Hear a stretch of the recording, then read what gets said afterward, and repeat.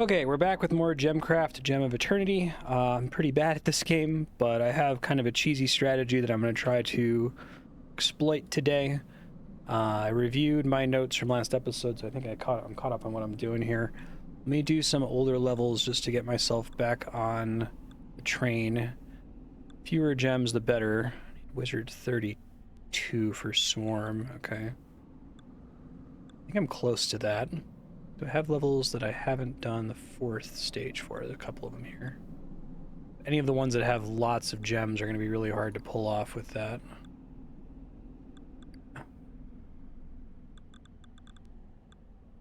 Could probably do it with 3 or 4. Let's try this one.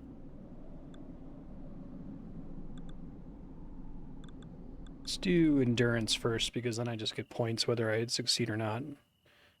Alright, so let's see.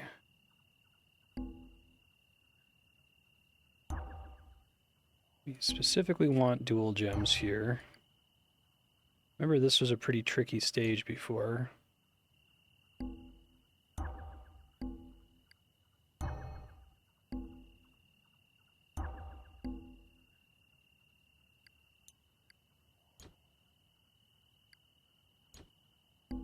Place some of these, and we want to like specifically enrage some of these waves, which is kind of a weird new concept.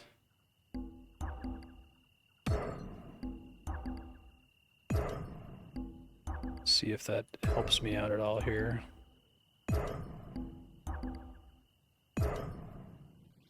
Supposed to increase my mana and score.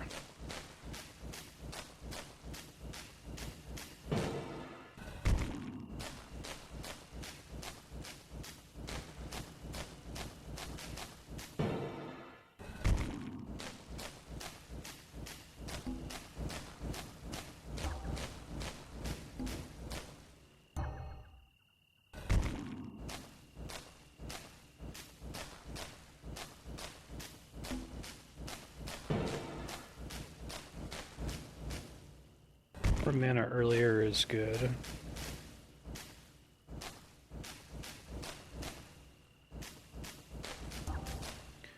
Alright, so this one is pure blue and green blue, so I can get away with merging it here.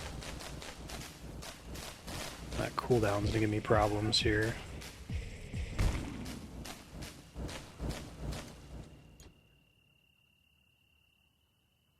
May want to build a new tower in this little area down here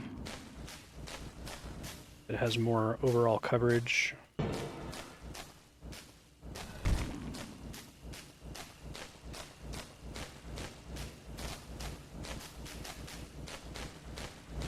Might want to switch to having, if I fail this, switch to having a mana trap.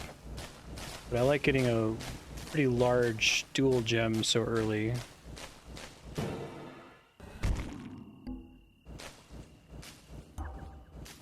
Still pure blue, which is perfect. Oh wait, no, that's a triple gem now. That was a mistake. I got confused with this one. Alright, hopefully that doesn't cause me big problems down the line here.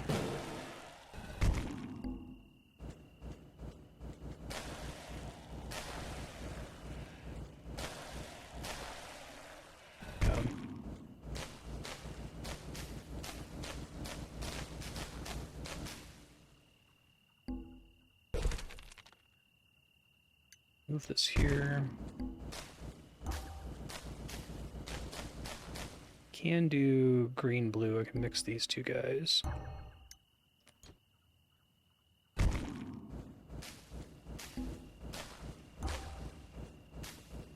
Guys, orange blue. That one's pure red, so I can't safely mix those guys. Just go ahead and place it here.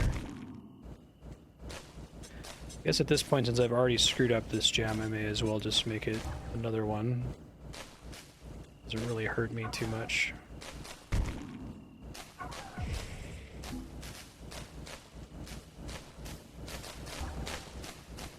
Green again. Maybe do something with soon here.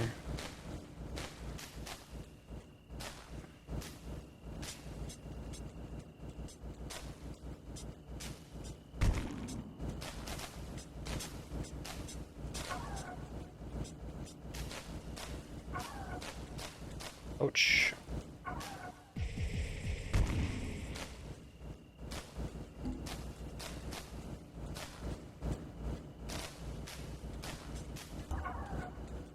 So I can just combine those. That makes a pure gem, which is not ideal.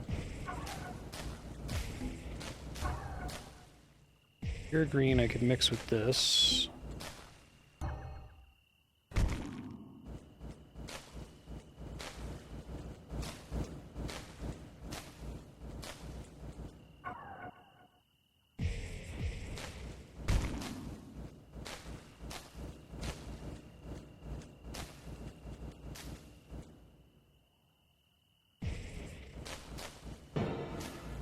Doing okay-ish here.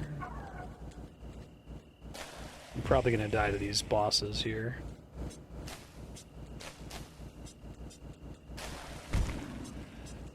Hey, Fright Snow, sorry, that's a one-time redemption thing.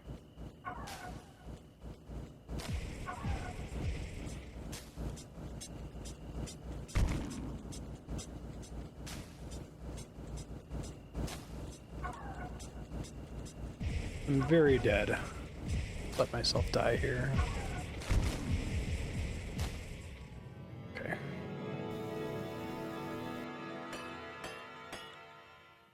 Few monsters, no traps, no gem bombs. Guess enraging them doesn't count for that.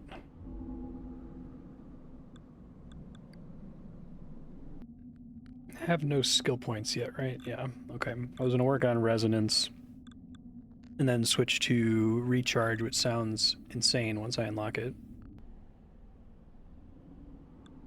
Keep doing this stage. Sudden death is gonna be really hard in this level, I think. I'll try to be careful about it. Get a dual gem for free right at the start there.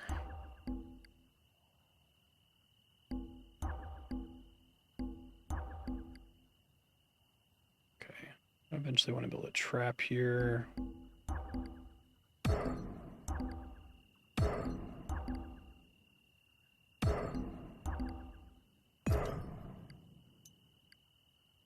Just put something down, and I'll swap them out here in a second.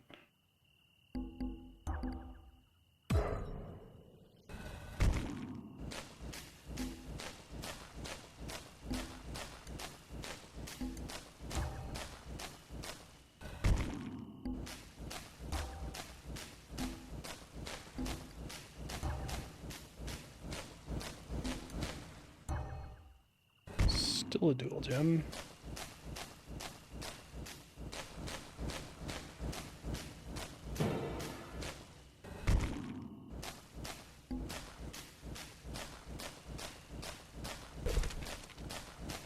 Probably fine.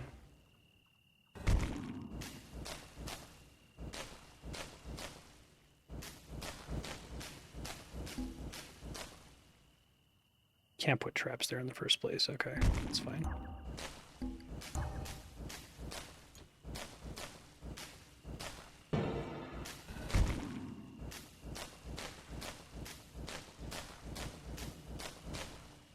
Trap the fire beacon, which requires a grade 3 gem to destroy. Okay.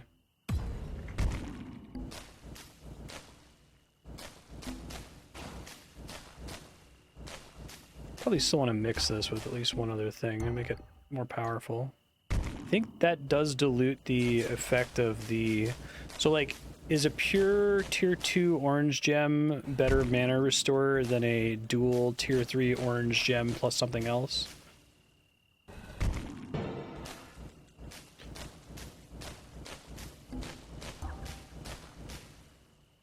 It's dual blue-red, so I can go ahead and mix that. Must be a moment of truth, these guys. It's not too bad.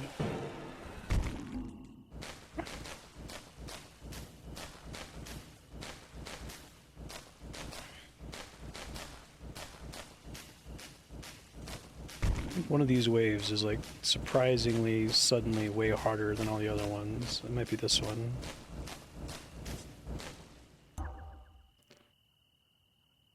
Red, blue.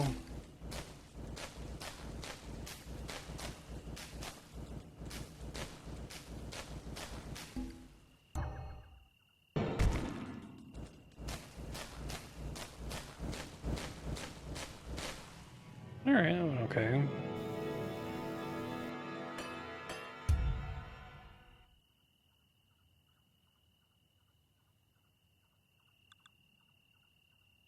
You've run 10 battles in sudden death mode. Okay, that's pretty good. And I get a level up.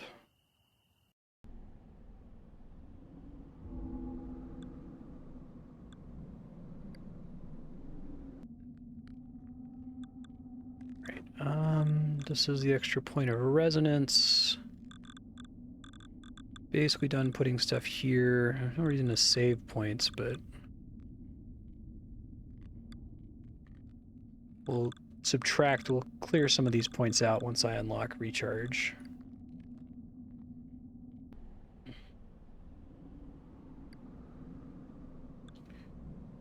More monsters, more hit points, no giant monsters, 2 extra waves. Okay.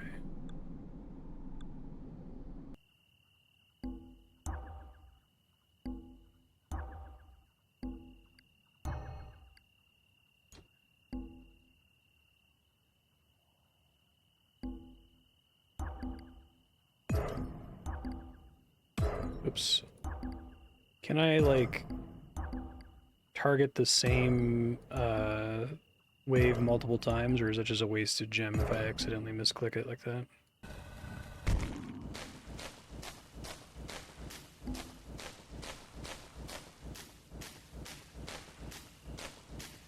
Be in trouble without a second gem running there. Guess I don't die. Just have that built, I guess.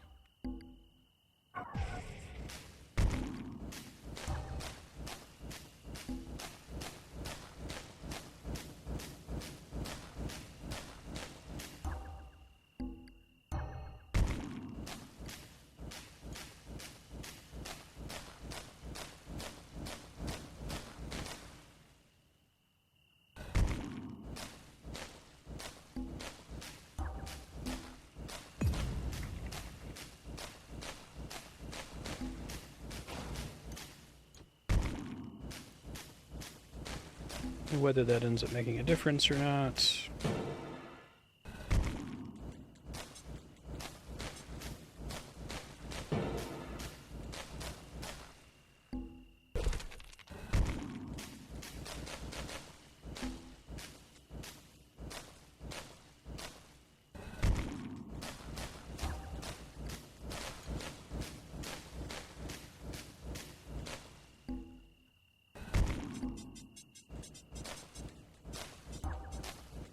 Red-green, okay.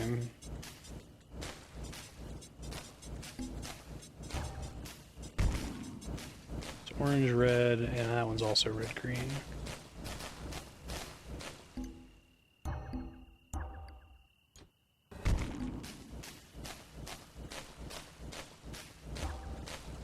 Blue-green, okay.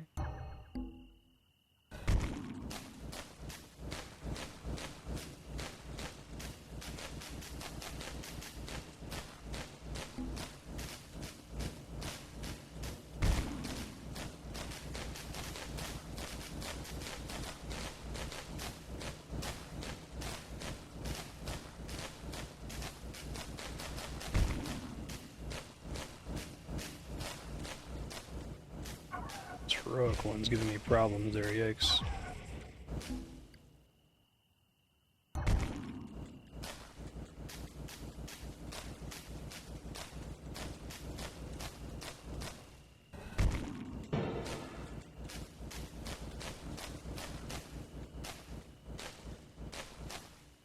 This last wave.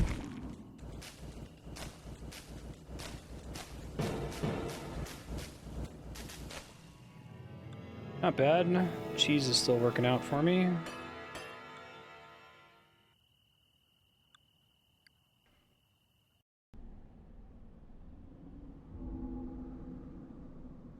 That guy's done.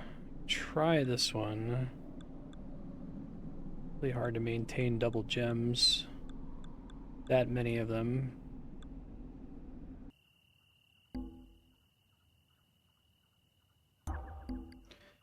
Yellow-orange. Also yellow-orange. do transmutation, I can try to make that work. Oh, I didn't realize I just straight up don't start with a tower on this level. Whoops.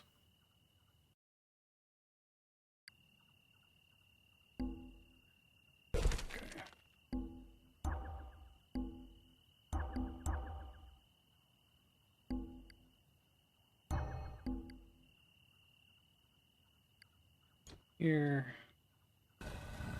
Blue orange.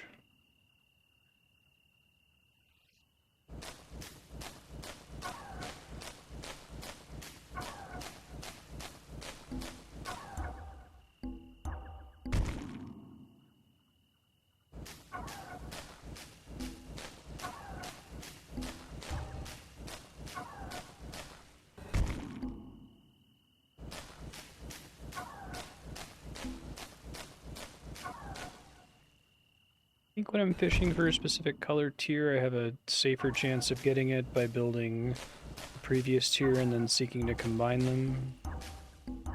It's still tricky.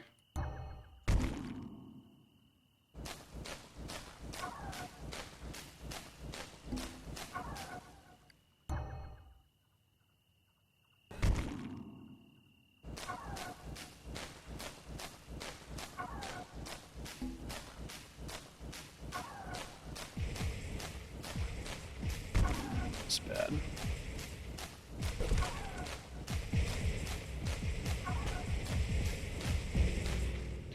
That's okay. Let's try again.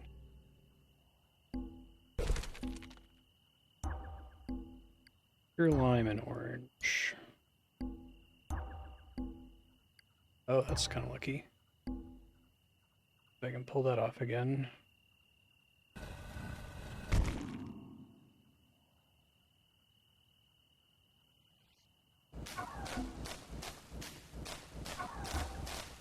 It's yellow.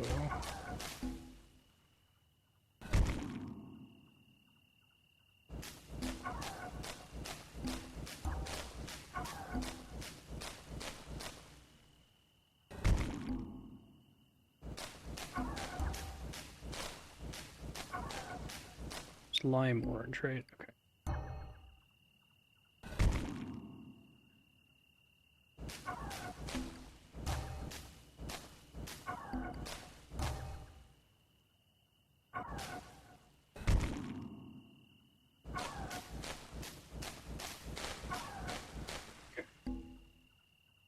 Build something else out here.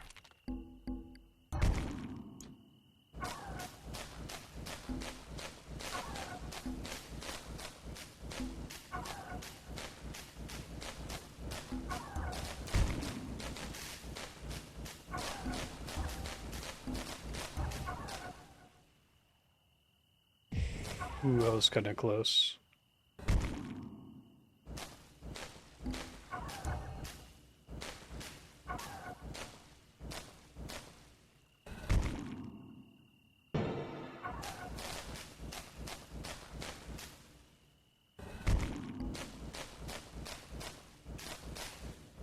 Blue lime, so I have effectively a 1 in 3 chance if I just make a pentagon gem getting the right color, and I did not.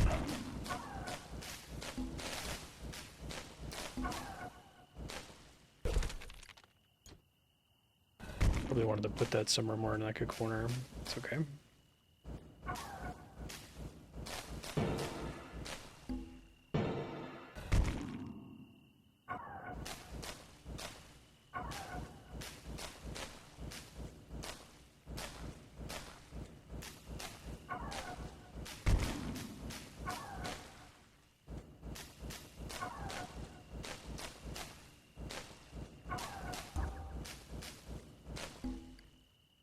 Counts as another dual gem there. I guess the longer I wait, the more easily I can ensure a dual gem too. And I'm not firing things early, which is not great.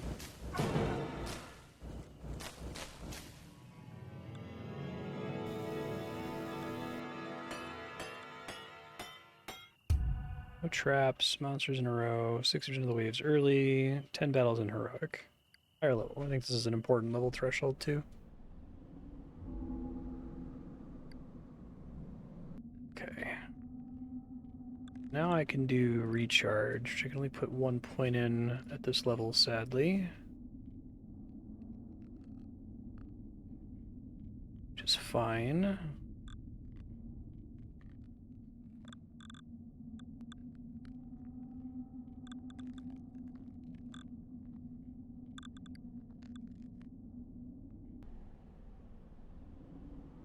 Gem fire speed seems like it's the most busted stat in the game. Only swarm waves.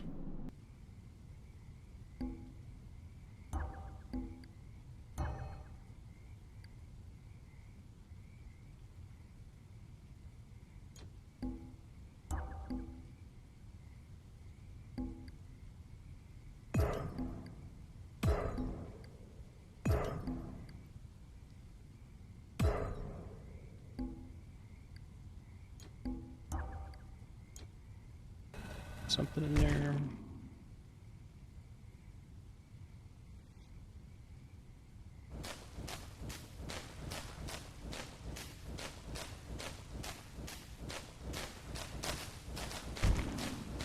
Okay, I don't know what to expect here.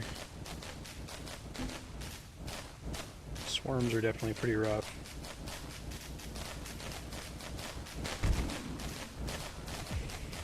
What, like, enraging the wave, you mean?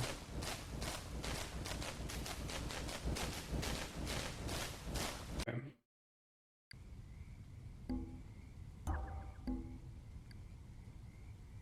That's the one color I don't want at the start.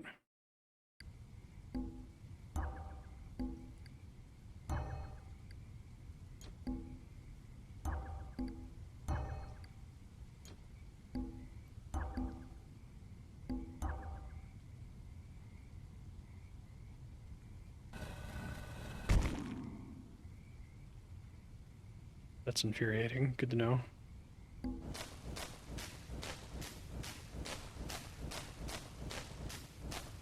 I guess traps are unusually good in swarm waves, aren't they? Let me try that. Benefits of dual gem mastery, do they also apply to the gem being in a trap?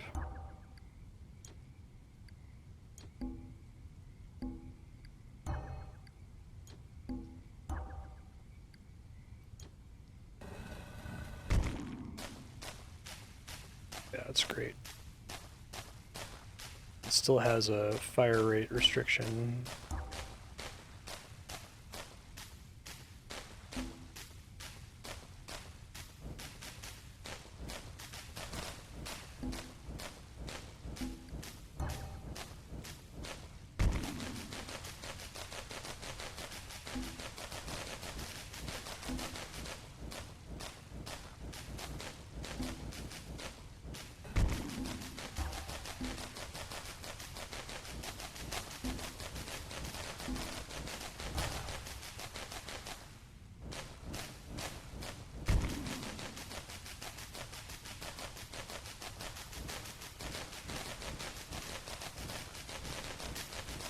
I like modes like this. It helps me to understand why I would want to trap a little bit better.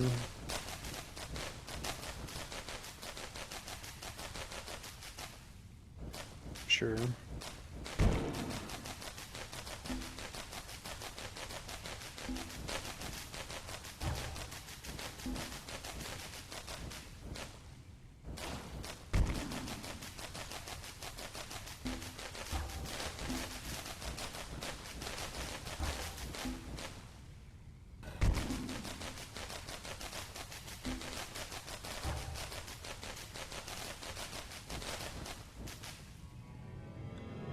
Pretty good.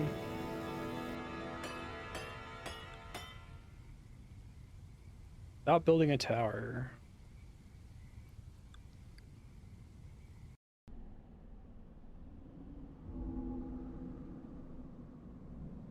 Really?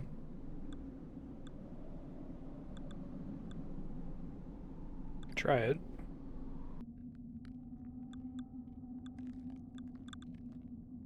Level 10.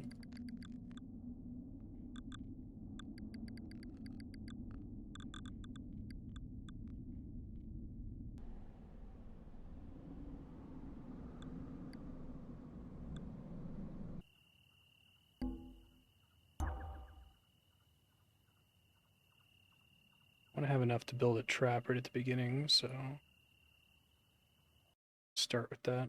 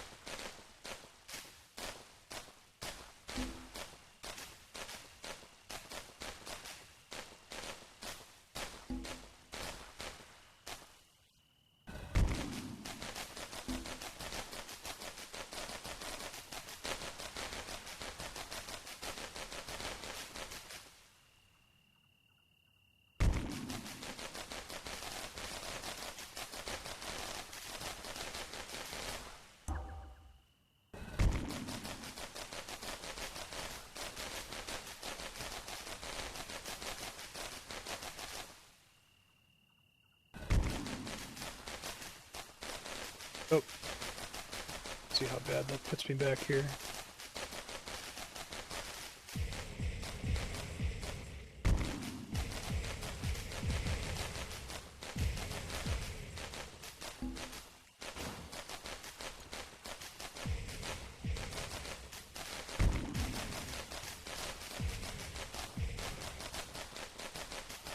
Each trap has its own internal cooldown, right? It doesn't care about how many traps are near it. Uh-oh.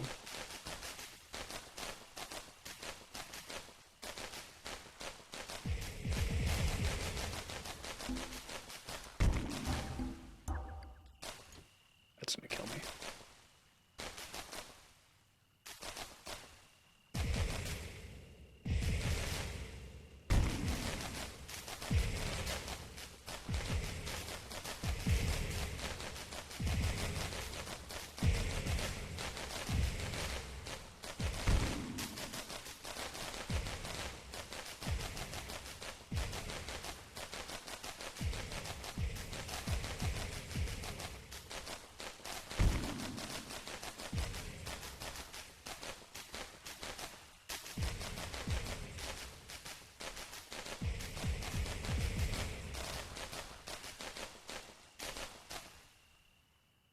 Let's see if I get a reward for there being no towers on the map at all.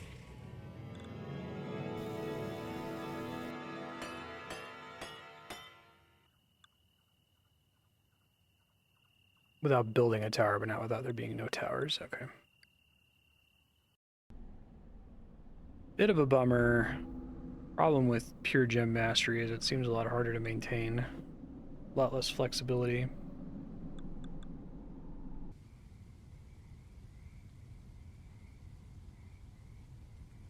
Starts with traps.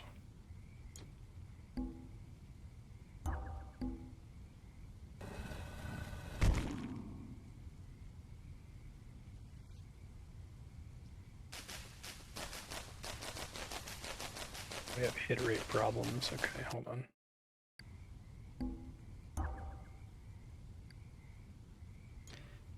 Poison is nice.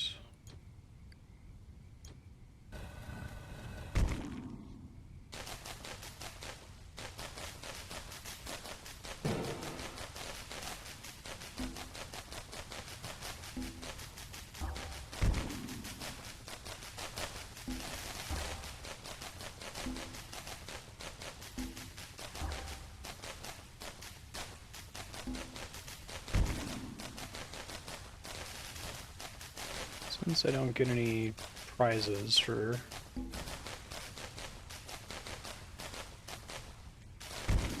not putting any gems into towers.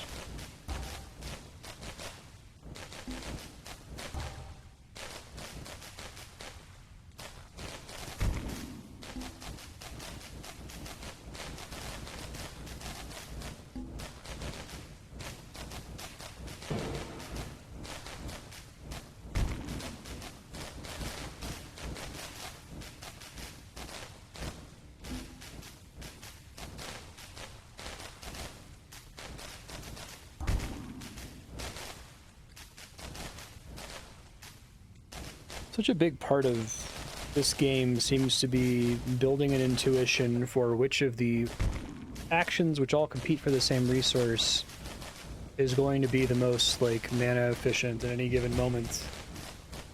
And I don't know, I feel like maybe the later games have more on-screen metrics or something to help me to develop that feeling. Because I have no idea, like, is a higher tier gem more mana efficient at this moment versus combining a gem versus throwing a gem. I mean, I think you're playing the first game in this one that generally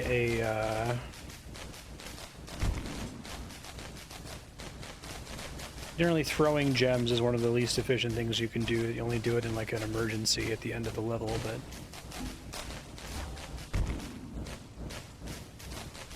I think I only know that because y'all have literally told me that. I don't know if I would have figured that out otherwise.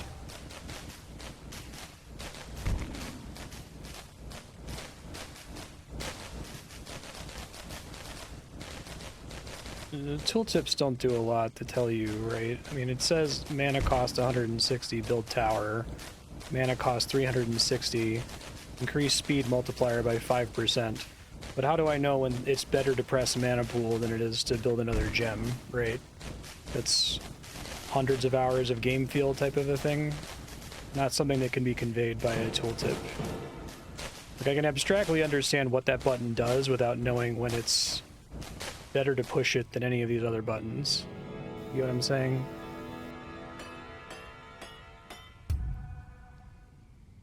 Yeah, right. That's what I'm saying. I'm hoping the later games have more information.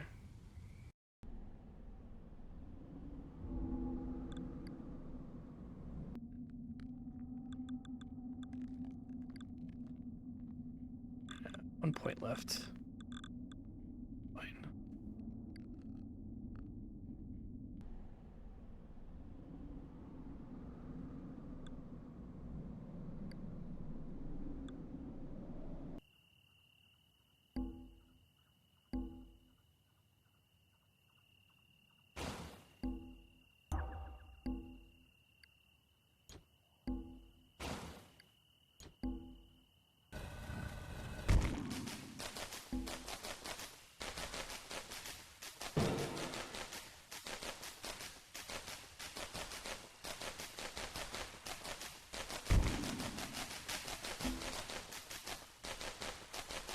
I don't know how a blind player is meant to know when it's correct to enrage a wave by throwing a gem bomb at it. Like, there's nothing on the screen that helps you to piece together whether that was a good idea or not.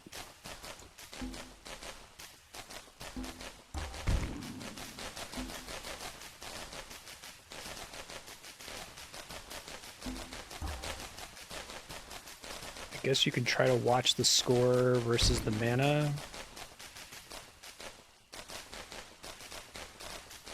I think the game's pace is too fast for a person to do that without experience from many, many, many games.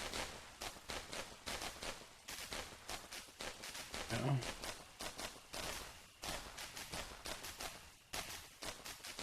I wish the game was more restrictive, to be honest. I wish there were more levels that you were only allowed to do this, or it had some kind of condition like you have to win this only with gem bombs, or you have to win.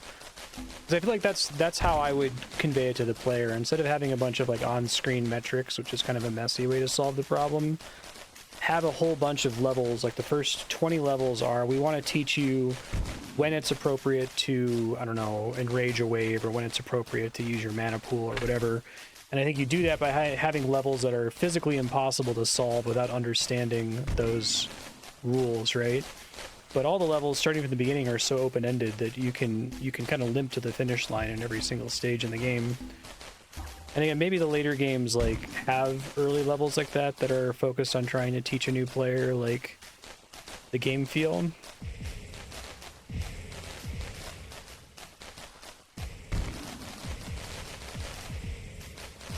Maybe GemCraft 1 and 0 are not the best starting points for a brand new player. I should staff those. May as well.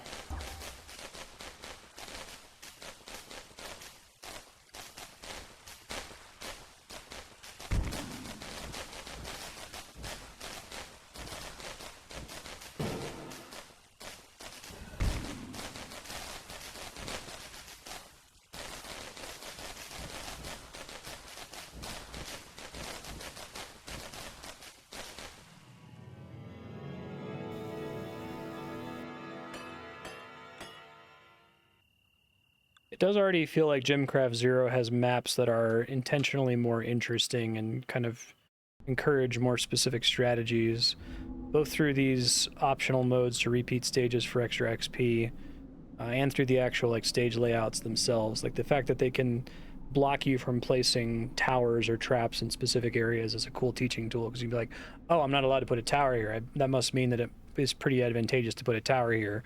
What is it about the geometry that makes the tower particularly good to place here, right? Like, that stuff is really good, I think.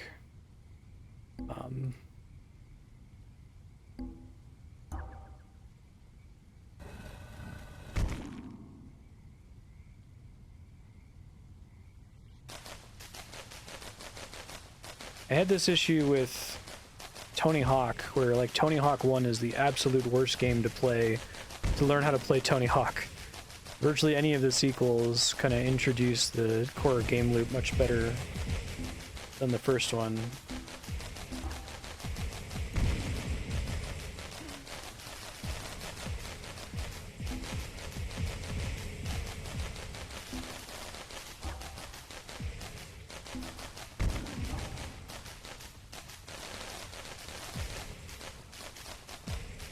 We still want like a tower over here.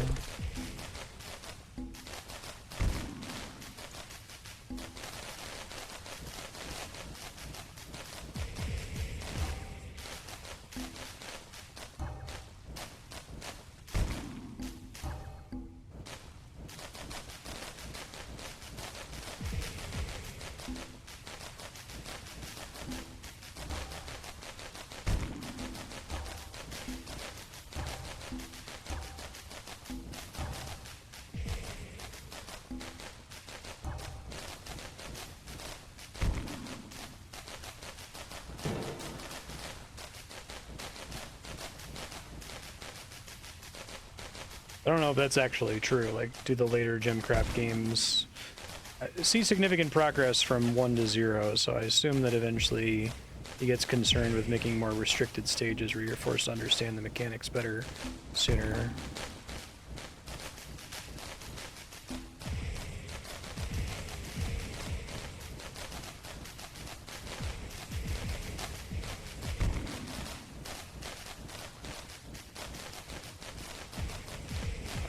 Probably gonna die here. Let's see.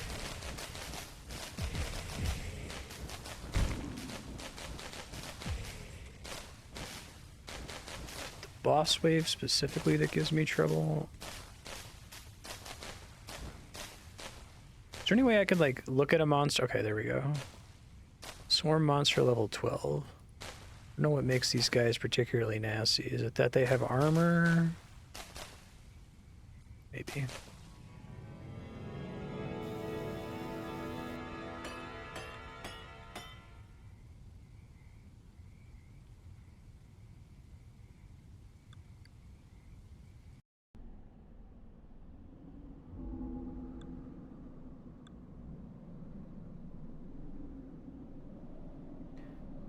Poison shock.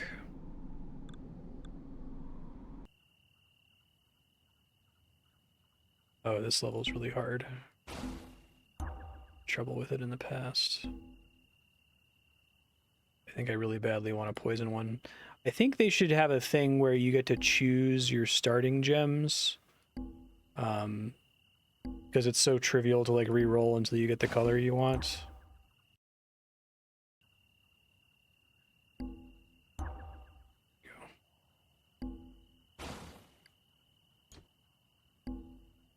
Actually, I think I want that to be this, because I have plenty of room to place more traps further down.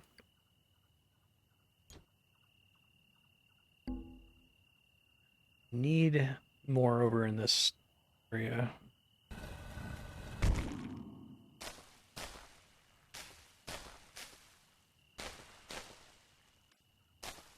Yeah, I think the randomness of gem colors is not interesting. I don't think it adds anything to the experience.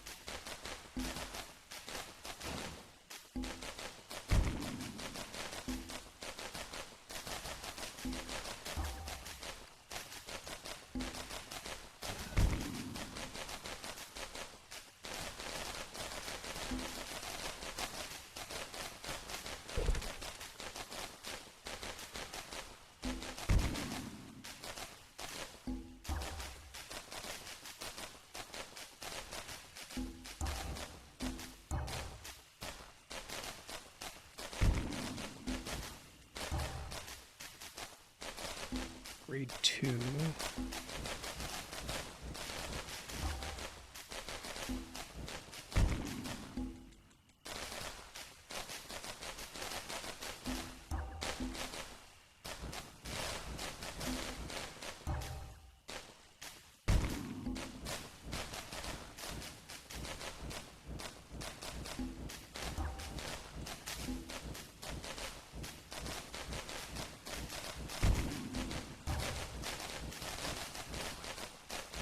This is about to hurt.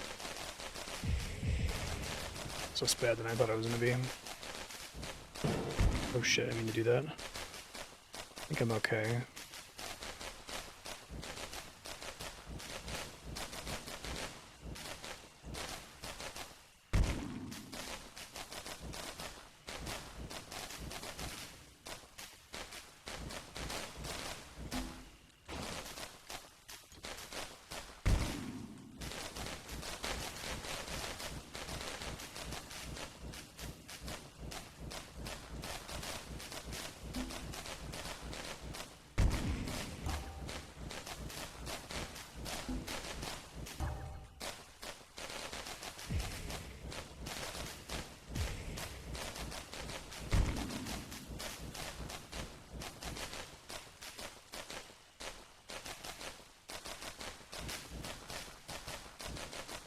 It's helpful.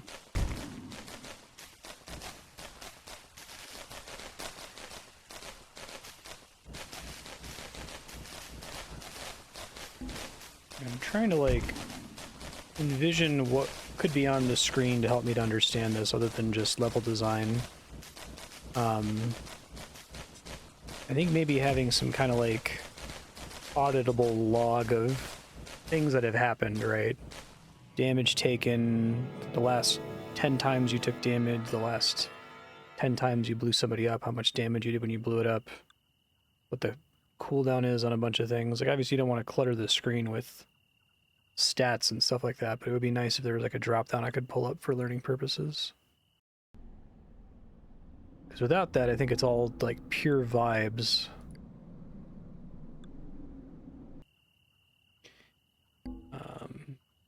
Right, this stage.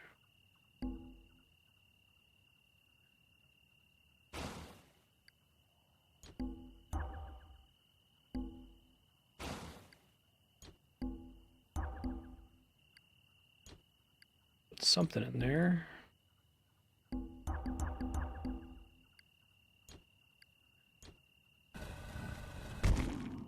Still technically pure gems, I guess.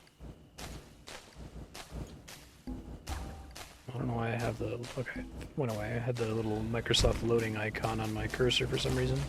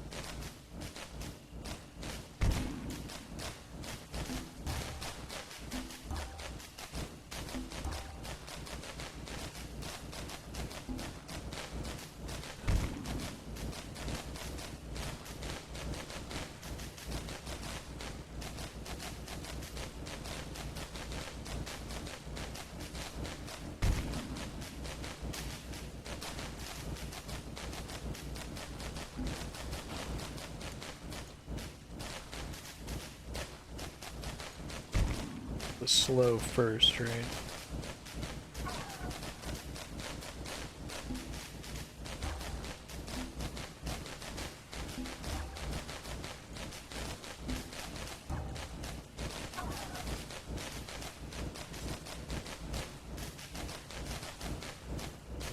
Healing points are pretty bad for me.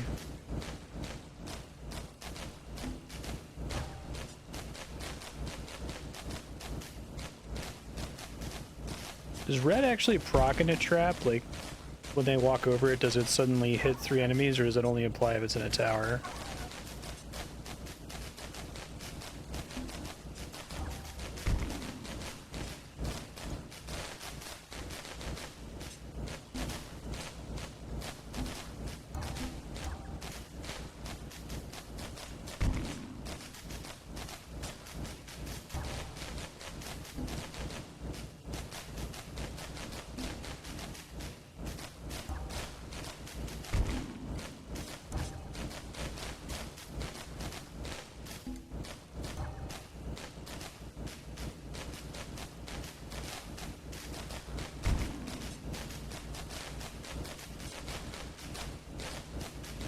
happy to hear that color randomization goes away in the later games. I get the distinct feeling that there's too many. It's okay to have interesting ways to misplay, but there's a lot of stacking ways to misplay. And I think it means that part of the progression through the game, there's kind of an awkward period where the levels are kind of balanced around having a specific skill like pure or dual gem mastery maxed out. And so you have this like sudden giant drop off in difficulty as soon as you get that so high, because now you're getting, you know, increased gem attack range and increased gem fire rate, which are like huge multiplicative increases to your overall DPS. So I've got another level. I think being able to select your own skills is an interesting place, because you can fail the level before you even load in if you haven't selected the appropriate skills, it feels like.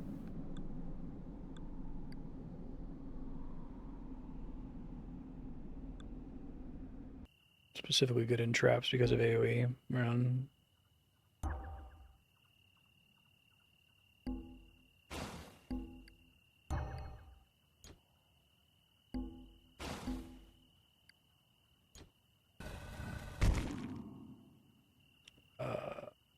I got confused. Whoops. I'll try to get the mana one again.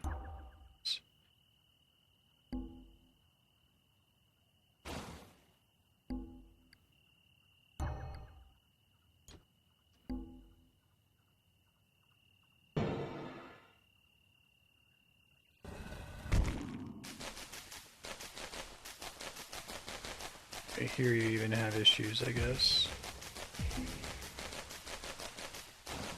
Is there any reason not to place traps like directly next to each other?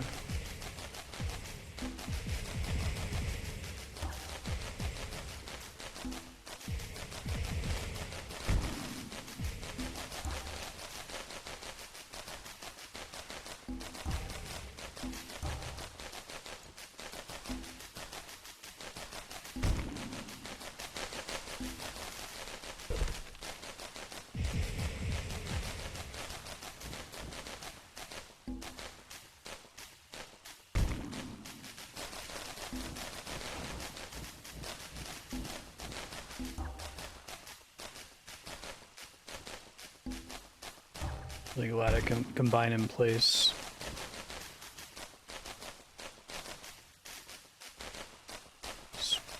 Consecutive poison traps won't poison multiple times, I guess.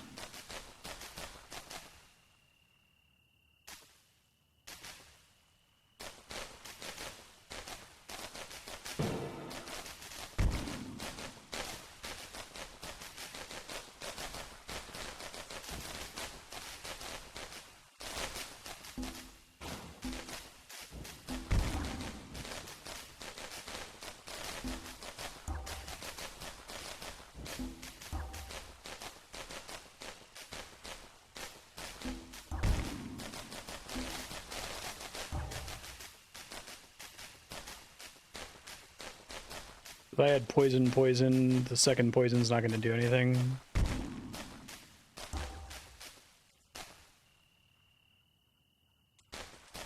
Can't double slow or double poison.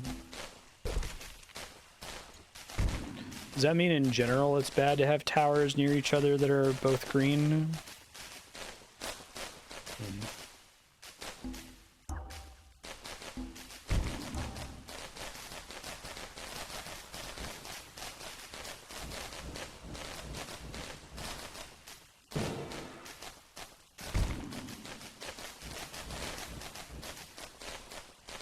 It's a really good question.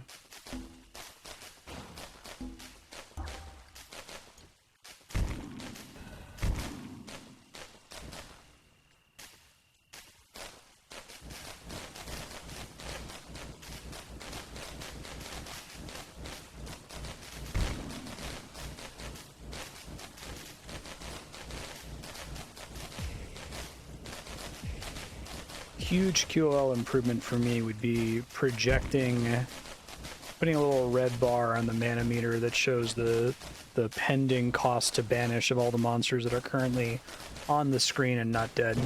This is another situation where I'm like, well, I have things I want to do, but I'm worried that I need to keep some mana available so that I don't die.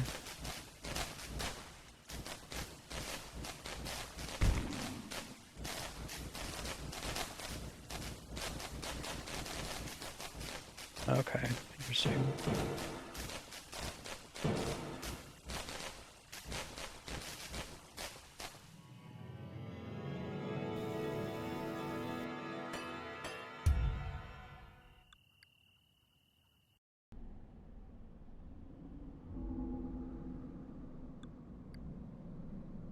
I guess another thing they could do is maybe make it so that you care about a mana value other than 0.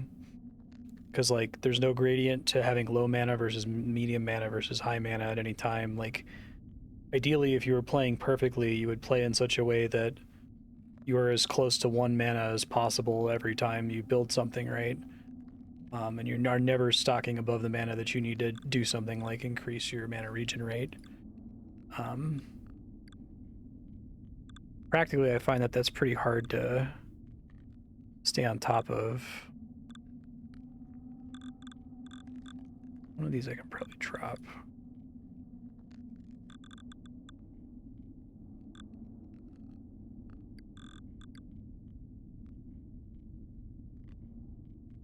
Okay.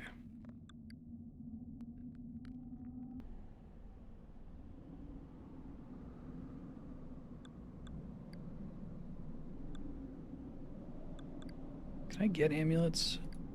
Oh yeah, these are like the rewards for having completed stuff, right? They're like achievements.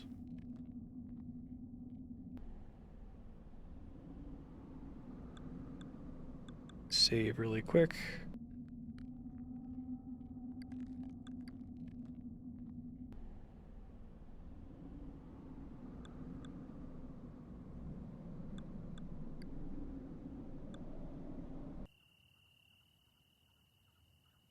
But it sounds like if you play the game enough, eventually the risk-reward part goes away because you just now know whether something's going to kill you or not.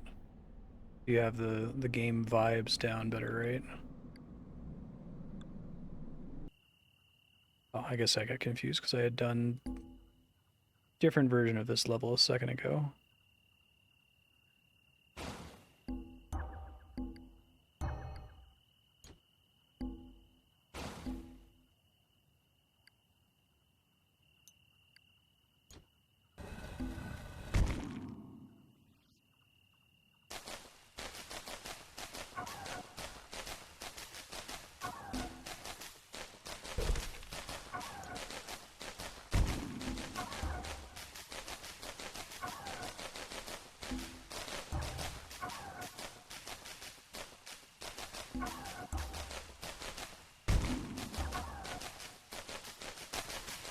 Something out here in these streets.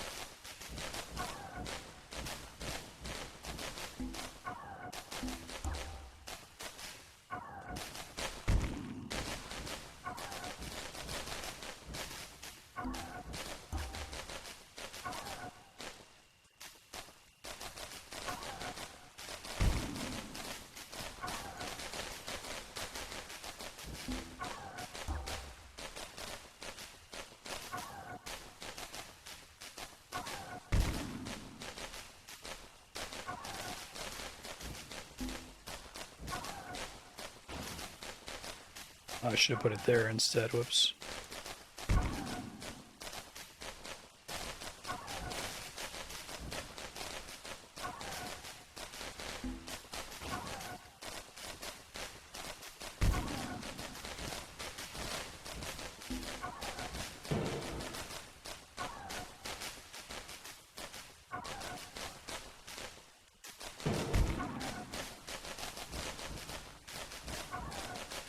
think I'm interested by games that, like, are intended to be very vibes-based, right? Where the way to play it is entirely based on feel, more so than actively thinking. But I think you get a problem with games that are structured like that, where it's vibes-based, but it's also possible to, like, play it wrong and still succeed, more or less. To, like, limp to the finish line, as I put it, and as a result, kind of learn bad habits, get a bad feel for the game. You're like, oh, this is a perfectly acceptable way to do things.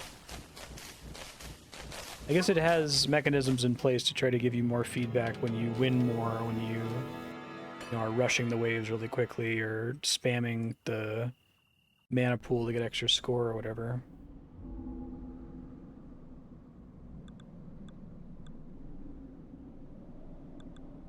I have to squeeze all the XP I can out of these earlier levels. What's the next challenge? 40? That's a ways off. Okay.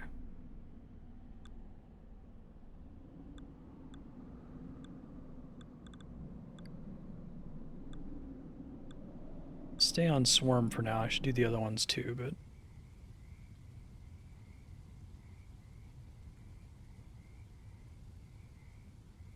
Can they only come in from here? I guess they can come off screen too, right? Okay.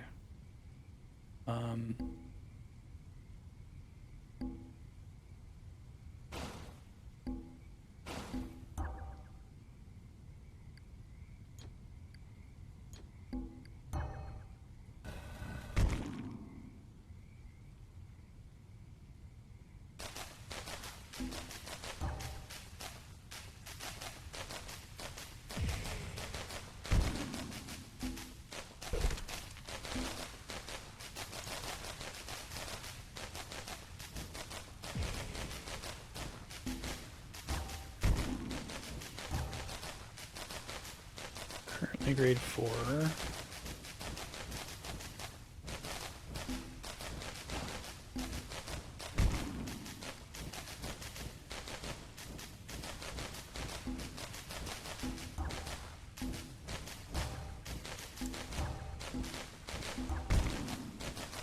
Get something in there.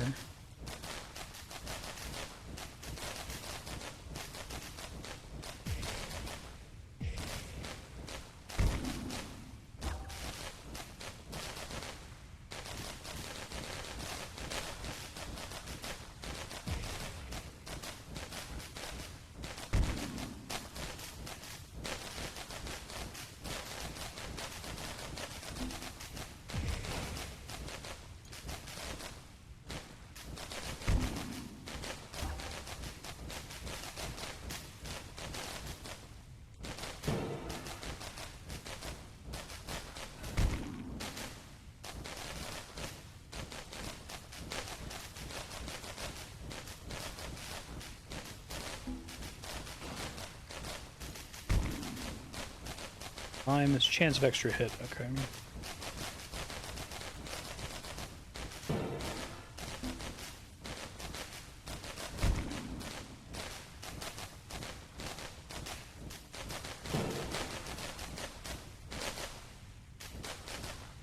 Just remember, N is my hotkey for rushing the wave. I should try to do that.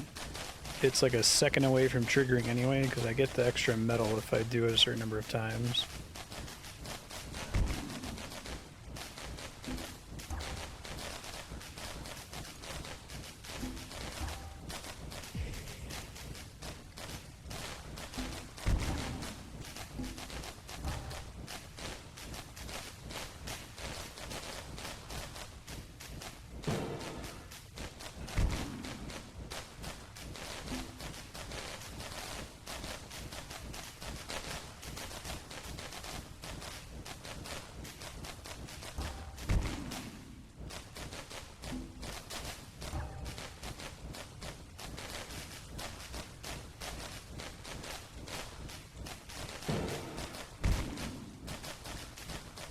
I think that's safe.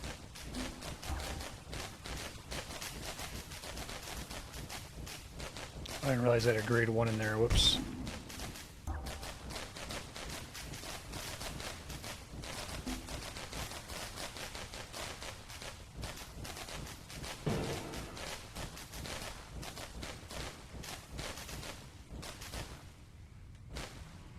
Alright, I'll do.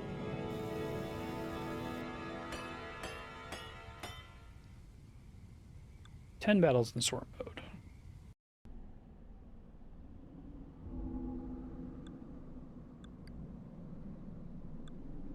Want to use up so I can switch back off of pure gems here.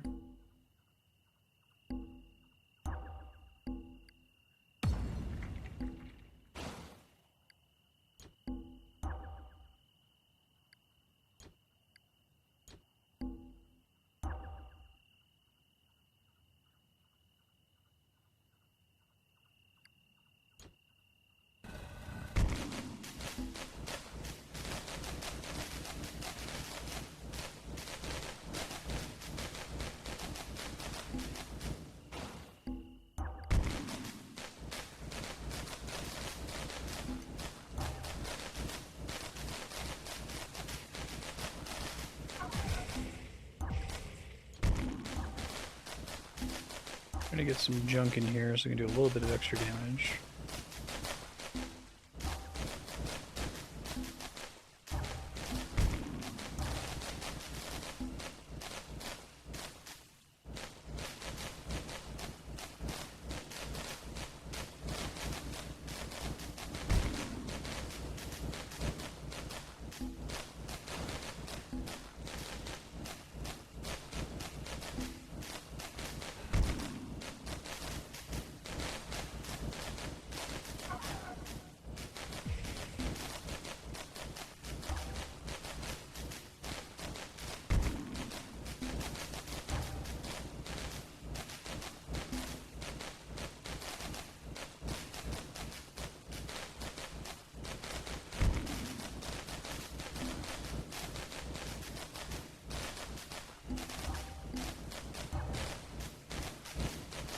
Extra poison.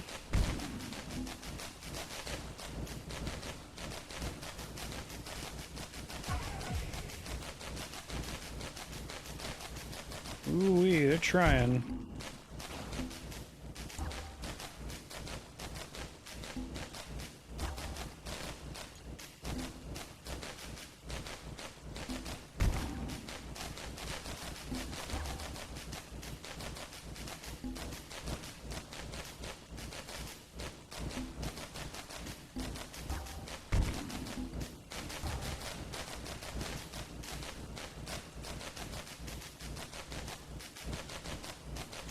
They always keep the cooldown for swapping gems too. I feel like that discourages experimentation for me. It's like almost non-existent. I've tried to like force my way through not letting it affect my playstyle, but I don't know if it's like interesting enough. Because if you really wanted to be crazy and be swapping gems out of things constantly or fusing gems constantly or whatever, like I feel like you're already paying a cost and an attention to do that, right?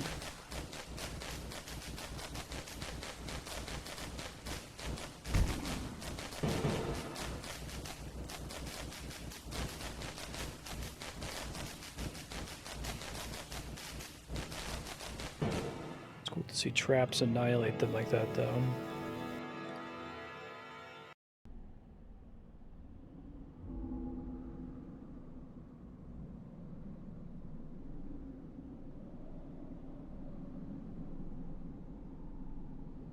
Add pause, and pause would help.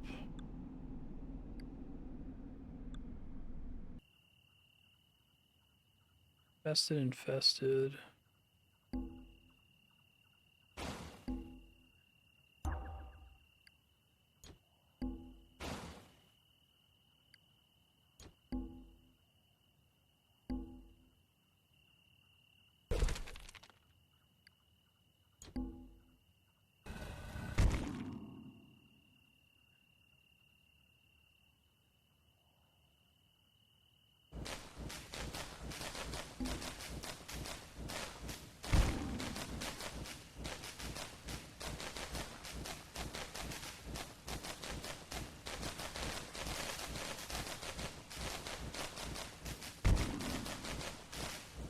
Armor reduction elsewhere, I feel like.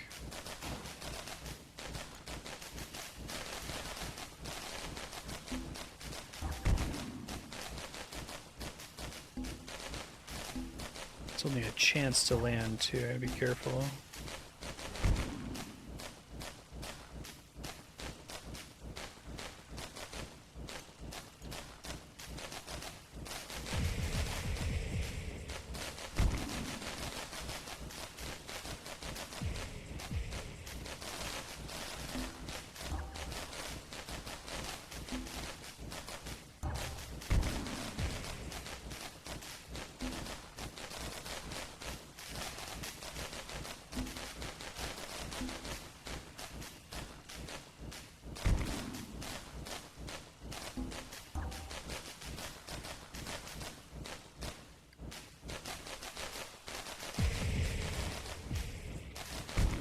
The individual banish costs aren't too bad.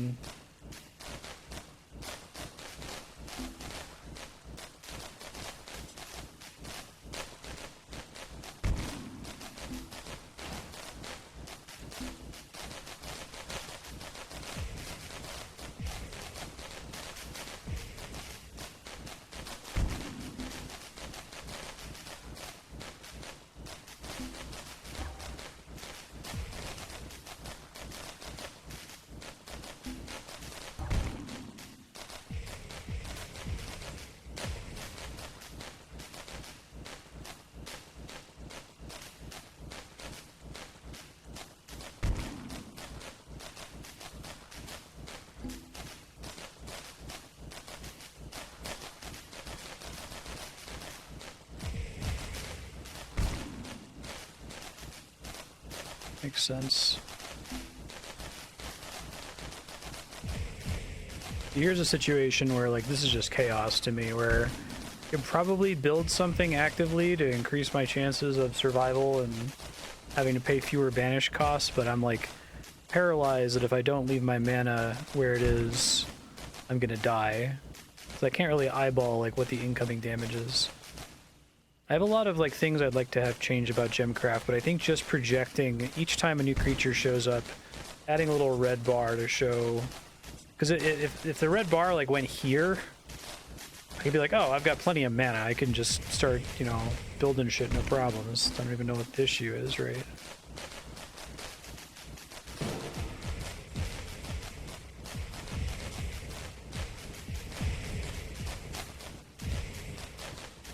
And I can click on individual dudes to see their tooltip that says how much they cost to banish, but I can't like quickly eyeball, oh, there's like 30 dudes, they each cost 6, right?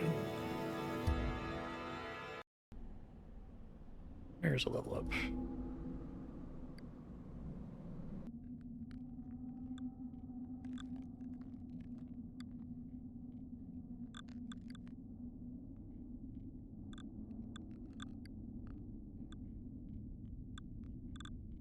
What's the next thing?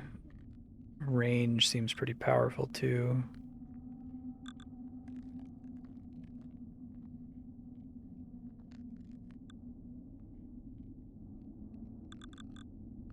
The armor game skills aren't like particularly busted, are they? I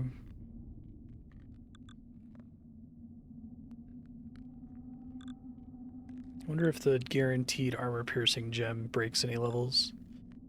It's hard to tell how good that is.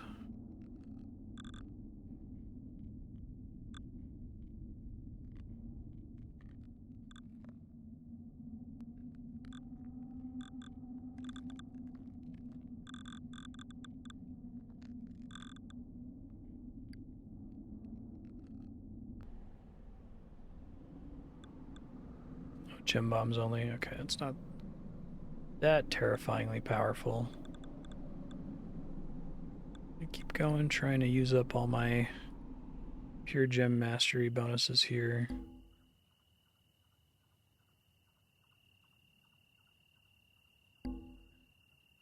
Those trap locations seem fine to me.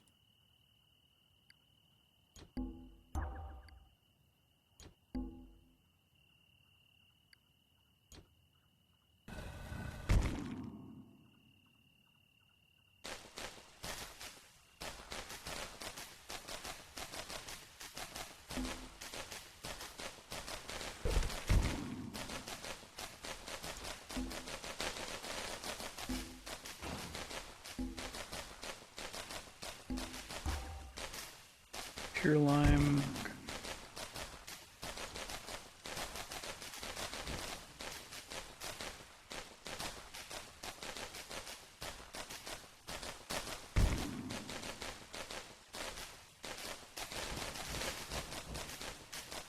I was hoping the game didn't assume that you had those upgrades.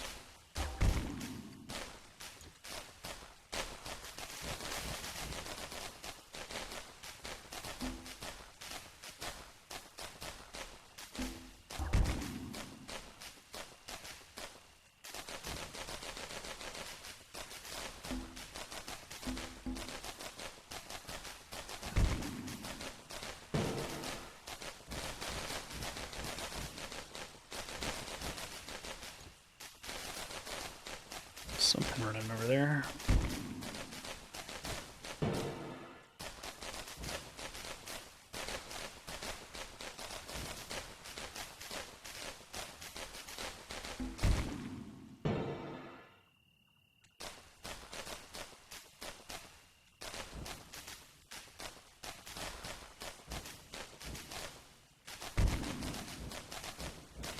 I think I could also see like a yellow bar or something that showed me the difference between my current mana generation rate and what I would have if I hadn't have upgraded the mana pool at all, and what I would have had if I hadn't performed my most recent mana pool upgrade. Just help me to kind of eyeball up here like how much faster this is actually getting, because it does seem like early mana pool upgrades are pretty significant to your overall success, but it's pretty hard to eyeball when you're playing it for the first time and don't know what you're doing yet.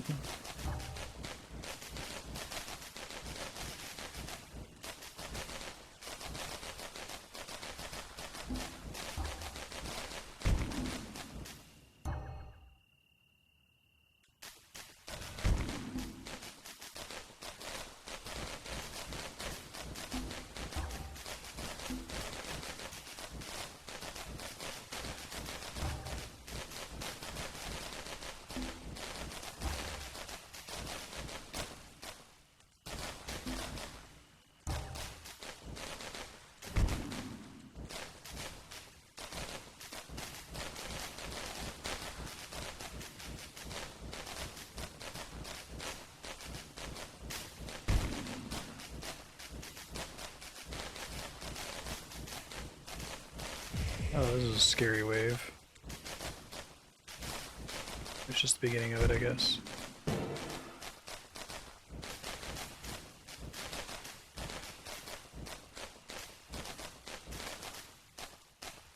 I'm sure there's certain rules like try to activate the mana pool X number of times by wave Y or whatever, right? Like,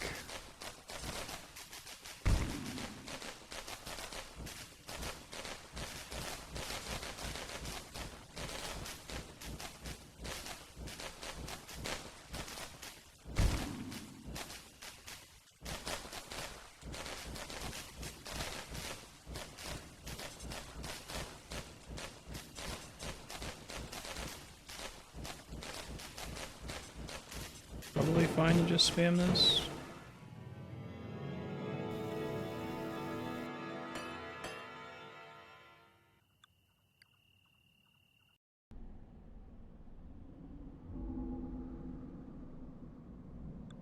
Let's keep going.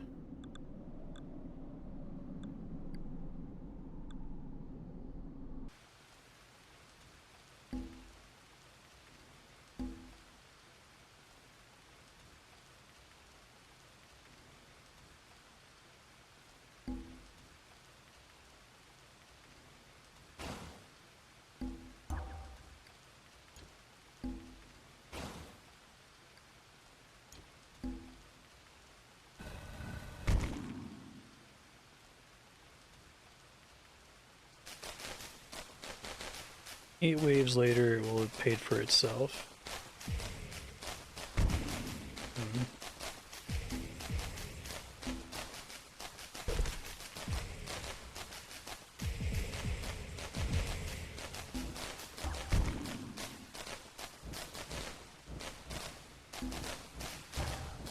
Just click there, hopefully it doesn't get me killed.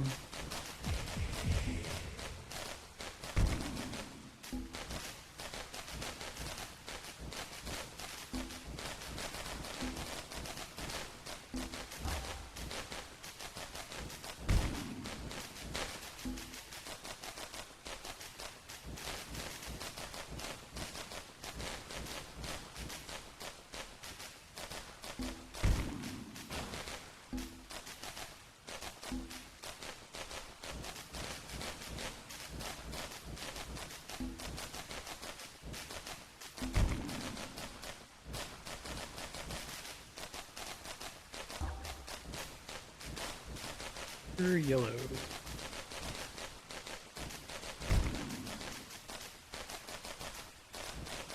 So I don't think range does anything on a trap, right?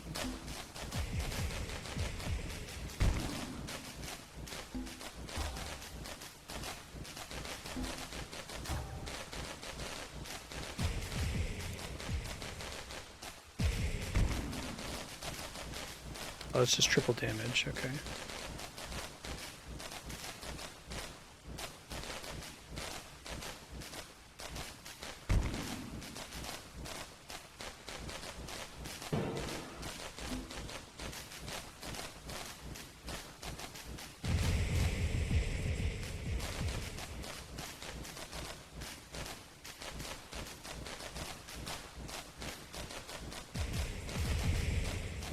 See.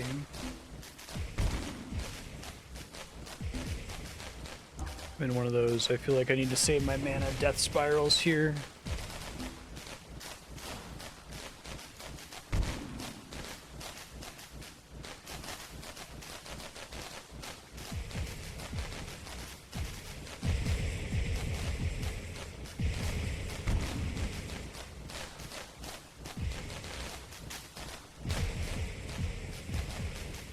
Yellow is just not a great color for this level.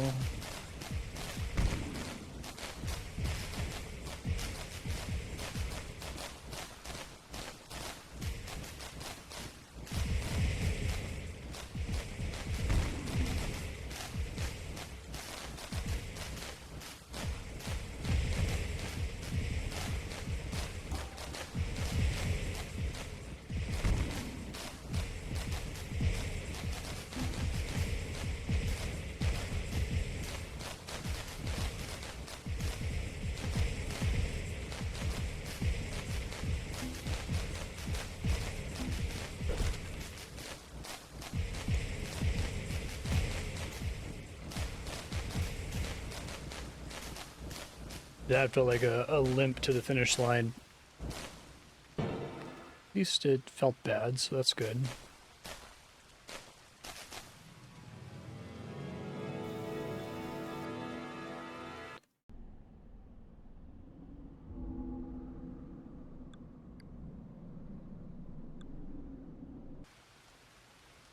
Yellow's not great.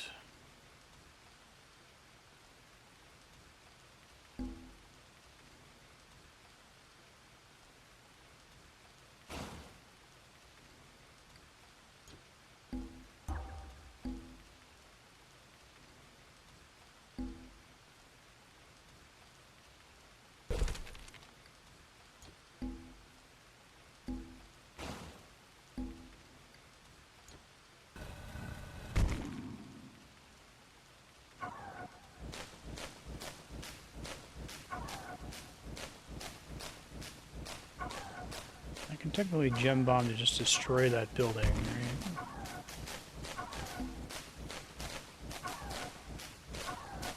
I can't tell whether that's worth it.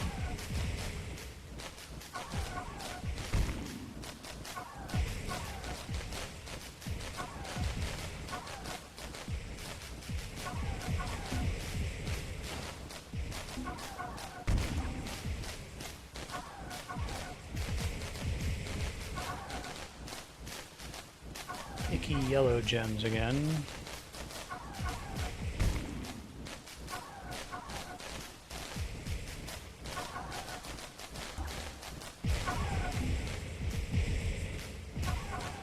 Did I just miss it? It's annoying. Hold on.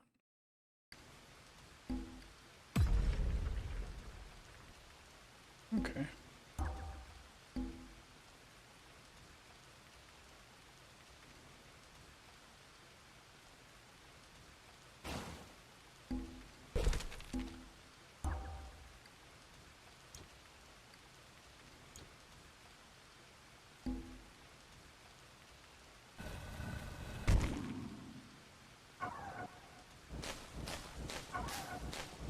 Didn't see when they start to spawn from it either.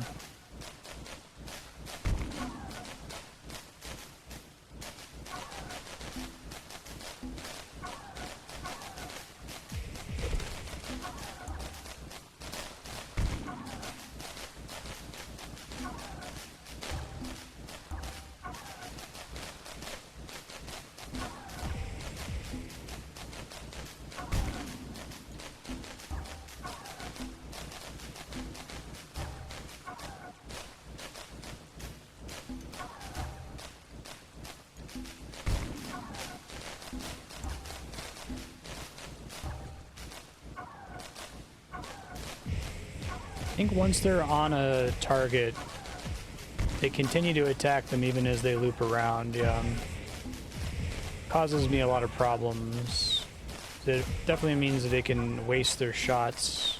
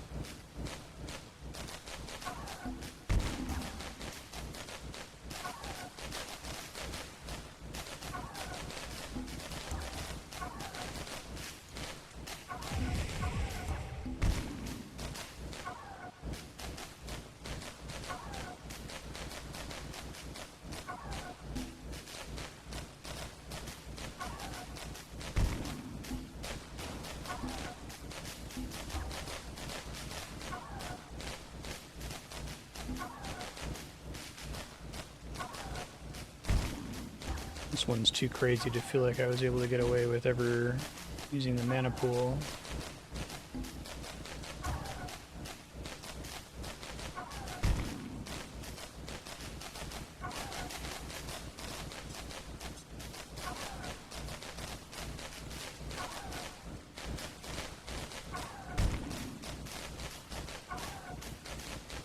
I think I could put points in other skills just to increase the number of tier 3 gems I start with, just so I have more options to destroy things like optional infested buildings and beacons and the like.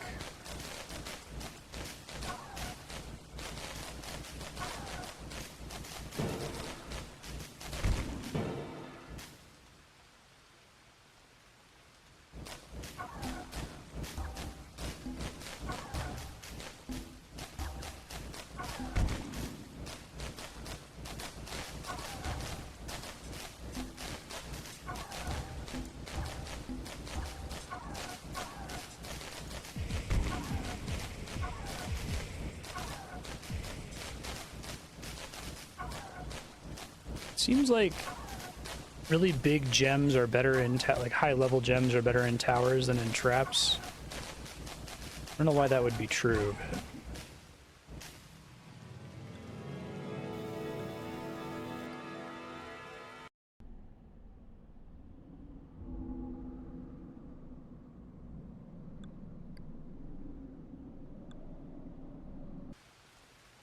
I can feel the weight of putting a really high-level gem in a tower. Don't get it from putting a high-level gem in a trap.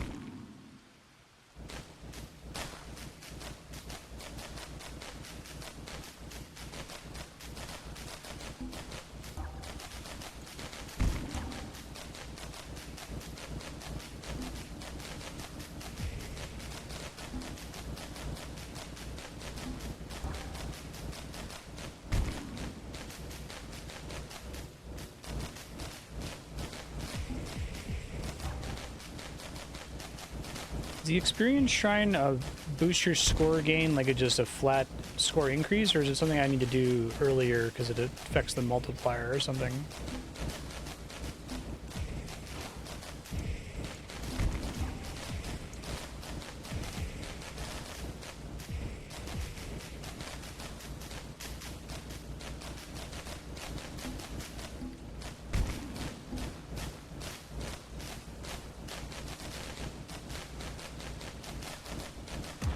Okay. We get some multiplier.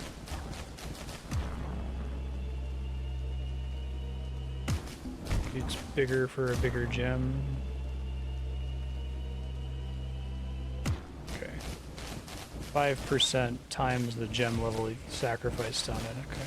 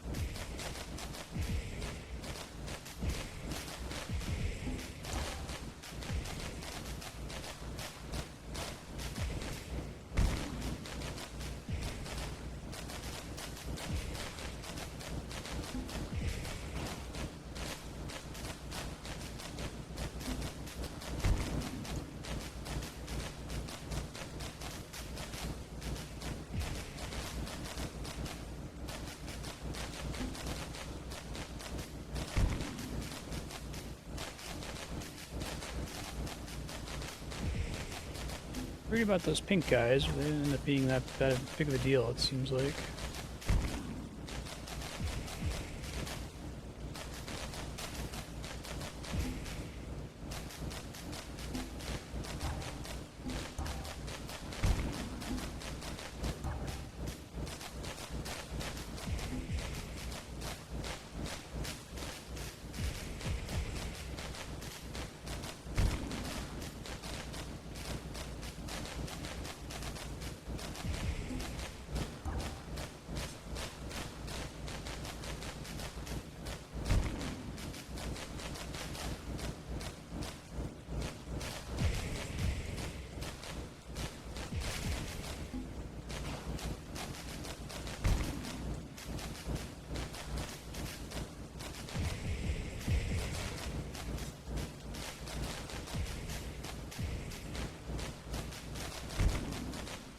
I assume every level is solvable without ever experiencing banish. So maybe I'm supposed to take that if a banish is happening, I've already done the level wrong. But then again, I can't tell to what extent that's driven by not having appropriate skills, right? Like, I'm guessing the whole game isn't beatable without ever getting banished if you were to choose to do a no skills playthrough, where you just never spend your skill points. It seems like that's likely impossible.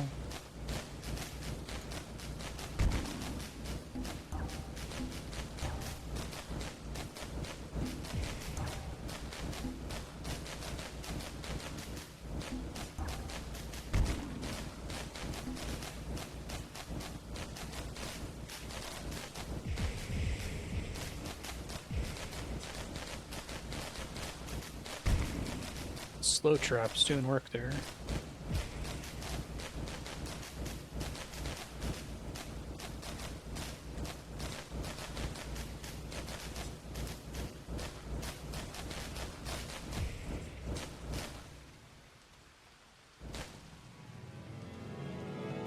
I'll do.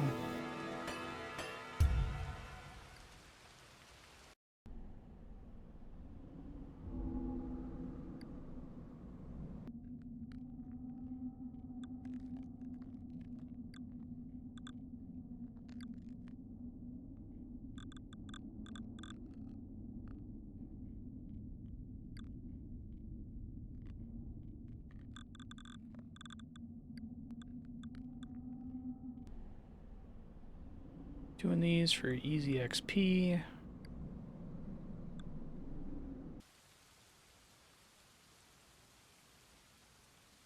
Oh boy.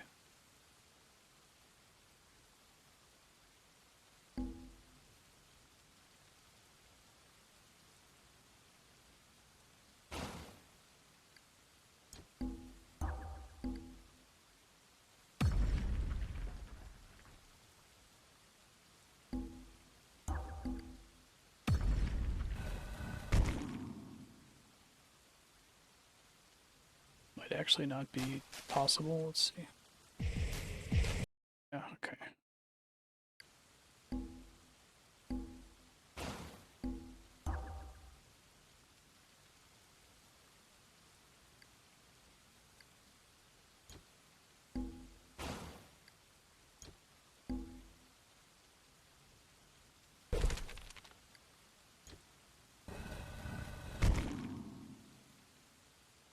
That's this icon at the bottom. Basically doesn't matter at all until they trigger.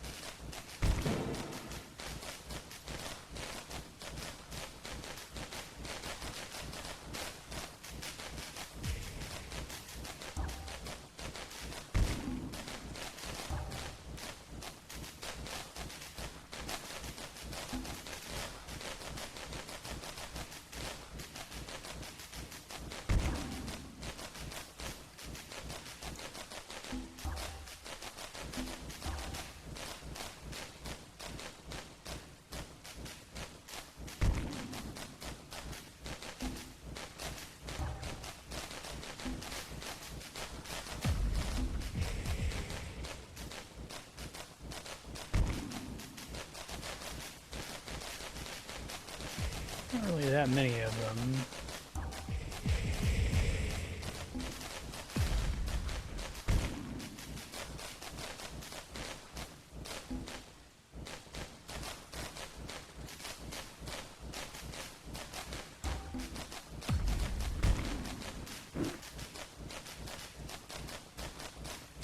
I don't know if there's an equal amount of health worth of monsters inside the building, or if there's more health worth of monsters in the building than there are. It's 900 HP to destroy the building.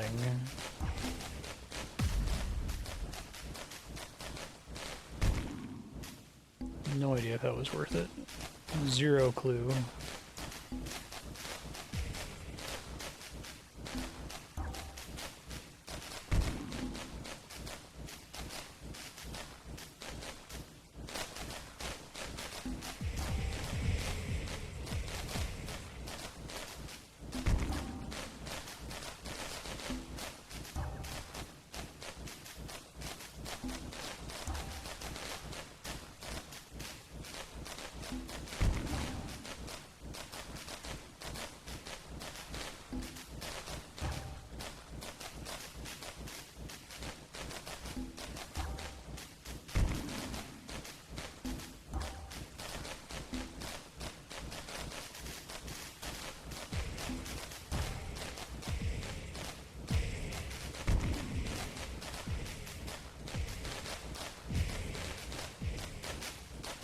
Got spiral paralysis time.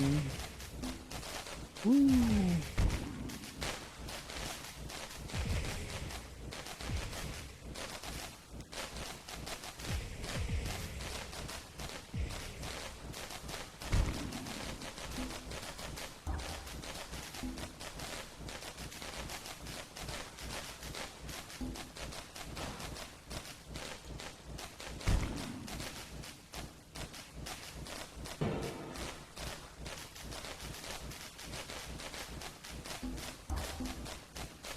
Too late for those.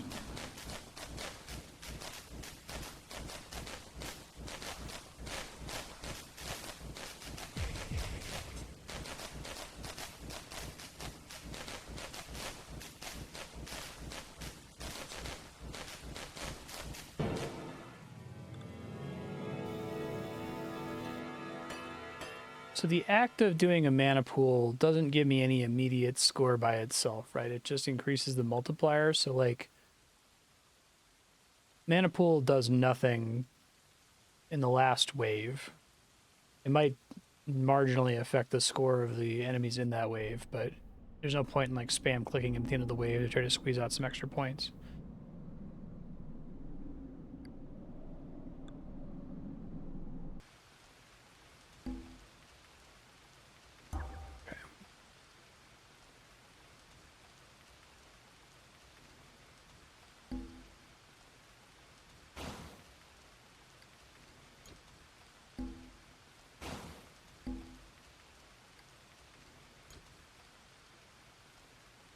Nice of them to give me that pure green gem there.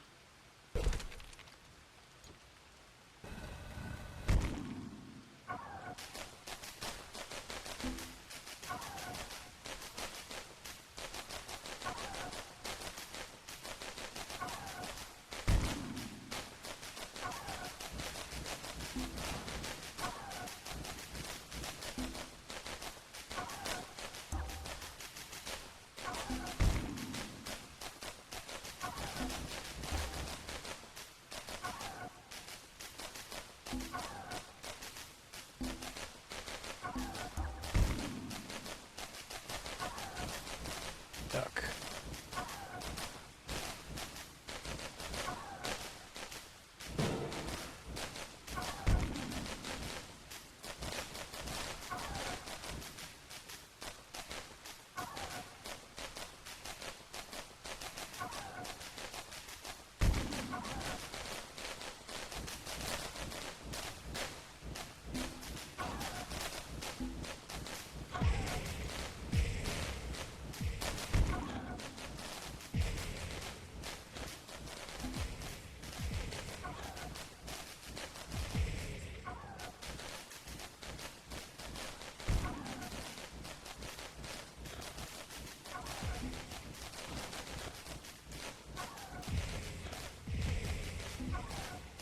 Thought that might be death, but it turned out to be okay.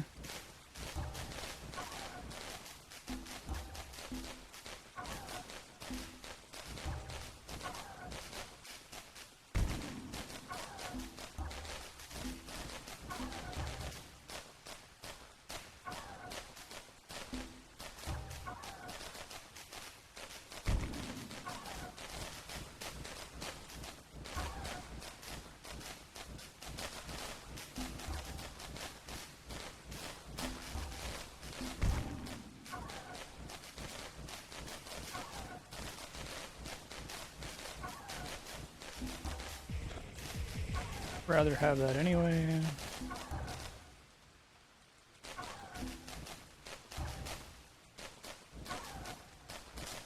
Shock on a trap is okay. Their chance gets doubled when it's placed in a trap to do whatever their thing to do.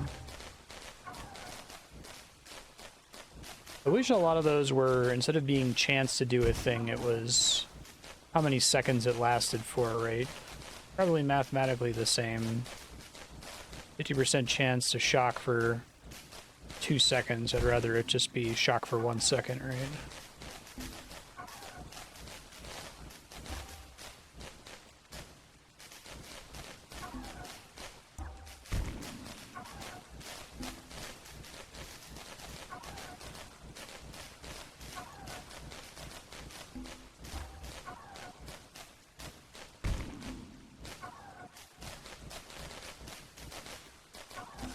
Grade 3 gems I'm not using here.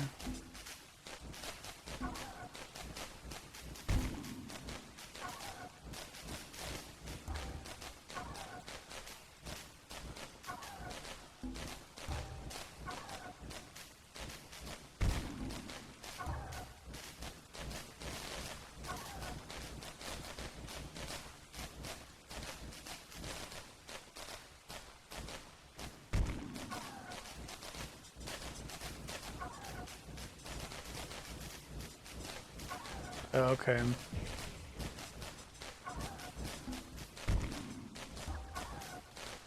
Thanks for looking that up.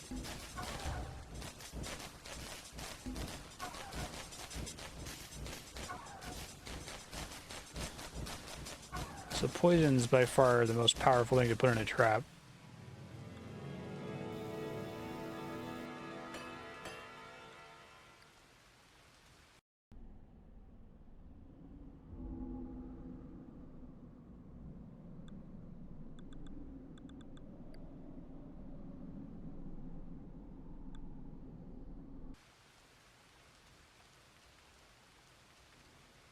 Bunch of bullshit. Starting trap, that's cool.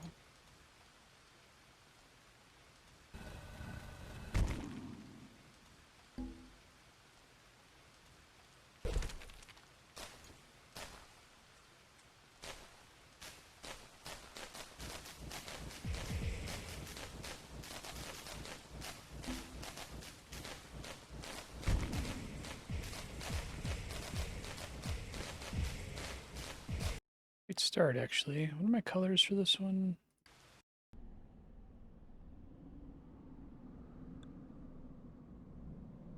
No orange. Okay.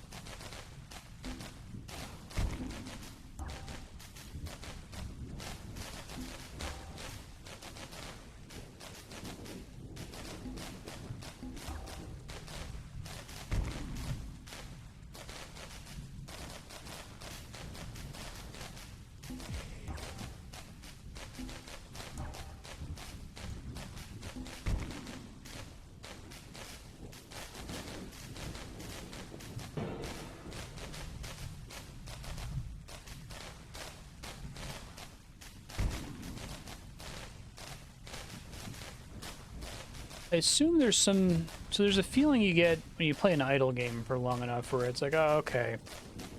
Look, I bought this upgrade enough times, this like tier 2 upgrade enough times that it's now not worth buying another tier 2 upgrade. I should wait to buy the tier 3 upgrade, which costs the same and is more immediately impactful. I feel like there's a relationship like that in this game where it's like, okay, the create trap action is now so expensive, I'm better off just building mana pool because mana pool is still cheap. But again, it's one of those things where the game doesn't really like show me those relative costs on the screen in a way that I can eyeball. I just kind of have to eyeball how long it's taking for the trap to turn yellow, meaning I can activate it. And I could hover over it and look at the cost directly. Maybe you memorize them over time because it's the same in every game.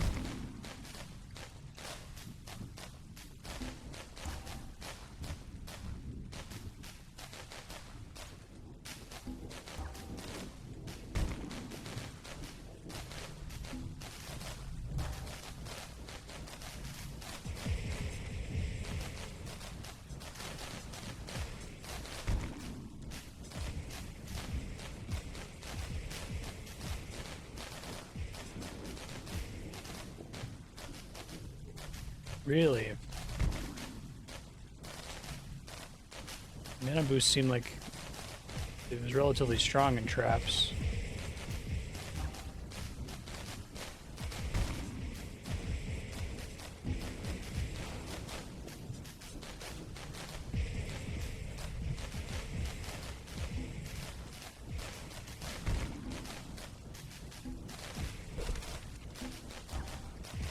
I think it doesn't get a special bonus just because the base effect is so powerful.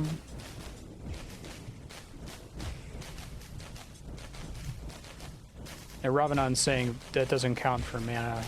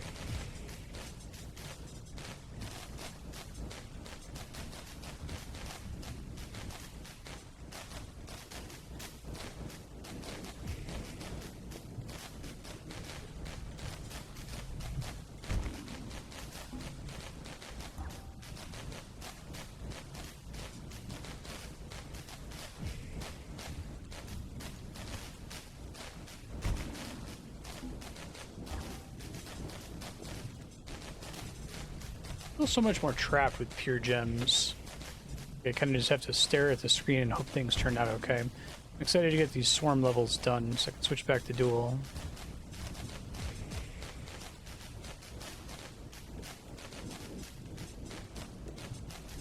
Right. Yeah, so no effect on the mana. I'm just saying that the base effect of it being in a trap is enough to make it good, which is surprising.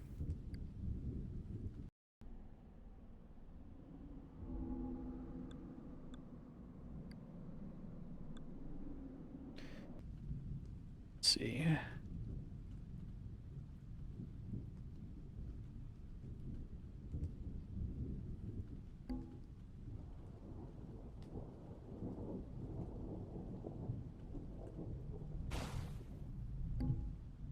Excuse me.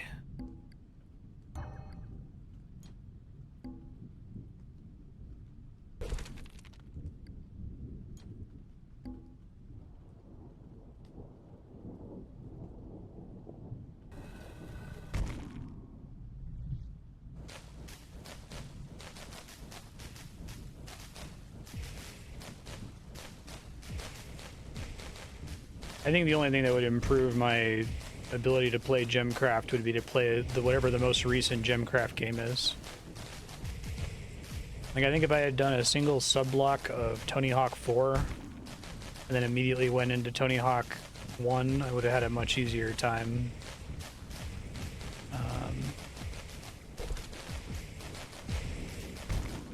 There's also the element that I think a lot of folks remember the later games. We've had that come up a lot where it's like, oh, can't you do this? Like, oh, right, that's a later game. Shit. So it's not in this one.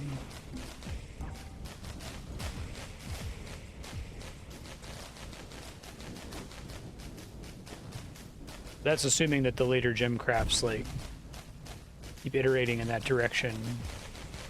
You'd have the other fear with a game like this that it would, like, continually specialize in the existing niche audience, do the Dead Cells post-game thing. They realize, oops, thank you, Ben, for right-clicking. Realize their audience is already really good at GemCraft, so they keep making new games that are intended to be a challenge for people who are good at GemCraft and not intended to onboard new players into the game. I got Creeper World. Creeper World's basically tower defense / RTS. I'm not baffled by that in any way because it is constantly conveying to you how you're doing, right? It doesn't have quite so many levers that you can press that are just like trivial misplays.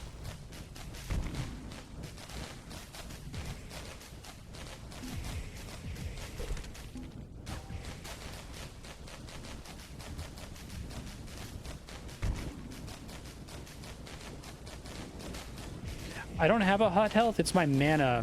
That's part of what's driving me nuts, because, like, I spend mana to do things, which effectively reduces my health. And so when I'm doing badly, what I probably should do is take action to do less badly, but taking action also puts me closer to dying, right? And I don't yet have the ability to eyeball. Since it's not like projecting how much damage to mana I'm about to take, I can't eyeball whether building another tower or activating a new gem is going to kill me. Because that's happened to me enough times where I'm like, oh shit, I need to build a new gem, and I build the gem and a monster goes in my building the instant I build the gem and I die. So I think that's just like, you know, minor UI stuff could go a really long way for my brain to pick up the vibes for this. Like when I was hovering over combine gems or create trap, if it like showed what part of the mana bar it was going to reserve to do that, right, in addition to projecting damage dealt, lots of little things you could do.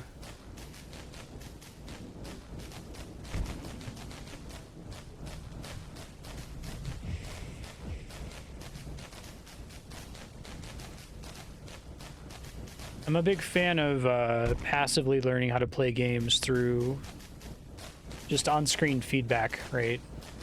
Instead of like actively trying to pause the game constantly and study and try to understand, okay, what is this doing? There's a way to present a lot of things so that the player just kind of gets it automatically, like through being forced to fail or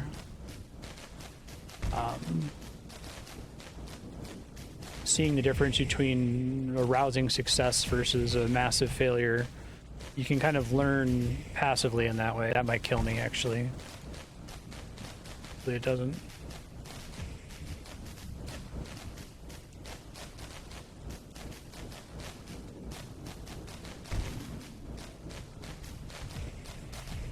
I don't think so. I think we know how many creatures are on the screen at any given frame, right? We know what their banished value is. We can add up that banished value and then put it as a bar, and it's going to like be jittering constantly, but so is the bar itself, right?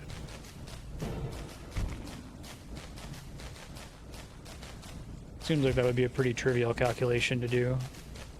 And then each time a creature dies, since you're checking it every frame, if it's not there, it's no longer included in the calculation, so you would actively see what's happening with your incoming banish. You'd see it go down every time something dies. Hey,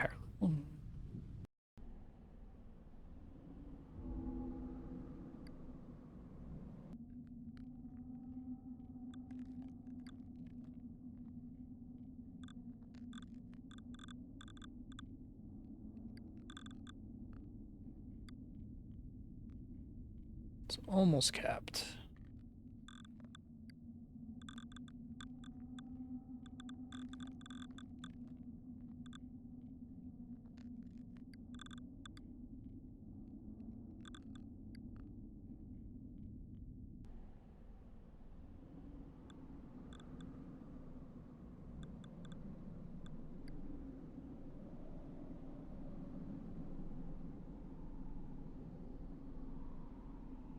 How do you figure, Ravanon?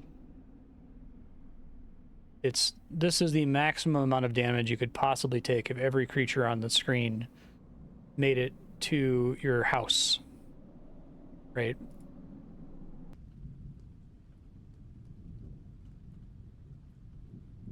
And you're constantly seeing that get shrunk as things die.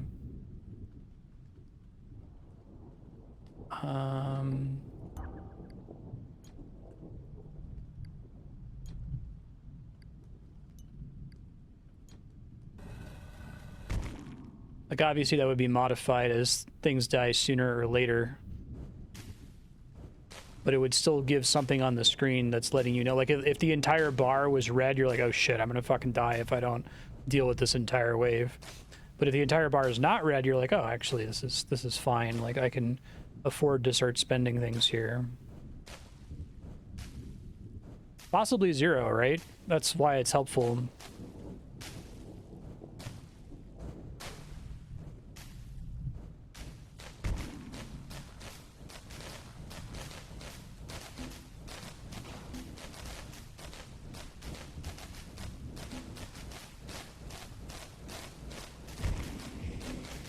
It would be going from no information to a shitload of information. It would be huge for me to passively understand how the game works. I don't care if it's like overestimating incoming damage because most of them are going to die to the first turret. It literally doesn't matter. Right now I have no idea what this is, right? This is nonsense to me. I can't look at this and say, if 10% of these guys get here, I'm going to die, right? But if this whole thing was red, or if it wasn't all red, I could kind of understand, okay, I got some free space here to hit mana pool a couple times.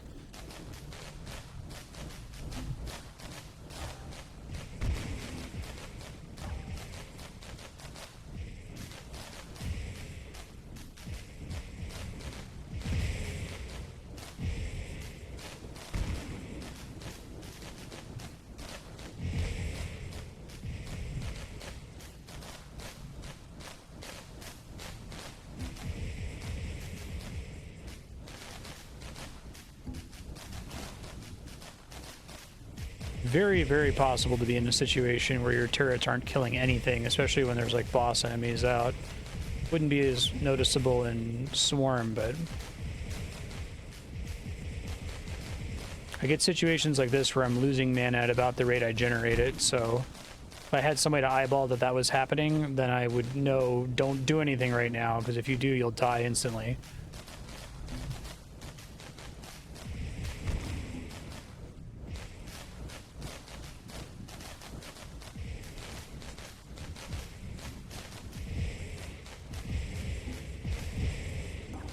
I'm tempted to try to like hack it into the game. I don't think I can because it's Flash, but...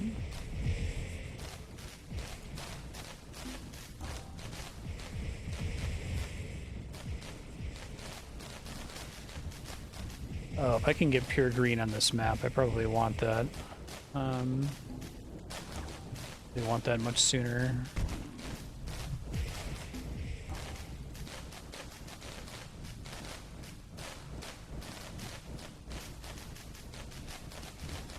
I've just never worked with Flash before.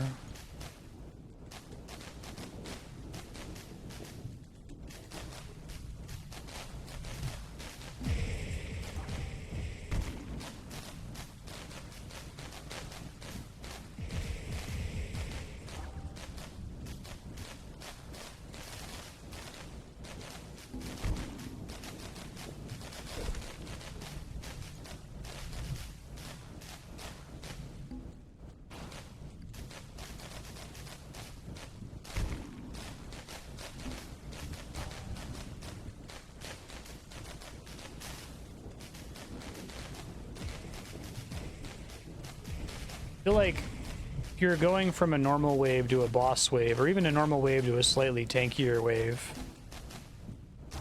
like seeing the amount of red in the mana bar suddenly expand significantly, I think would be better feedback than the tiny little icons that are on the little wave indicators on the left.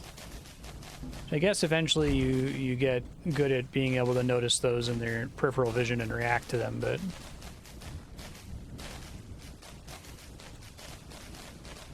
with all the time they want me to spend looking here and looking here, it's not really something that I can make decisions around most of the time. So it's nice to be on swarm mode here. Like, I kind of wish that swarm mode was the beginning of the game without any variation in the waves, because it's like Creeper World. I know exactly what to expect. There's almost no variance in between these waves at all. And then you can, like, build complexity on top of that later.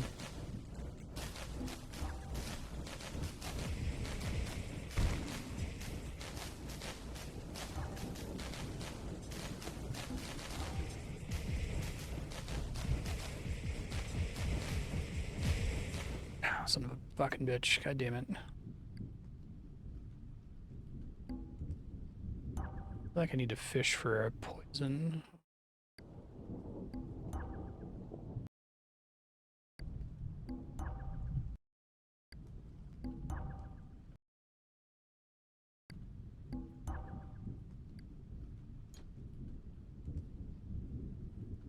What if, like, the opening difficulty was swarm only?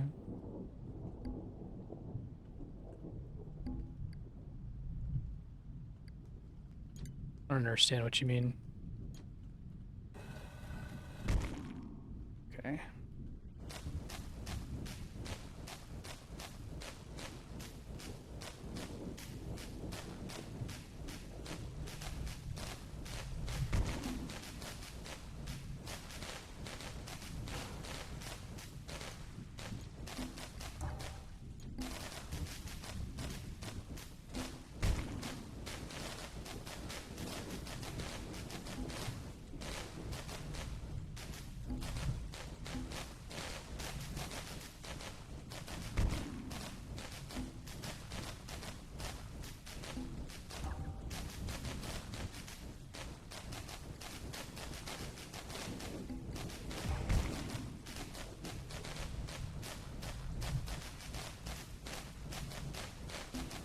Yeah, I'm picturing like a from the ground up redesigned introduction to GemCraft, where your first experience is all swarms all the time.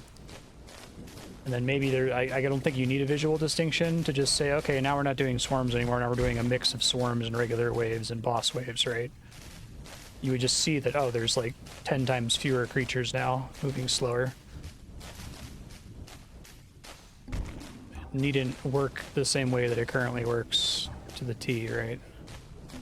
Wish there's a little number on these so I could tell what its grade was. I kind of just have to remember. I assume you can see what's in a trap in the later games.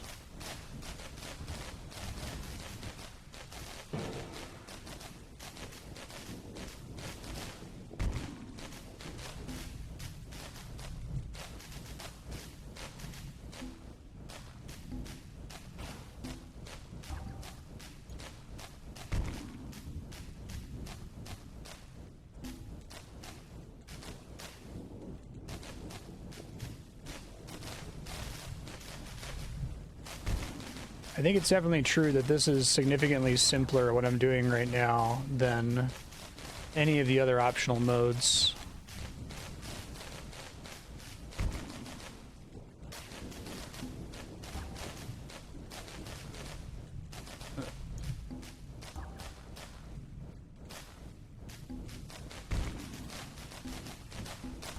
Or even the base mode.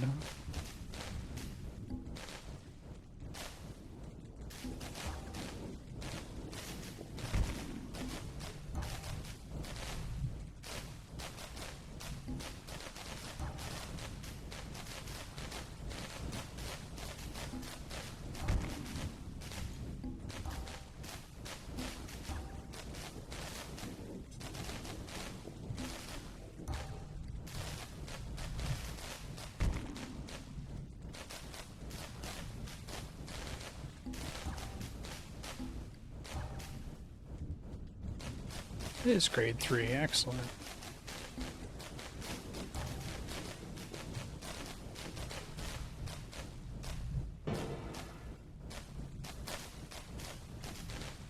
Just having that one poison tile is like really changed everything for me over here.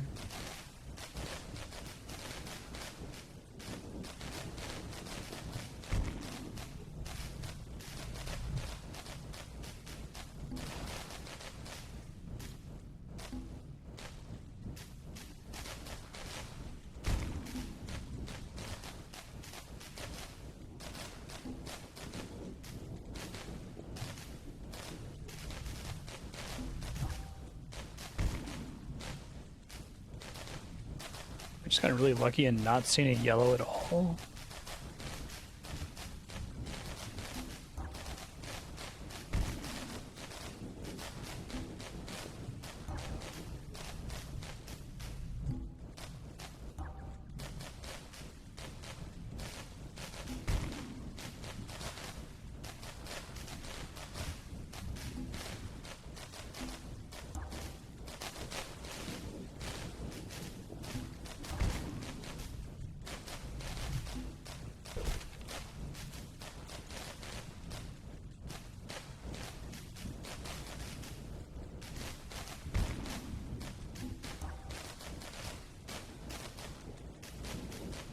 I got the one pure lime.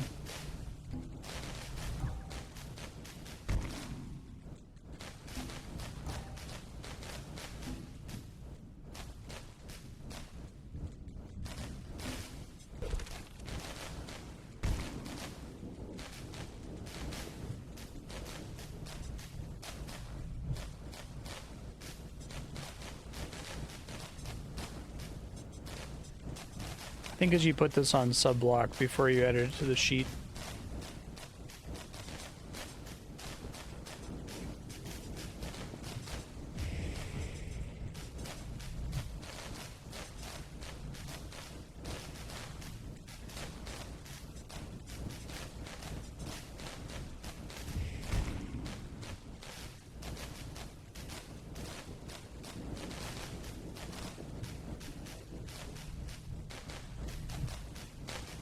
Good.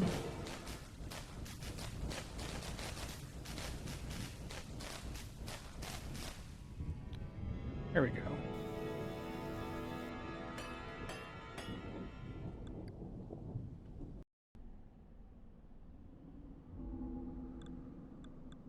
Go back to dual gems very soon. A few more of these stages here.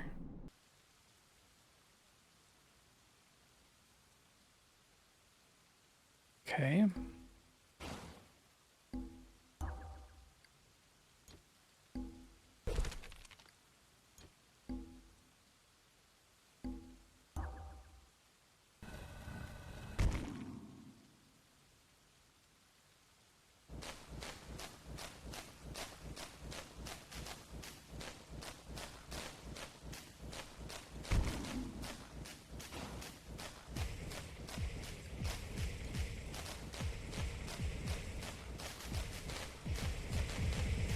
a pretty mean opening.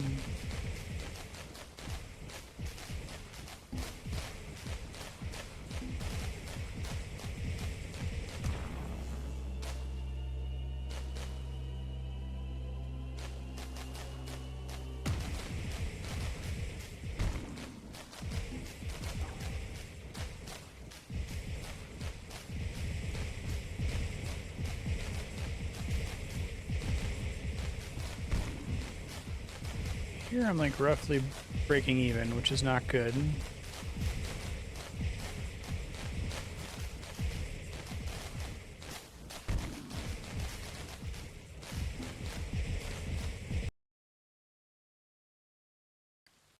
Gems are on the stage. Orange, red, blue, yellow.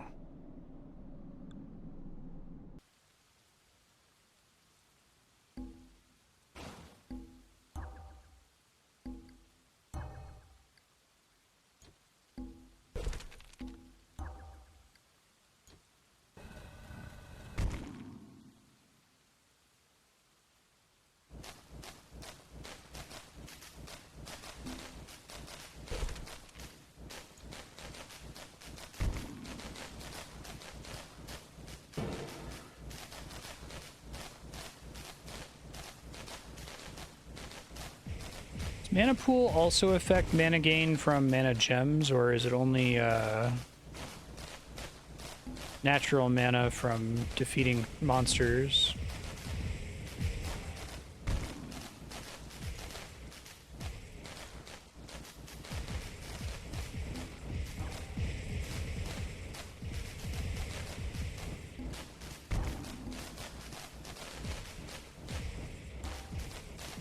It's a really hard level to get started on.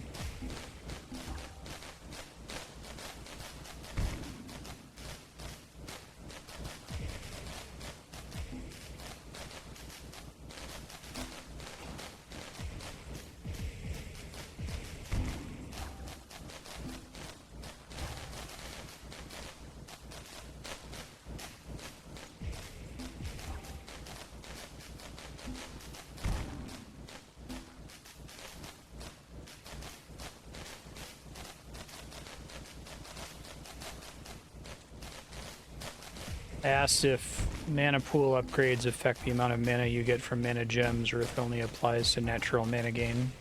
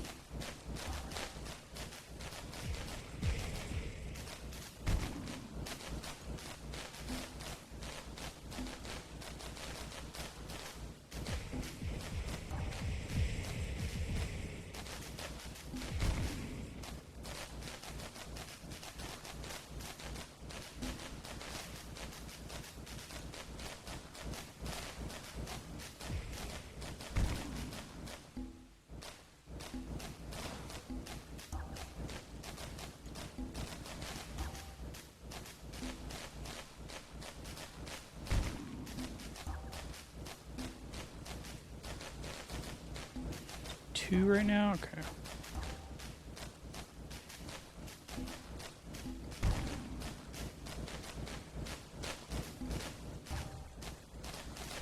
Oh boy.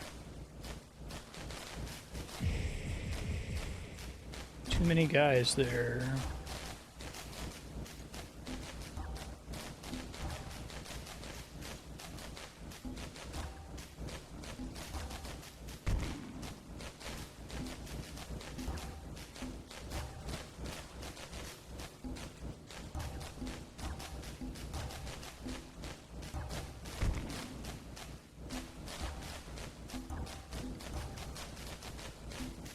Four now.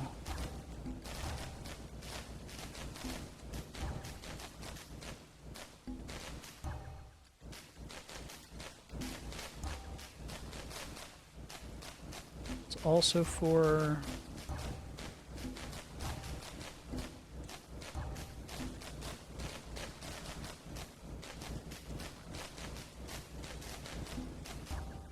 Get him, Big Orange. Proud of you.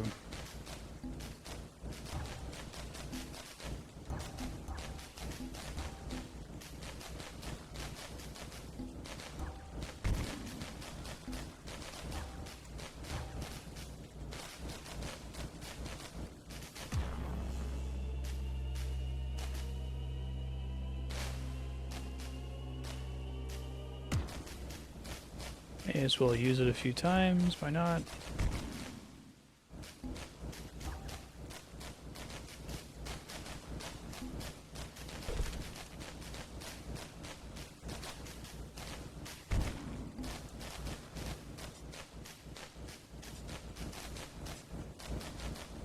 It's interesting there's no reason not to build traps next to each other, but turrets, you kind of want to build... Because you end up with wasted damage if every turret hits the same monster at the same time, if they're in phase with each other.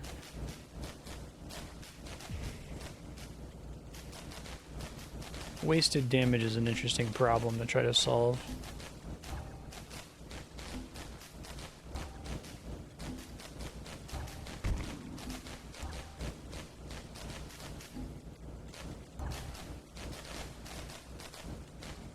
It's a pretty crazy level.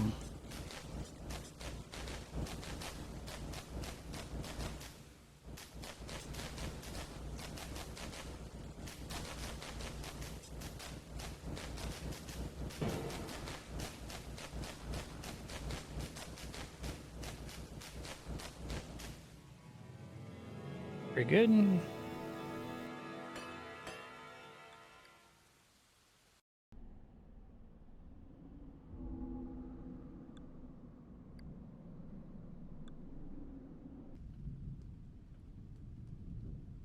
Dual blue lime.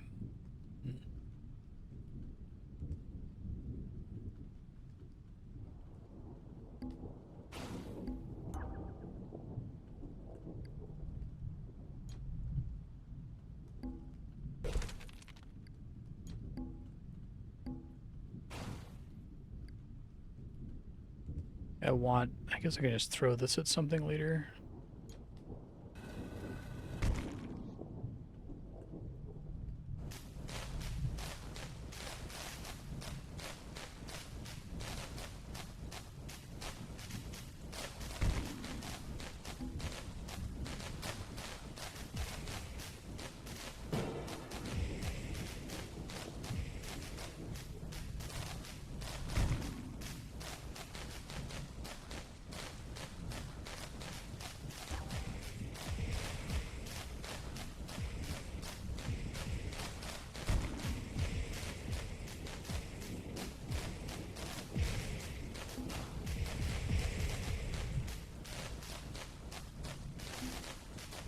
See if the extra trap even makes a difference.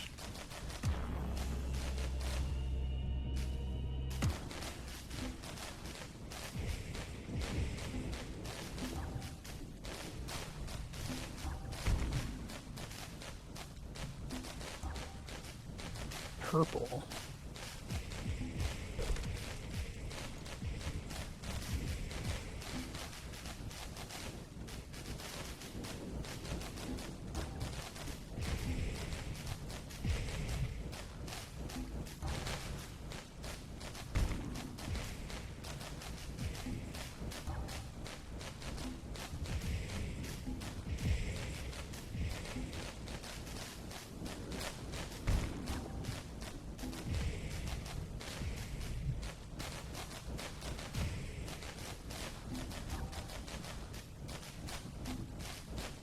Do you think this is like a big time win more game? Like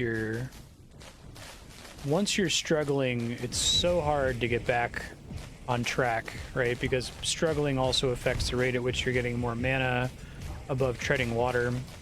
Kind of a similar issue to, what's the game?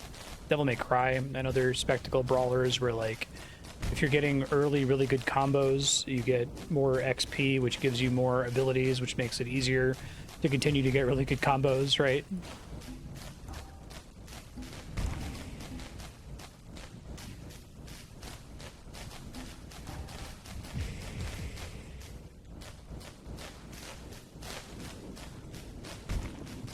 Orange, red, purple, cyan. Okay. Every color I've covered so far.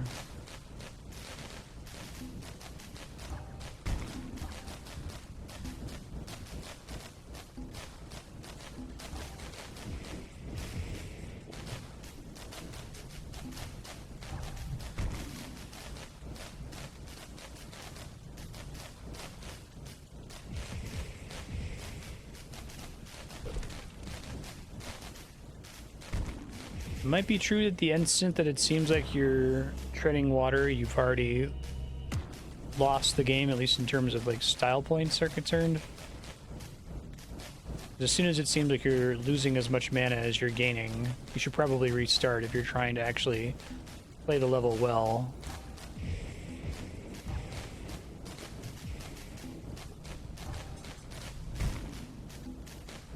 I don't think that's ever permitted to happen in a good playthrough.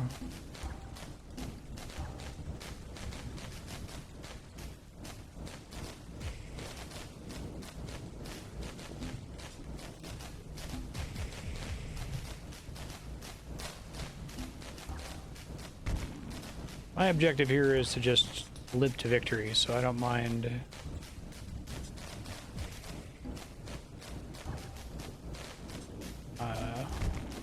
dying here, but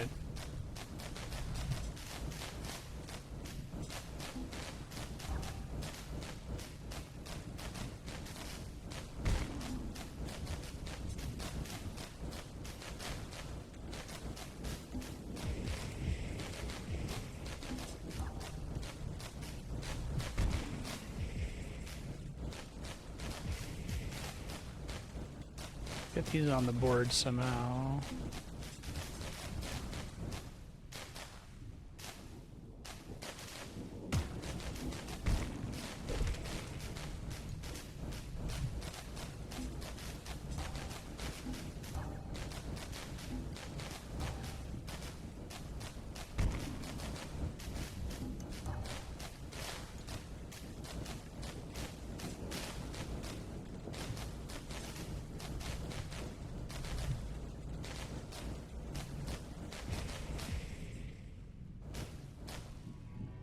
Sweet.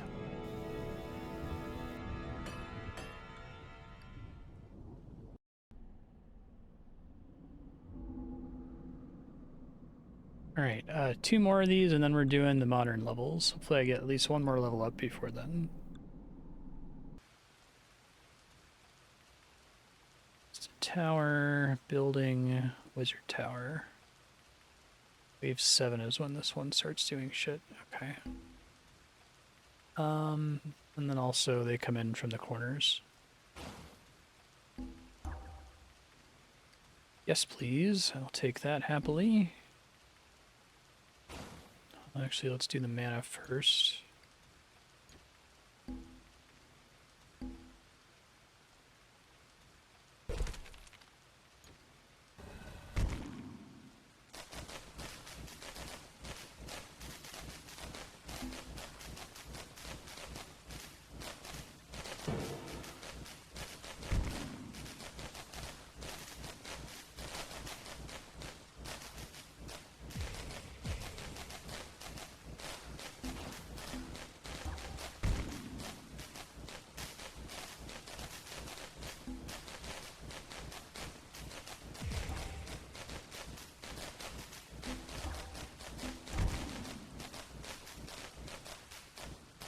Whoops, wrong button.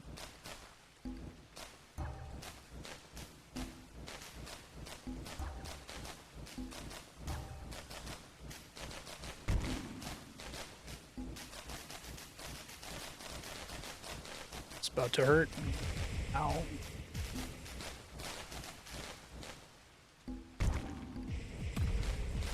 Shame I had to waste, I guess I could have pulled one of these out.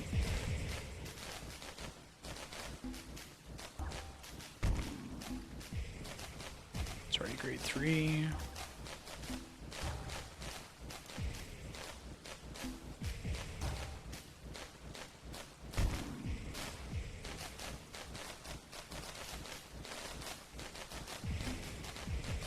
Wonder if you could make a version of this that had a separate health value that wasn't the same thing as your mana. If that's like part of the pitch. But everything is one of those persona abilities that drains your health.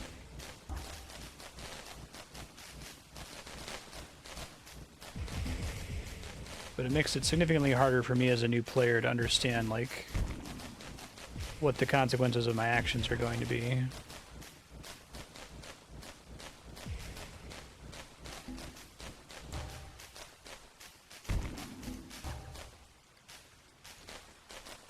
gonna take so much damage from the cooldown period there. Okay, I guess we're okay because it's swarm mode. Yeah, the reduced, not only is this like way simpler than any other mode, all swarms, all swarms, but also like the consequences for screwing up are significantly lower. It's interesting that this is like something you only unlock this many hours in, rather than the thing you start with. This is like wildly more forgiving than anything I've done earlier in the game, you know?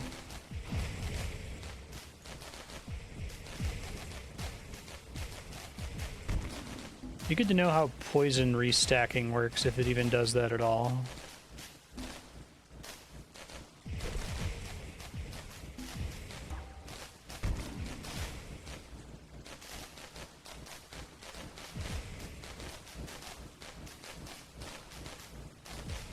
You'll see the consequences of your mana going down.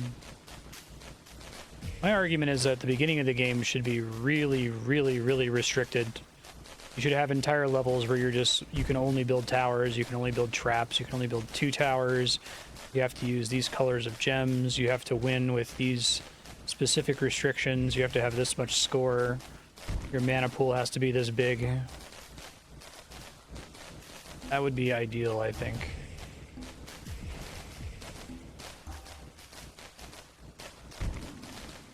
It's weird to unlock what is essentially a significantly easier mode partway through, right? Like,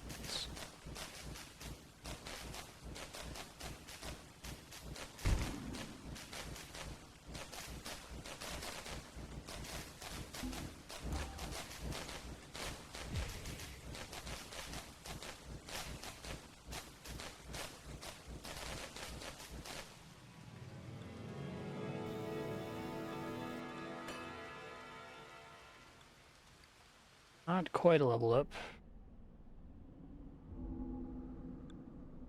How close am I? Can I see? Probably shows under stats. Oh, yeah. I'm really close. Okay, well, we'll definitely get it from this level.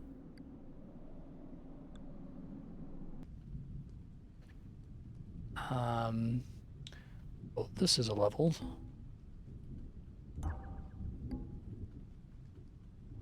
Wait, what are the possible gems again? Okay, I gotta save scum for poison. There it is.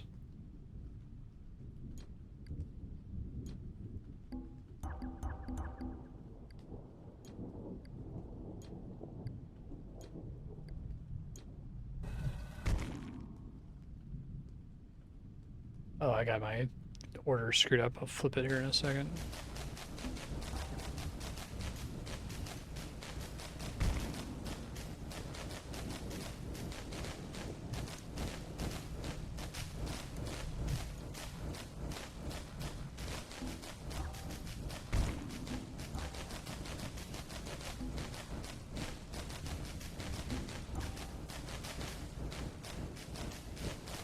Pure lime, pure blue, pure green. I got multiple pure greens, which is probably a bad idea. Still don't know how those stack.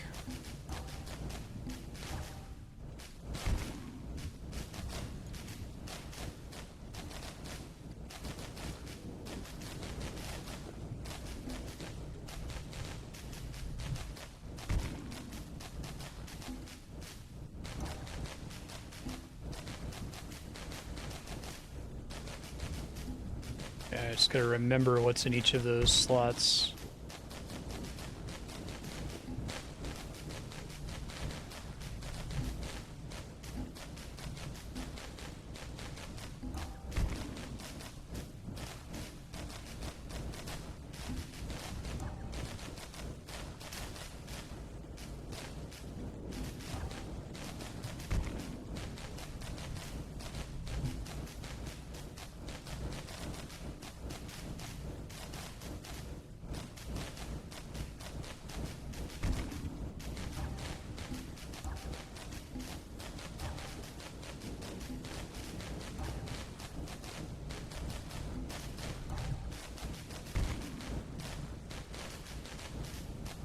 3 right now.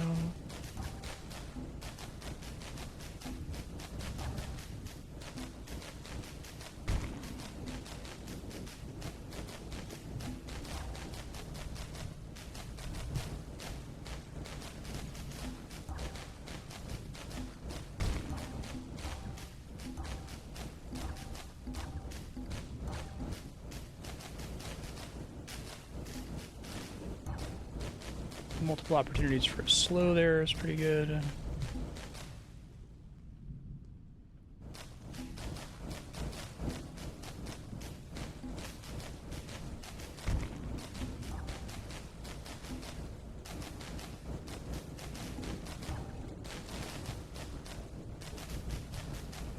Those are both 4, I misunderstood. Okay.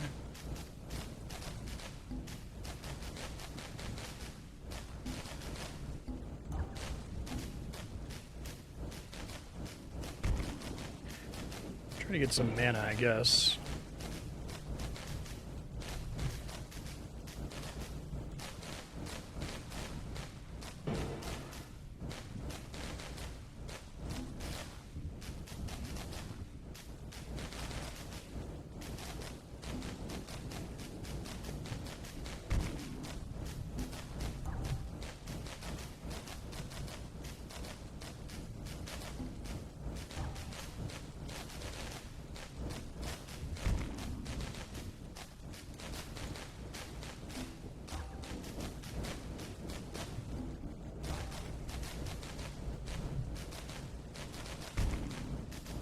Grade 3 slow. I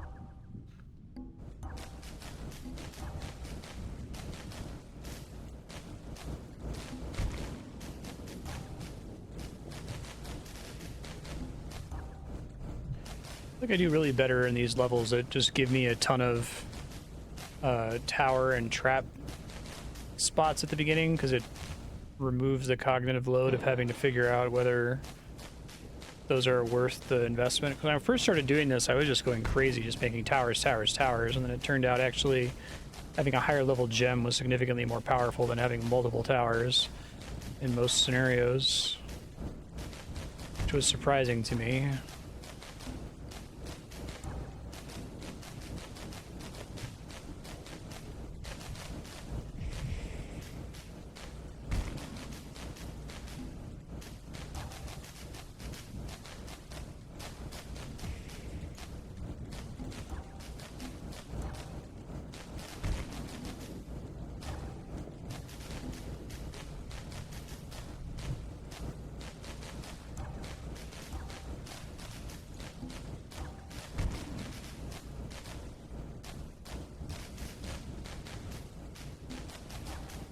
Should be okay here.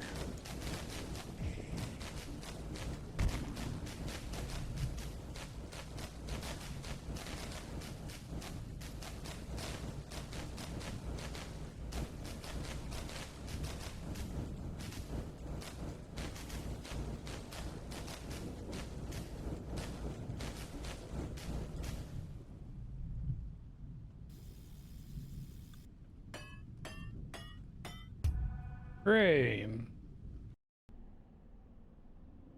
Alright, I can switch off pure gems. It's, fire speed upgrade, thank you. Max minimum damage. Putting points back into this.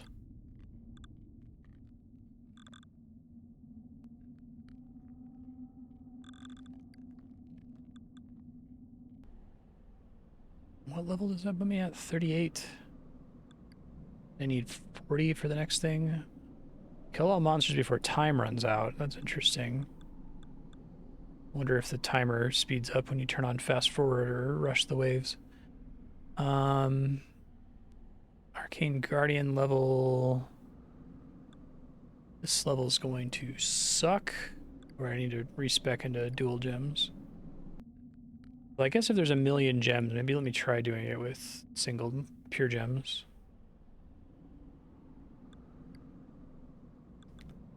It's otherwise unlikely that I'll get the color that I want. Okay.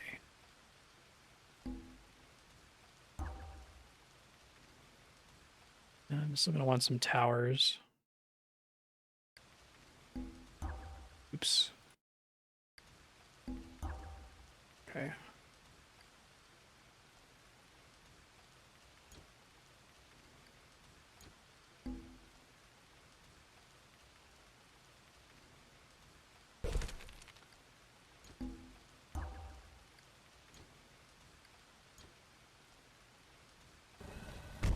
All right, regular levels again. So to get a transmute shrine.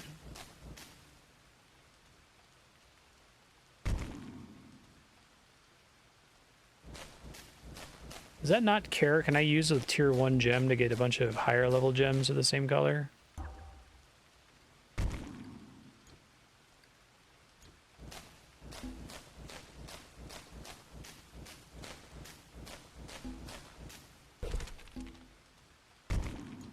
See, I wasn't really using traps very much, but I think playing on swarm mode so much really like keyed me to their value.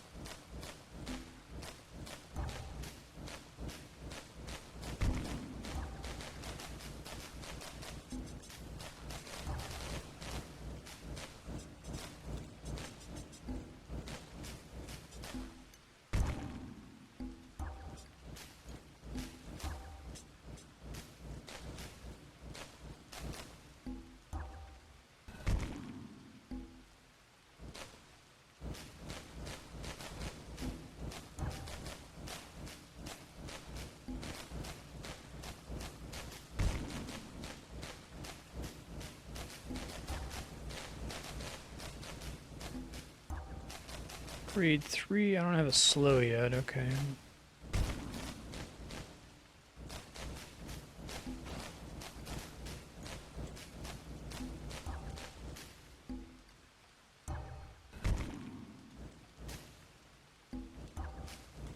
I don't have a yellow yet either.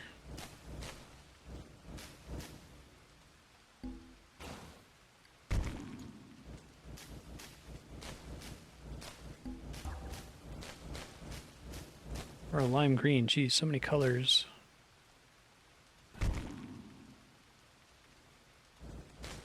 Lime green is chain hit.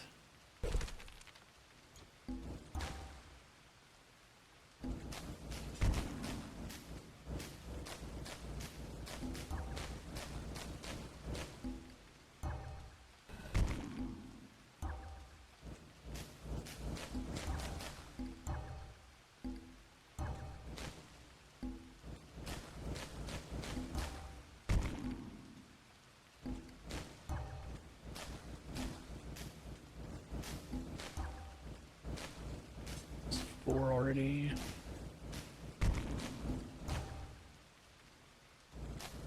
I know we want armor reduction to happen sooner.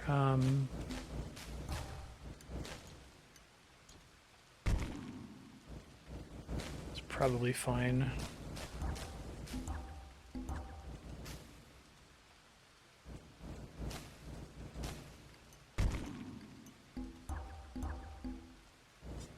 I haven't pulled an orange in a minute.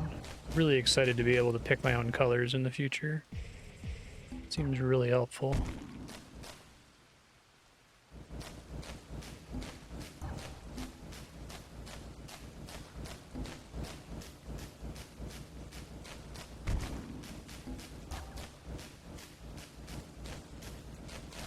Oh boy.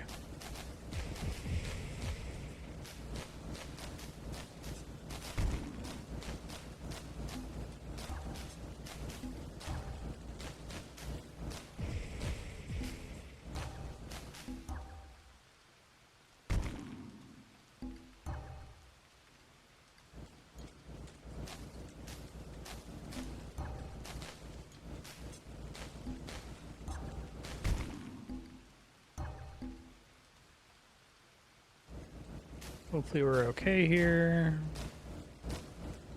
Looks like it. Oh, hitting mana there may have been a mistake. Maybe we'll be okay.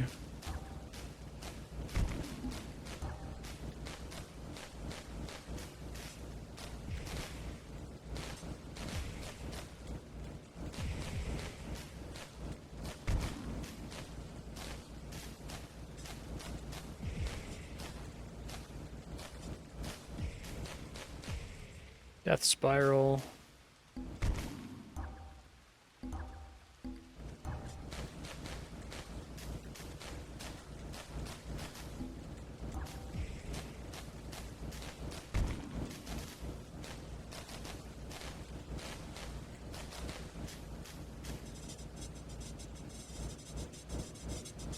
I have no idea if I'm safe here.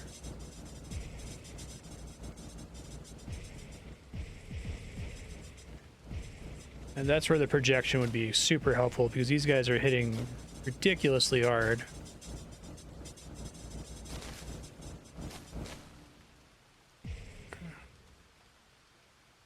Compared to like everything else in the wave.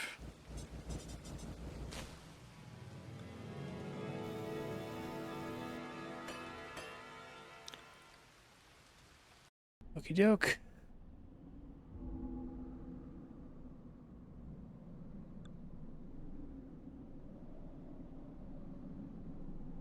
Oh, amazing. Big Pharma.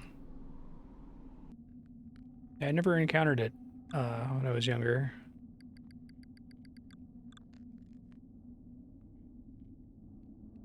It seems really difficult to pull off all 8 base components. It seems like super not worth it because it's so much work that you have to do to set up to get it to run, right?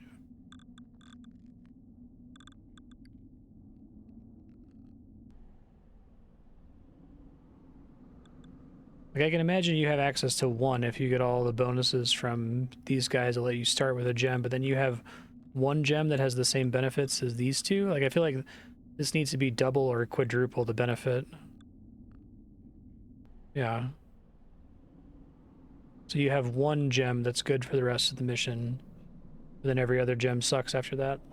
As if you have a level that provides all 8 colors. Okay. Probably gonna lose here. Let's give it a try.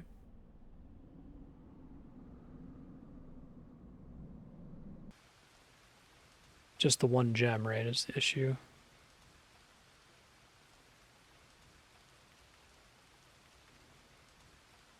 Guess I have to save 4 tier 3 gems before the map is over.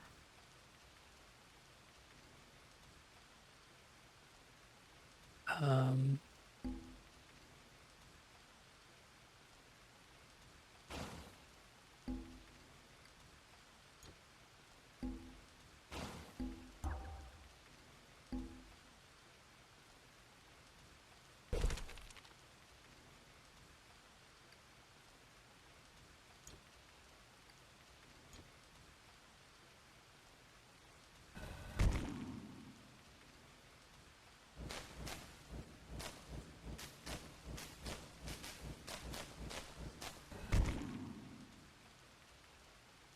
right, it is like significantly more work for the same mathematical benefit as the pure gem upgrade or the dual gem upgrade, right?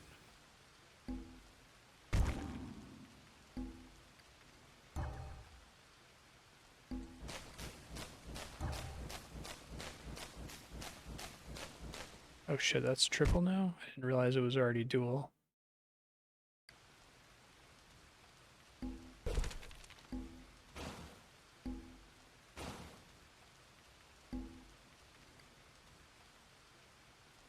Starts yellow-red. Wish they actually tried to make the gem look like half one color, half the other, instead of it just looking like an orange gem.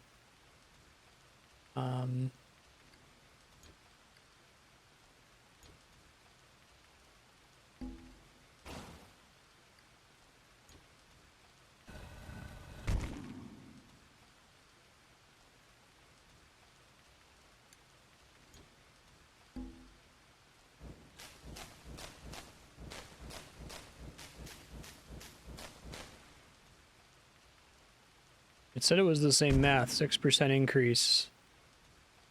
You have a...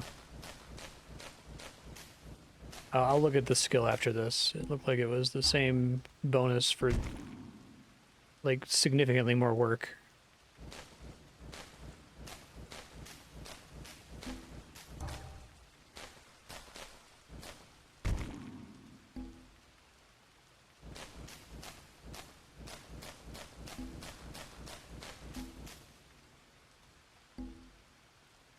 I'll look after this attempt.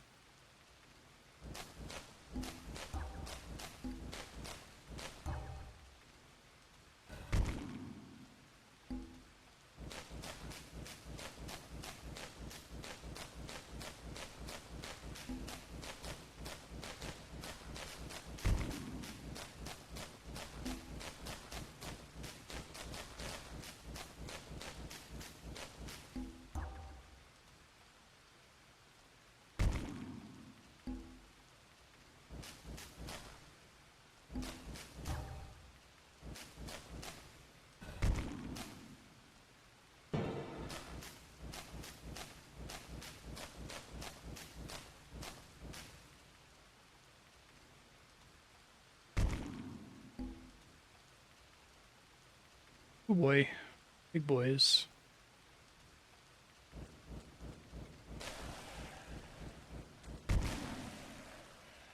It's fine.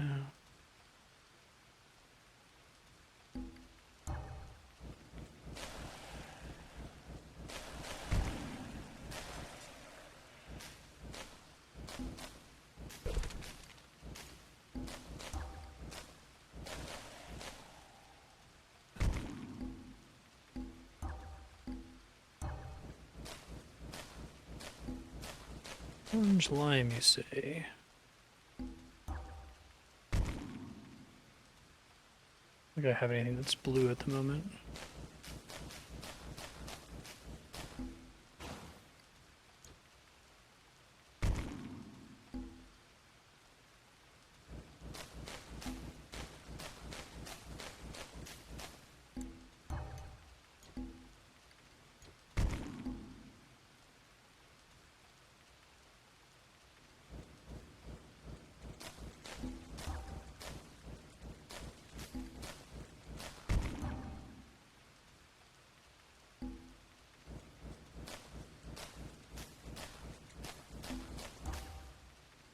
Gotta start dealing with a lock soon.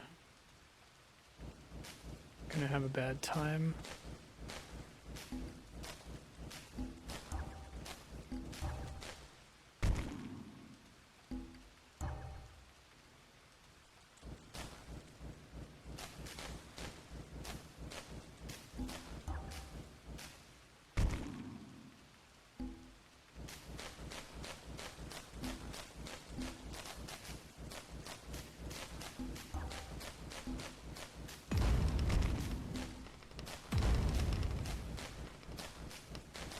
Love to just not have to think about it. I'm setting out to do here.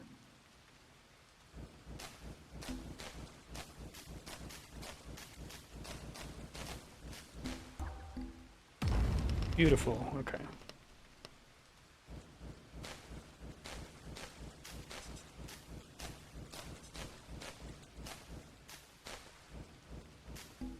Yay, poison.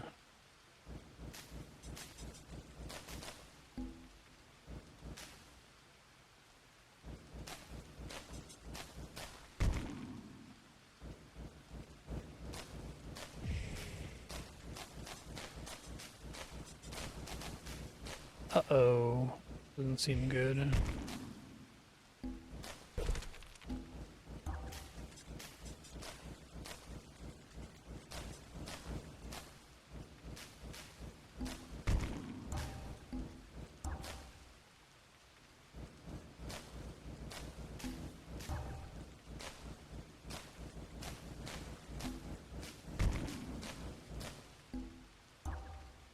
We're big boys.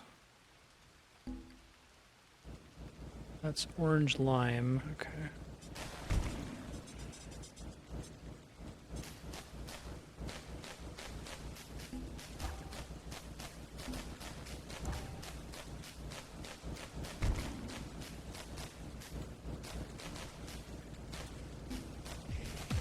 shit. Oh, god damn it. If I hadn't have done that, I think I would have been okay. It's really annoying. I was doing pretty well. It's what I get for experimenting.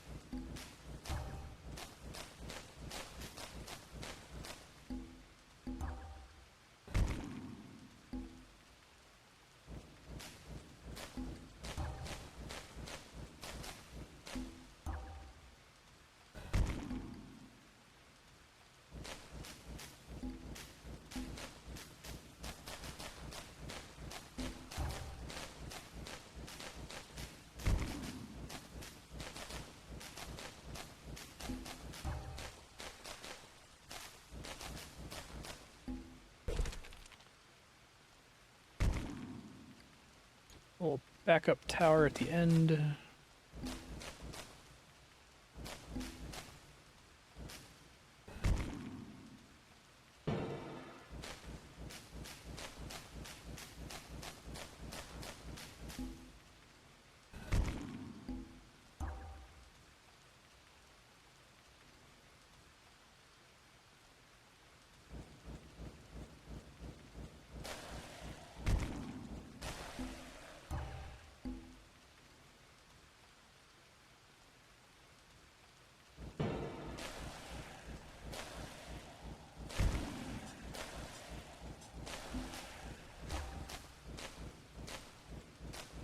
That is orange blue. That does not have any purple in it. None of these two.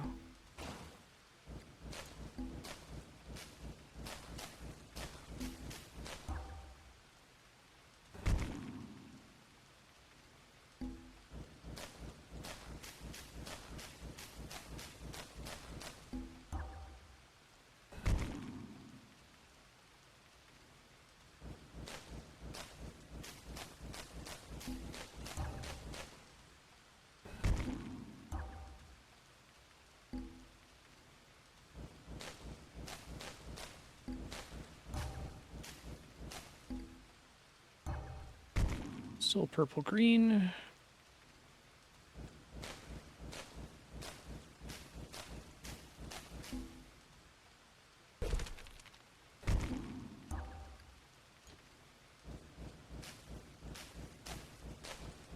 There's at least 4.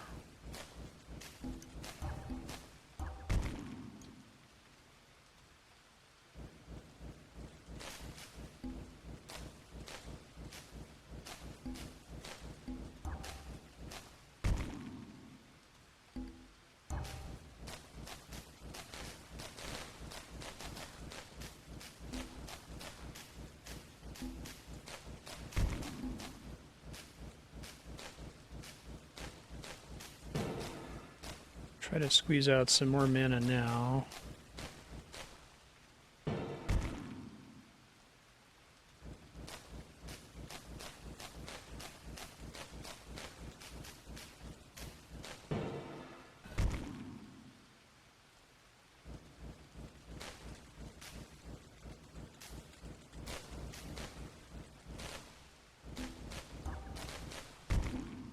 Try to start working on destroying the locks now.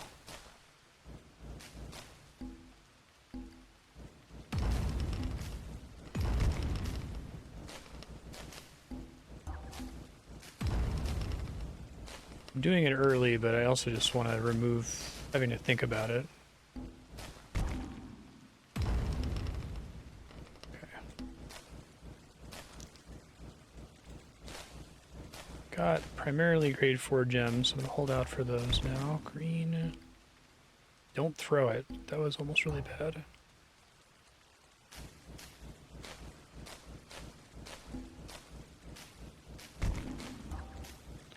Do I even have a lime gem here? Is that my first lime gem of the day?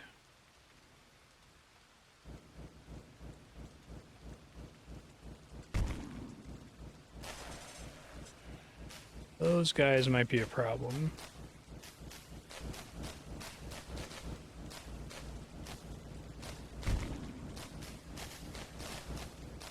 I'll be lucky enough to kill one of them.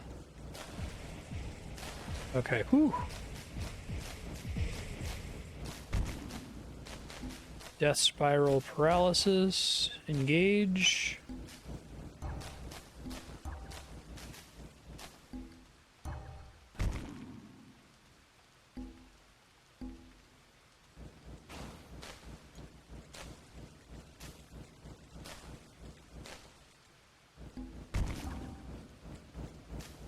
You're green.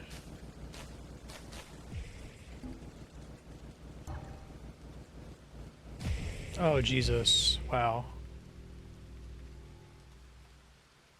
Man, that sucks to die so late in the map. It takes forever to get there. Let me try going back to pure gems, I guess. It's boring, but it's easier for me to hold in my head what all the traps are if I don't have to remember both what the combination is and what level they are. Oh, and yeah, let me confirm this.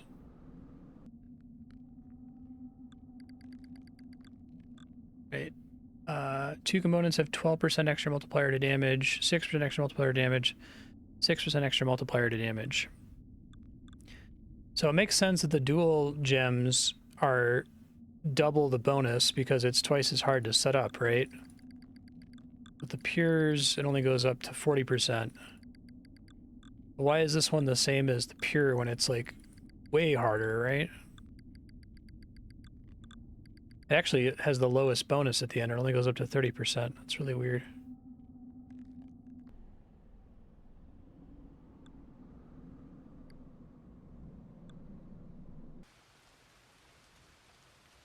Don't they all include specials?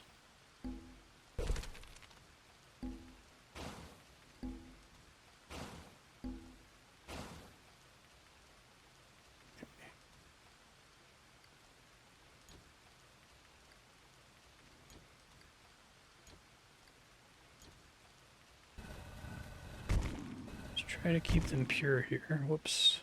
Did not mean to do that. Might be a restart, we'll see.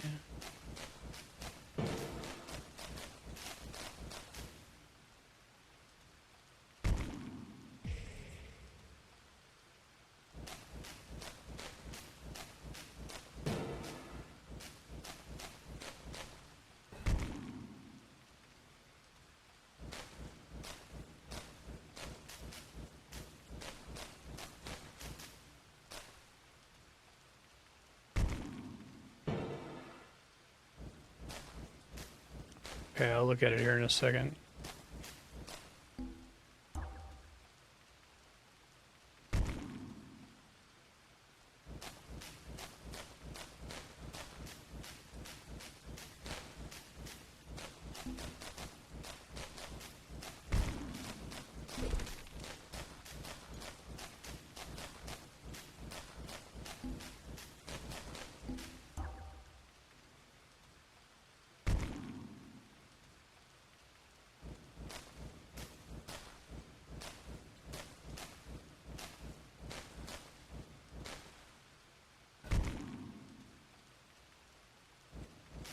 I'm gonna like dump this dual yellow red. Unfortunately, it's a 4 tier.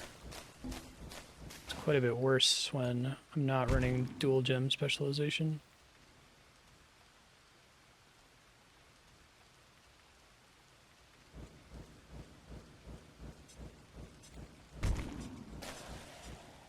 I think my build is quite a bit worse with pure gems. Okay. Now I can actually compare to a specific wave for once. That's quite nice. Let's go back to duels then.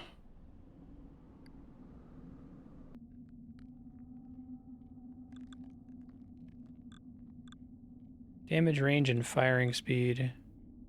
So specials instead of firing speed?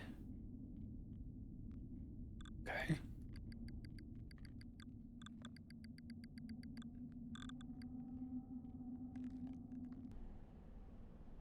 Do prismatic gems have some kind of unstated base benefit that maybe is being multiplied there? I feel like the bonus to specials can't be that great. Yellow, red.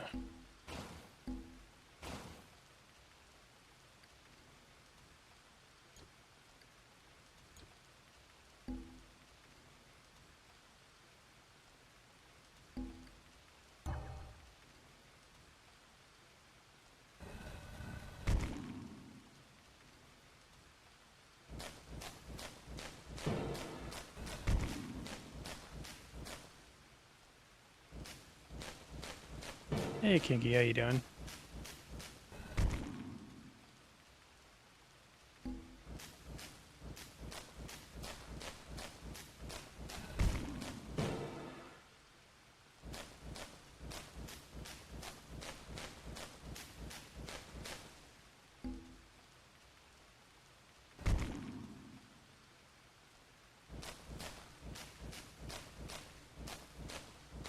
They seem like really difficult to try to set up, but would keep me away from it.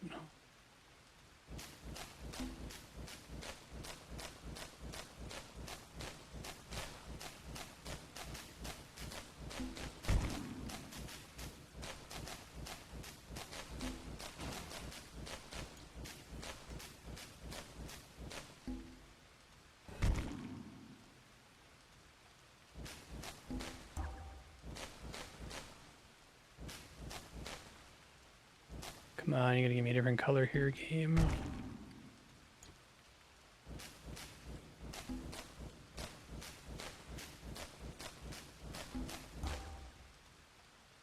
That's better.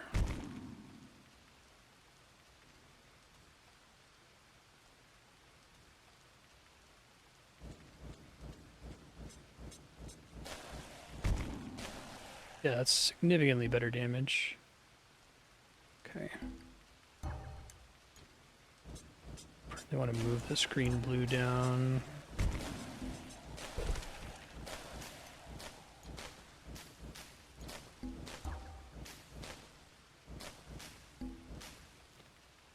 Blue, purple, orange, green. Hold a yellow yet.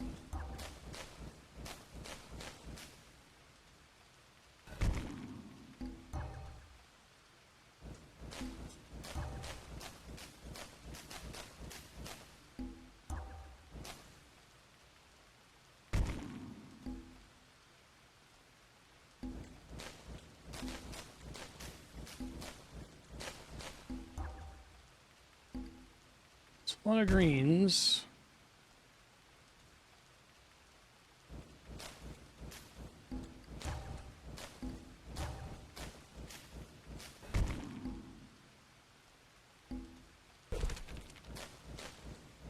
I gotta mix that lime with something. Not that.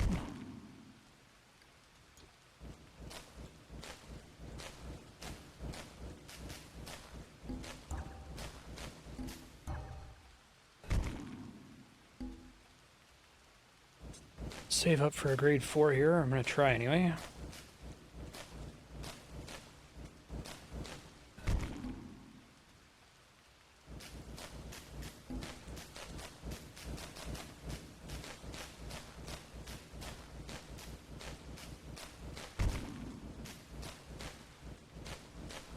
Please don't be lime green. Okay, good.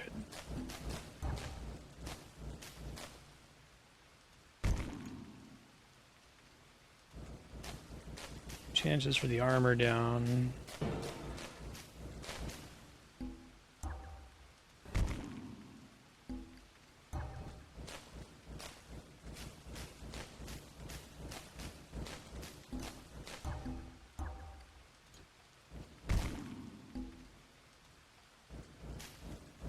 Remember what wave it was. It was the death wave. It didn't look that threatening.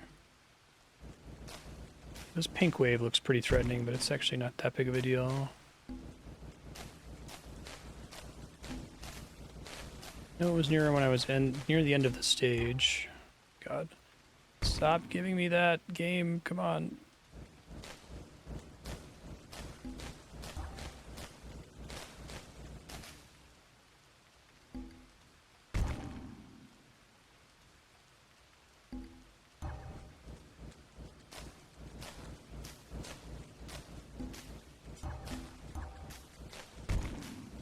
Slime.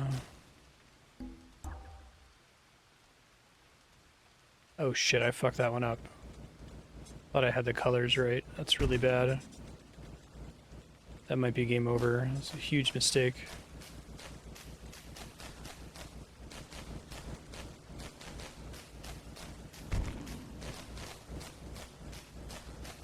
Giant efficacy penalty.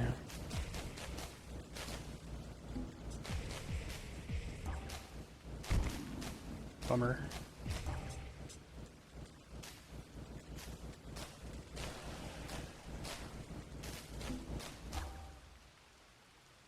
Red, lime green.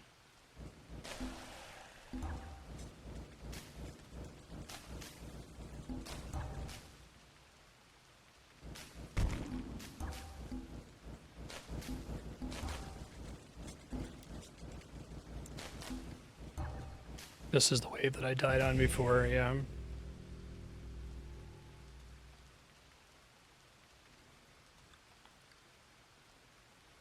Yeah, I don't have the toolkit to know whether I can anger something and whether it's going to return more mana than if I didn't. I don't know how you go about developing that toolkit, other than just like brute force trying it over and over and over in different maps.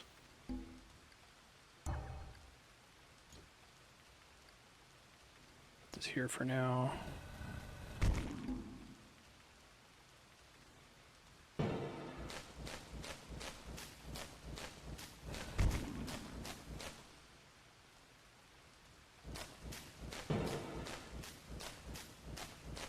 Early mana as I can here.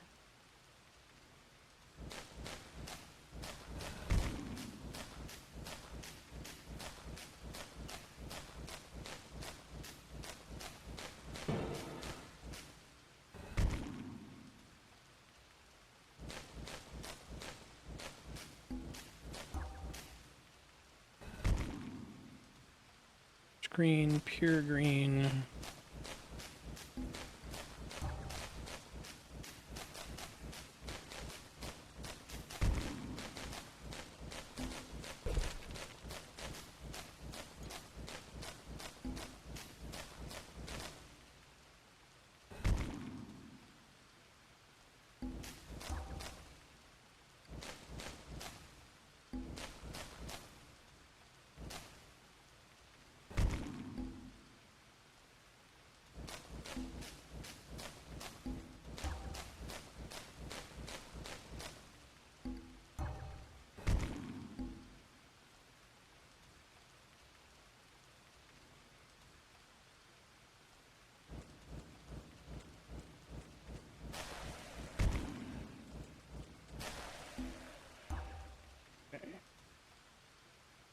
More on that.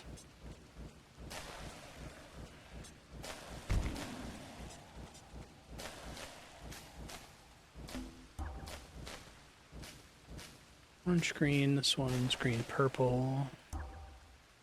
They're pure lime, which I don't have a lime gem yet.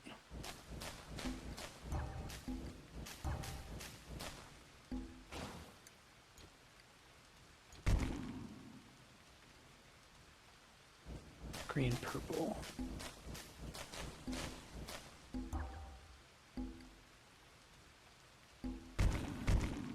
That was a mistake. That was just misclick. I'm okay here.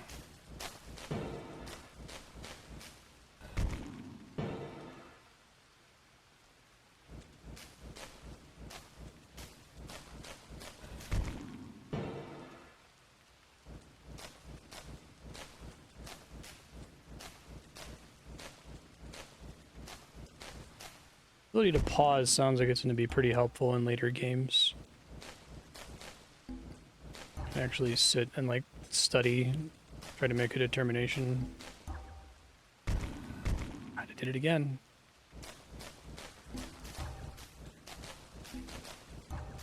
Shit, that may have been a fatal mistake there. That wasn't that bad.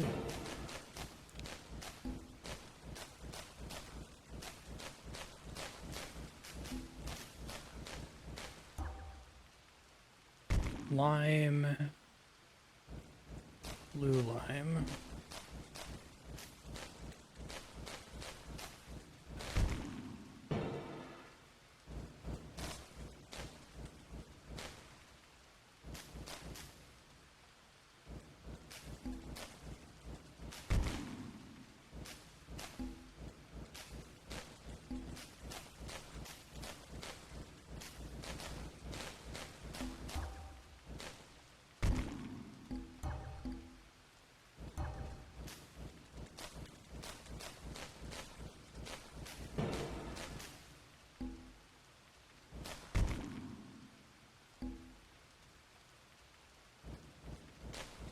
This is a boss wave. Runner monsters.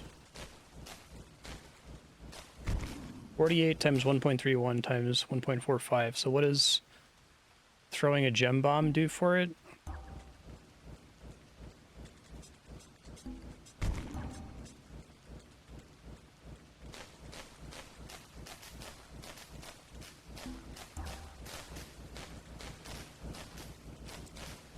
Purple blue.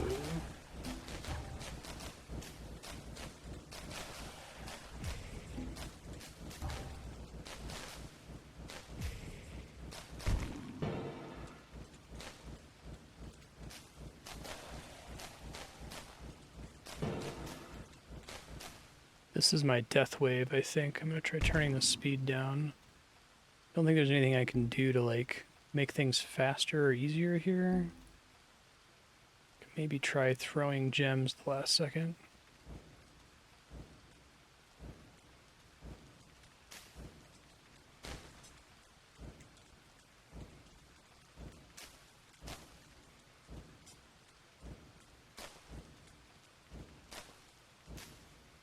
Maybe we'll be okay this time. See how this gem does here.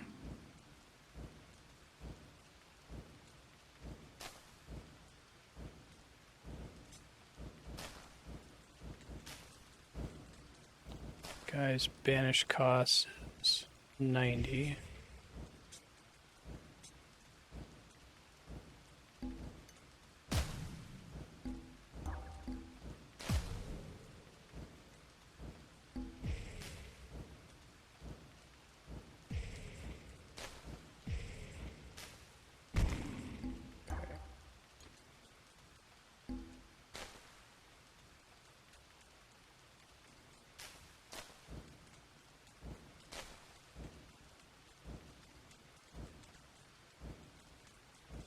Hey Domino, how you doing?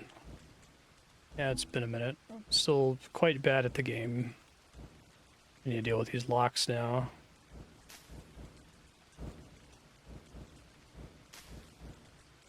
Keep it on slow here in case I have to respond to anything quickly. Yeah, I see that.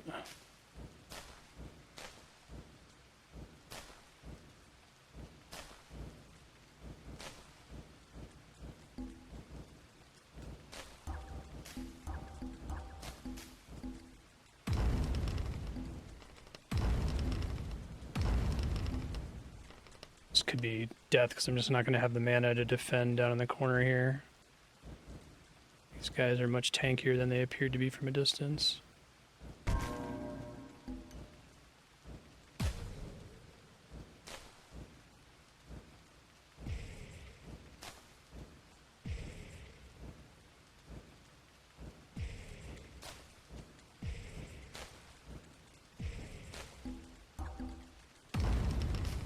Locks are down.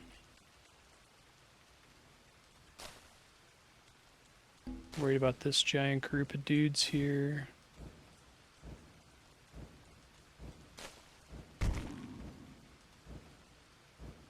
No, I'm dead. There's no way.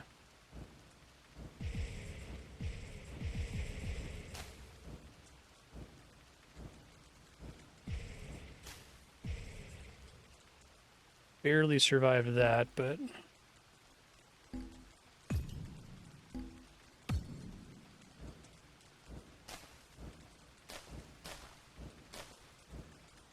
just can't get enough mana to catch up now.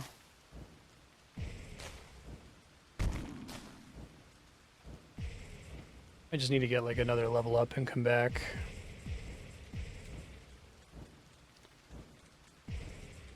Having to panic, ditch, throw gems got me in trouble there.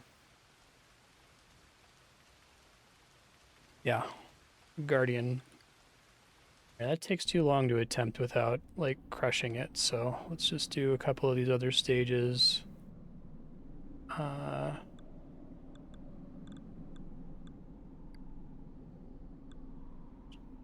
Try sudden death. Much harder than, I'll just do heroic. Okay.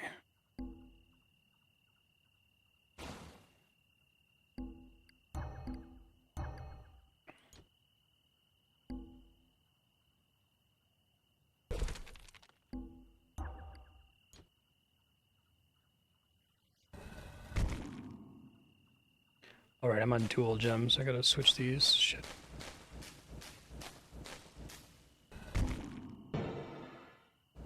Try to do it here soon.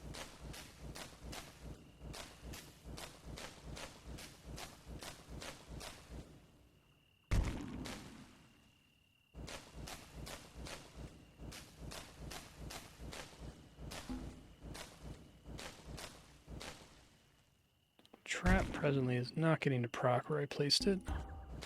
Makes sense. Worst color for it to give me.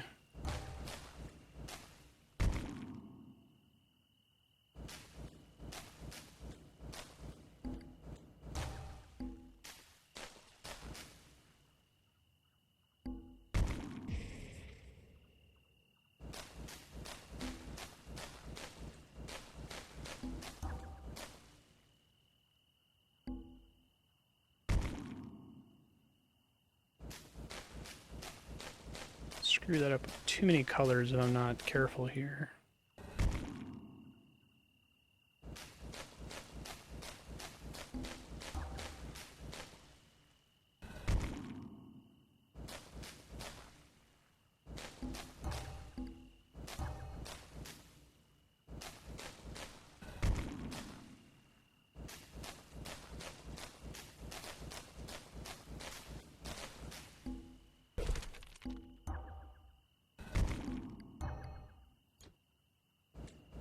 Red, orange, okay.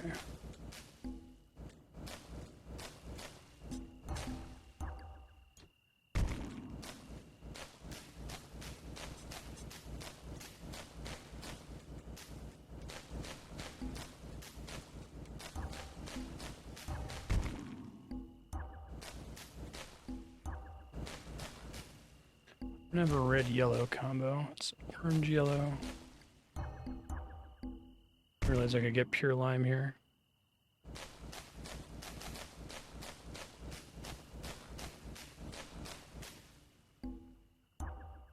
Thank you.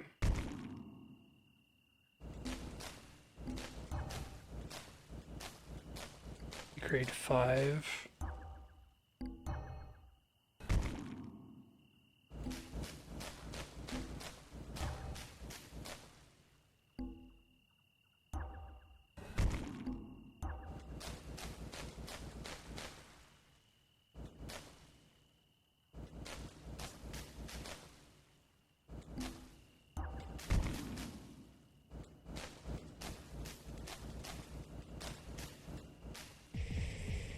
Ow.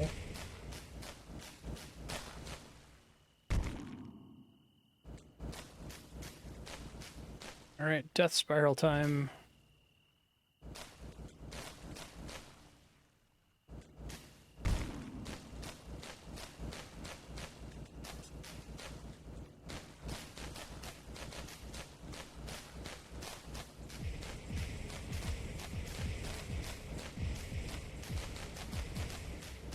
be okay if I just sit it out, yeah.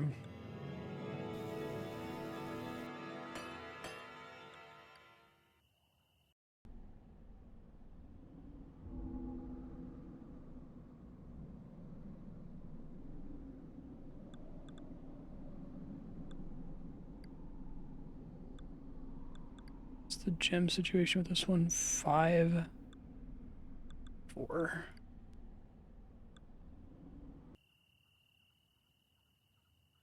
How you doing, Moonshine? Coming around this way.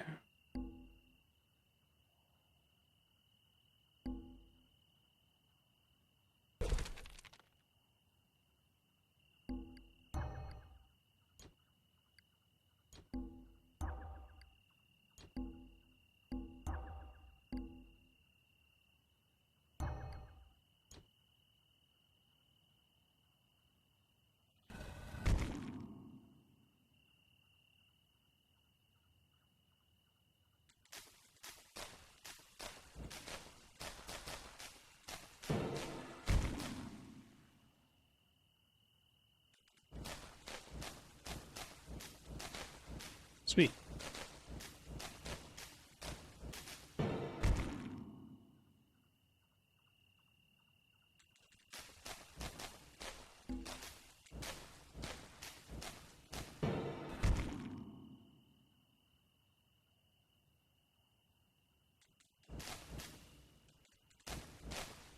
All these skills, the early waves seems to be possible to just activate mana pool more. Now I probably need to start working on gems.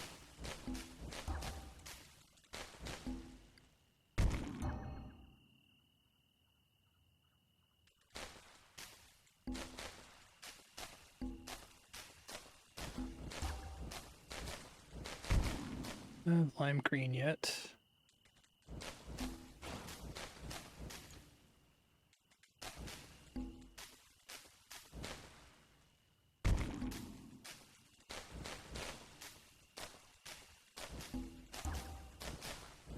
Oh, heck yeah. Let's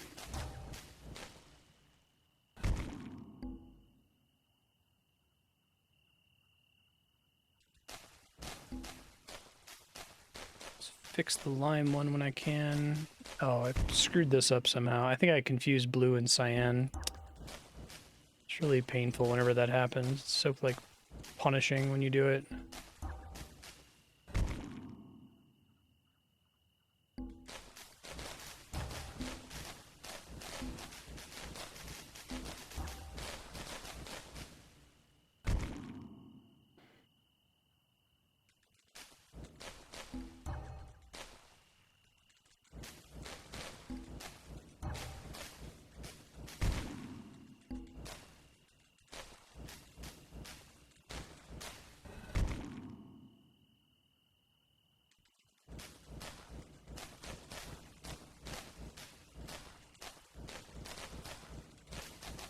Enemies are slowed. Can they be hit by a trap tile multiple times?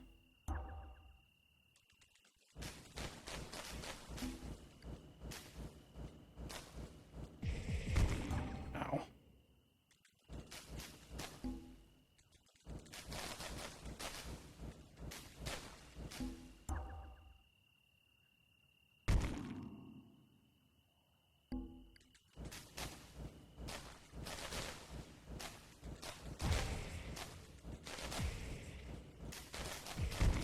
Oh boy.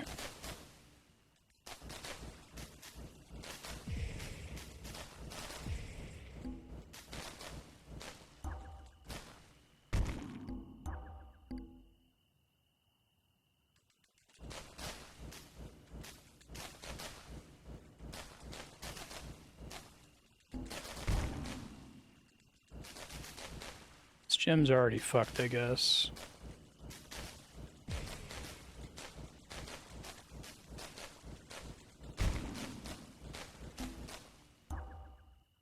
Stop giving me reds, game. Come on. It's time to stop. Oh, I'm dead. Unfortunate timing on a spend there.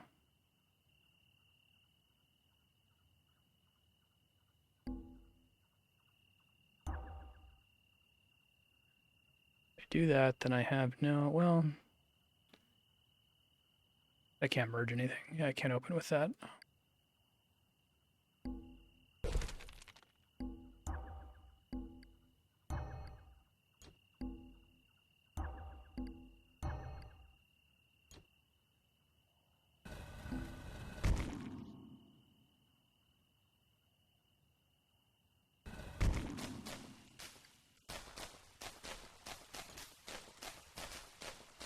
Got to put something in the tower.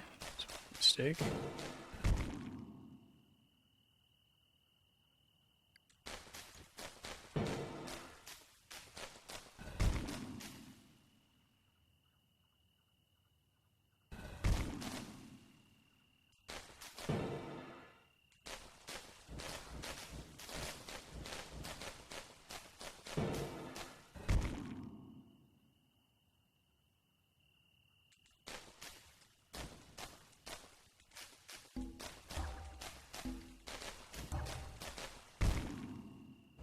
Try to remember green lime.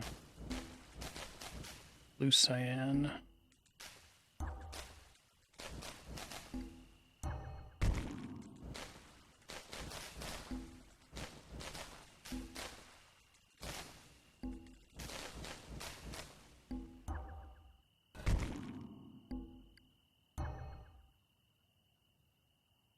think I failed last time when I accidentally made a triple gem. Very punishing to accidentally do that.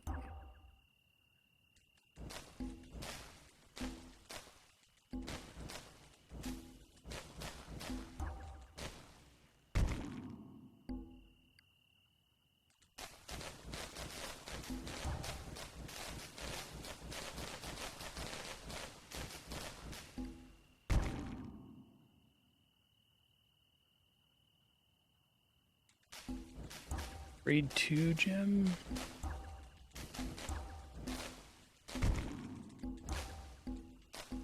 Stop giving me lime green gems.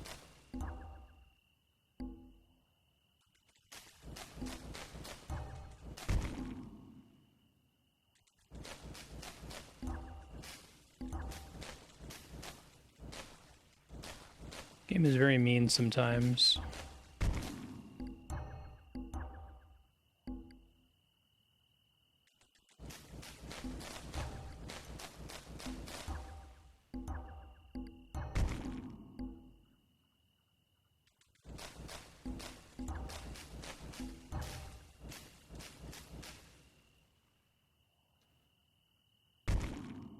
Blue or cyan, which maybe aren't part of this level.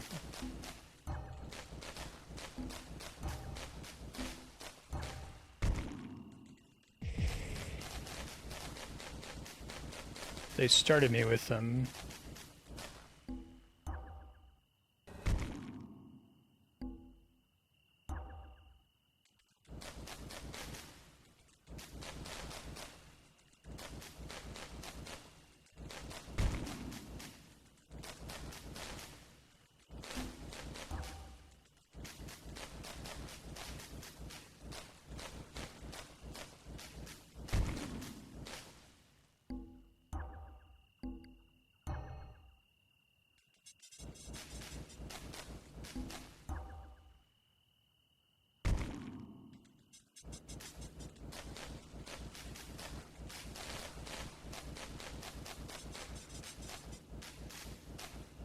Seemed pretty scary there for a second.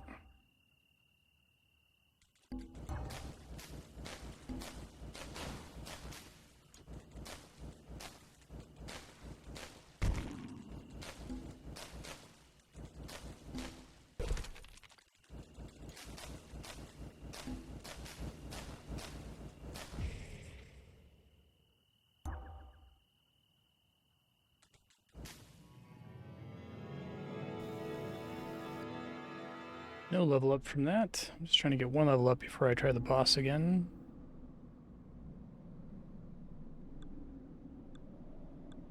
Oh yeah, just 2 gems. Love to see it. Okay, so we get an infested building. We don't have to worry about until wave 7.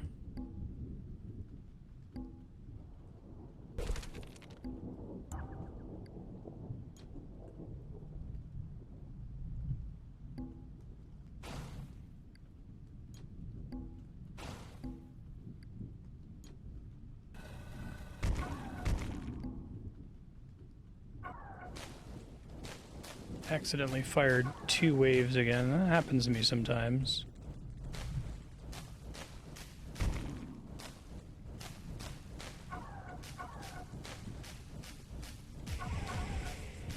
Let's restart.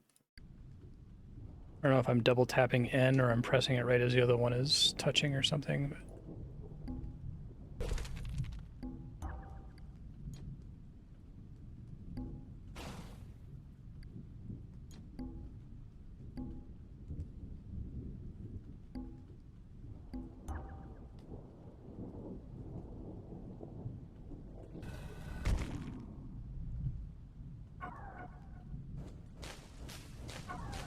pair these to dual gems ASAP.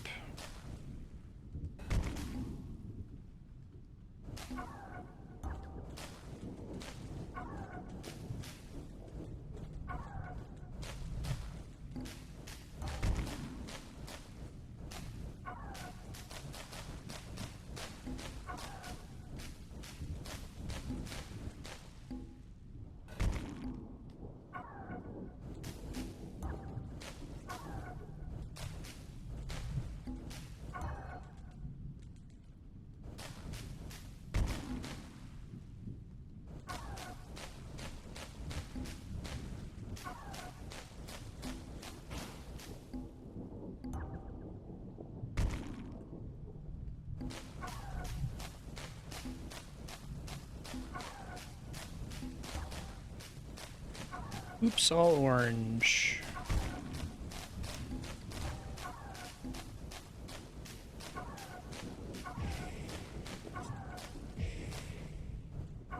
Oh, it came over already. Wow.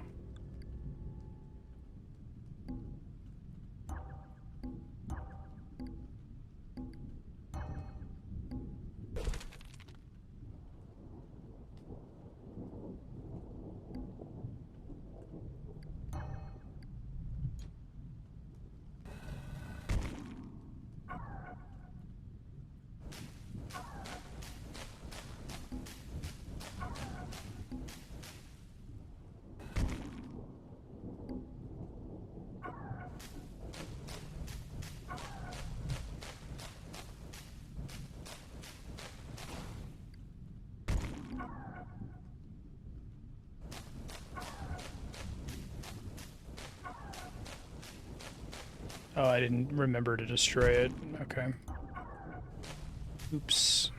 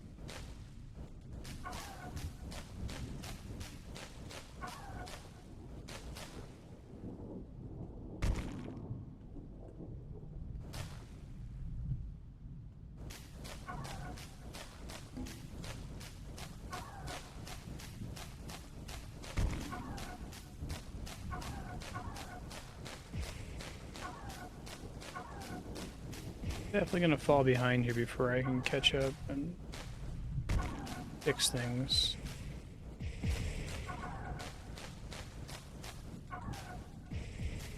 I need to make this gem to succeed, but doing so is likely gonna get me killed. It's really hard to tell sometimes.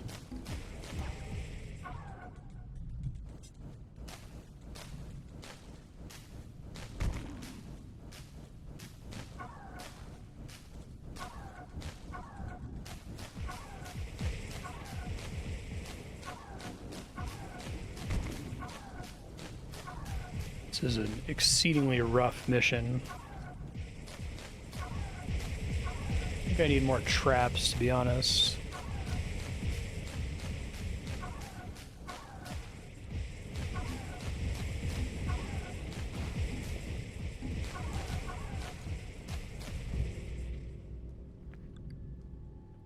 Oh, me gusta.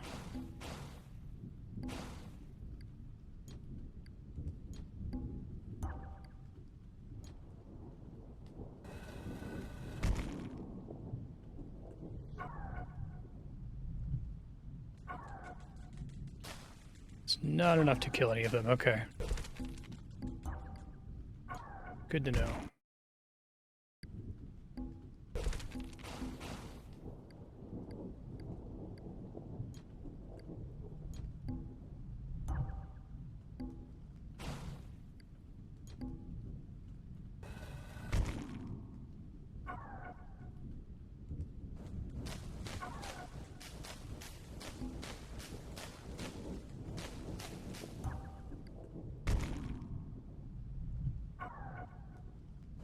All pure so far.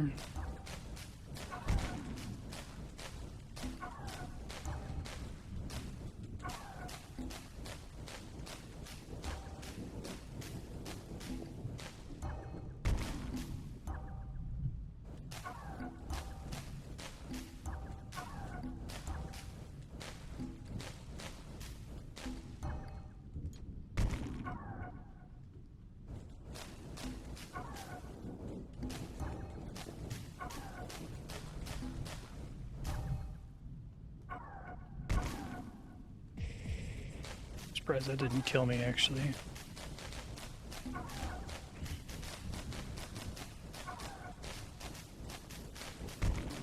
One of these is pure orange, and I gotta fix that. Oh, I'm dead. Oh, because the wave 7 thing happened again. God damn it. I feel like I just need to deal with that on round 1, because I'm gonna forget otherwise. It's really annoying.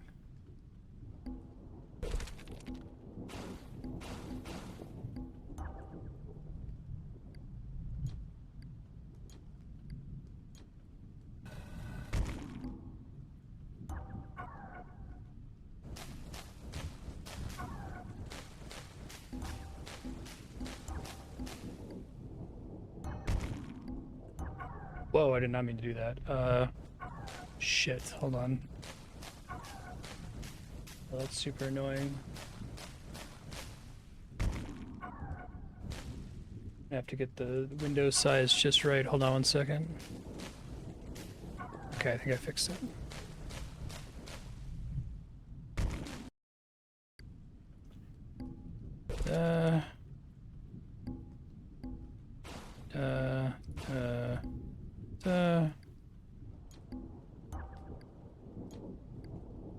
Of course, it's all the same color.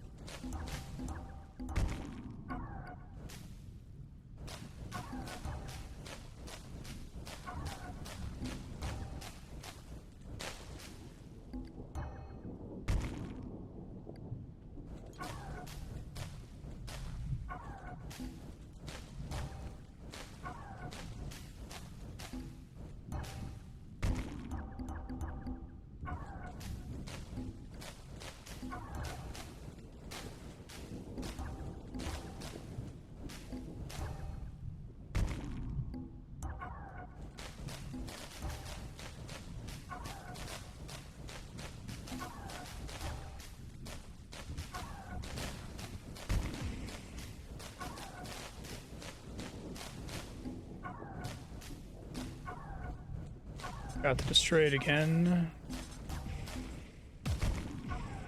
Whoa! Oh, that's so frustrating that there's like minor variability such that you're not guaranteed to one-shot it.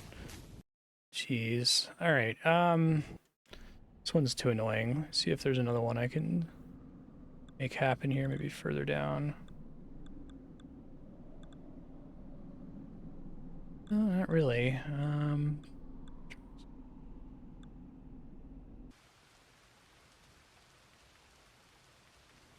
Okay. No matter what, they're gonna come all the way through here.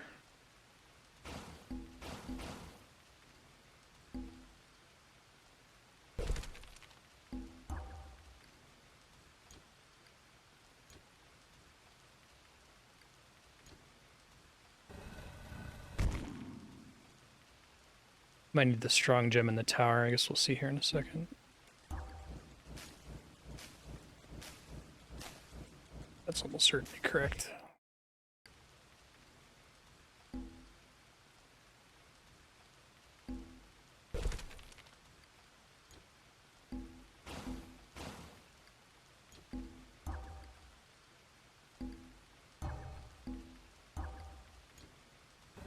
Try that instead. Oh shit, didn't mean to do that.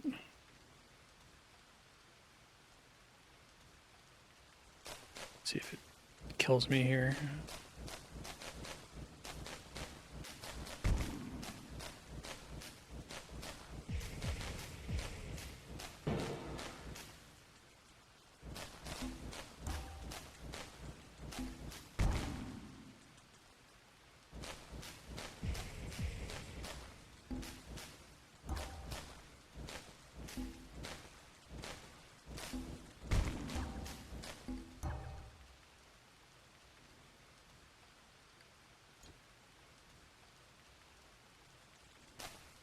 Both grade 3.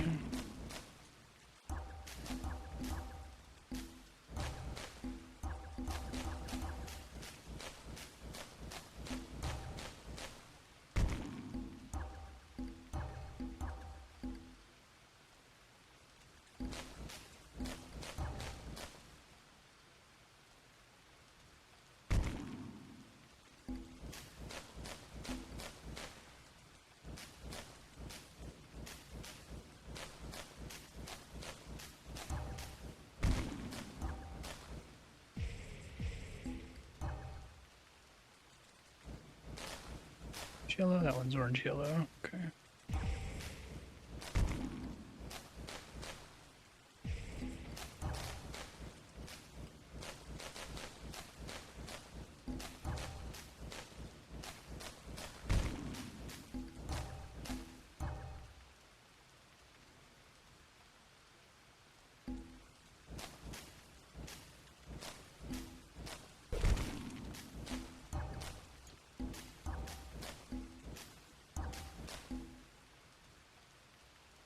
Come on, give me better colors here, game.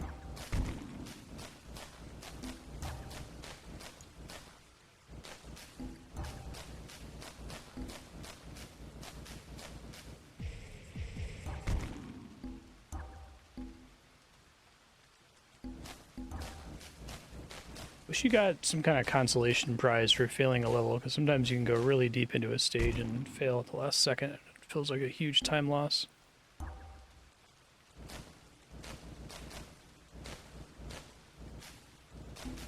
Yellow, blue, okay.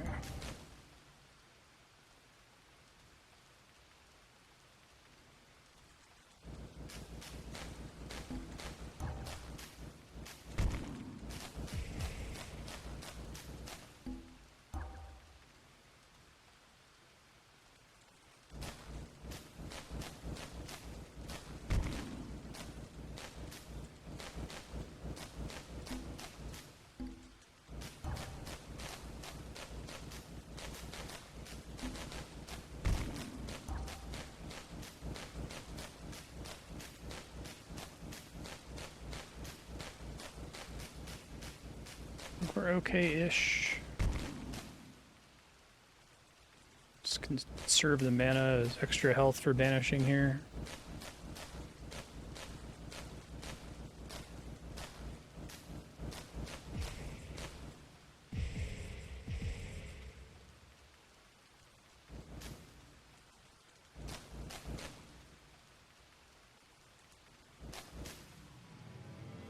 Sweet.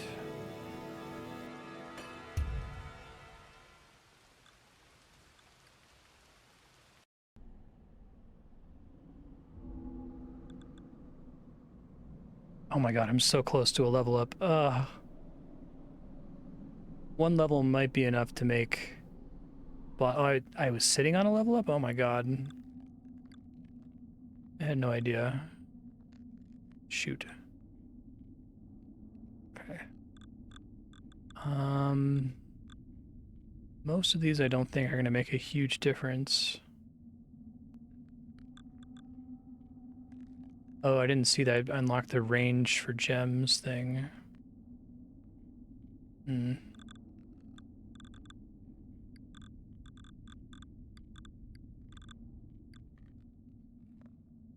Oh, I thought it said I was really close to a level.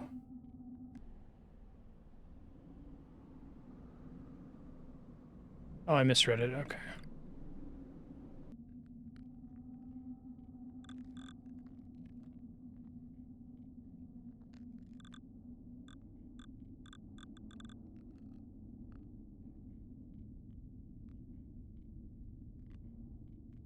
We know range doesn't help with traps at all.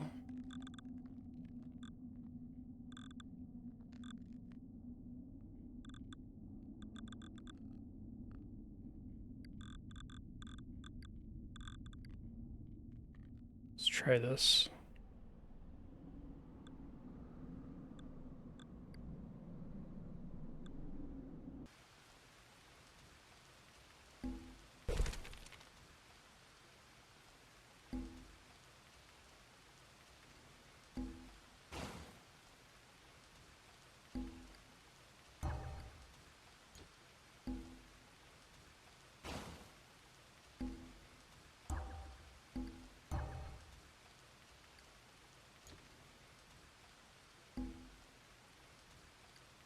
Here for now. I'm gonna move it though.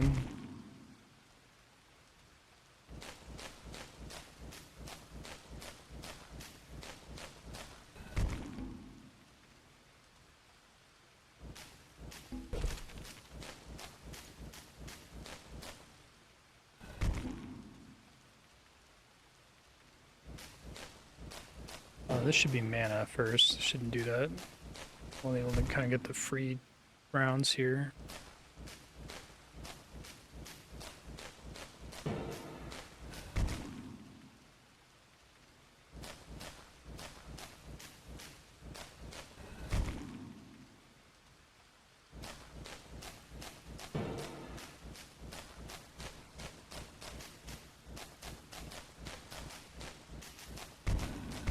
God damn it. That happens really easily if you happen to press the button like frame too late. God, I did it again.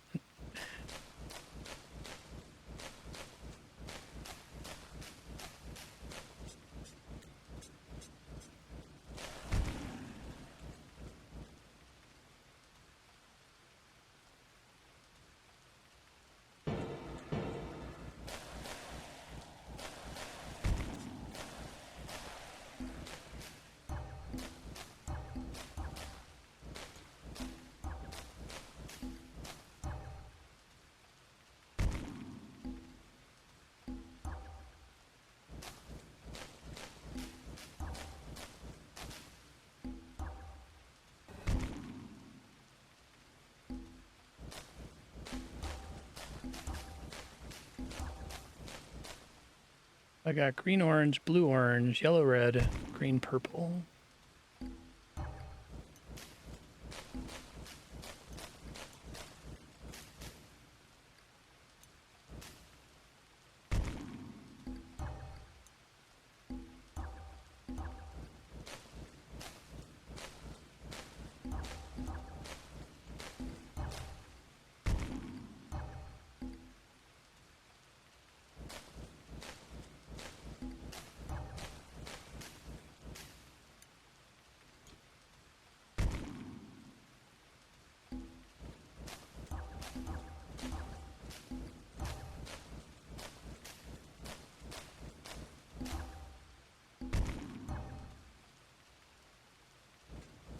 Orange, I could do with that.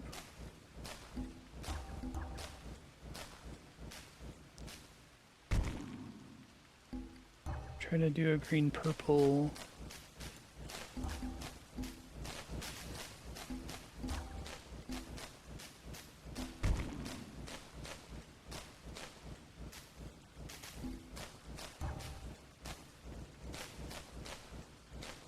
It's a 5 though.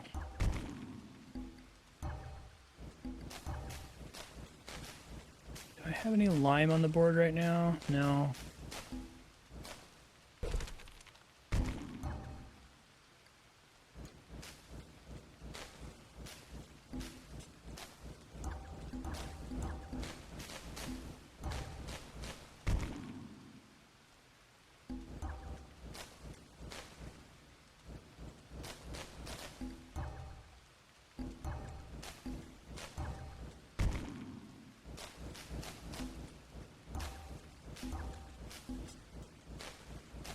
Lime blue, okay.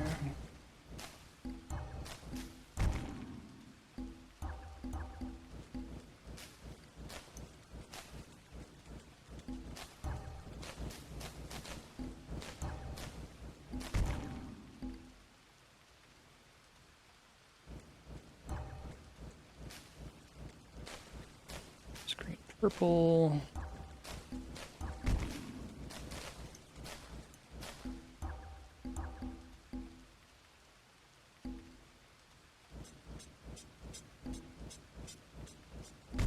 The range increase is pretty noticeable.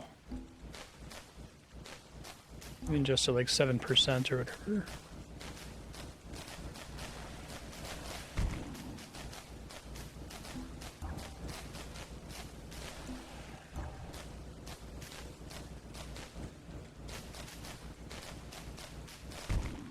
I have a lot of purple on the board right now.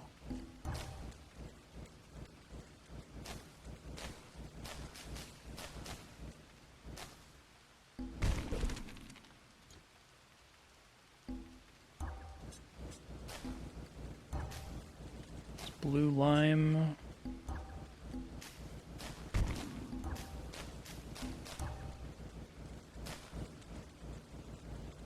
It's unfortunate. Oh, this is the wave that usually murders me. I gotta deal with those locks now. Yeah, I don't like lime, yellow, and green. I probably could have used, like, gray as a color, maybe?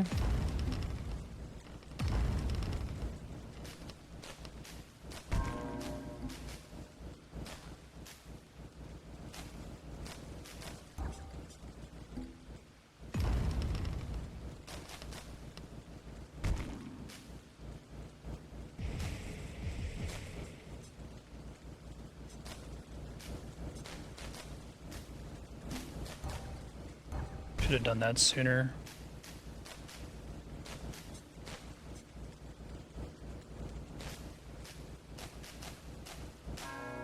Alright, boss time.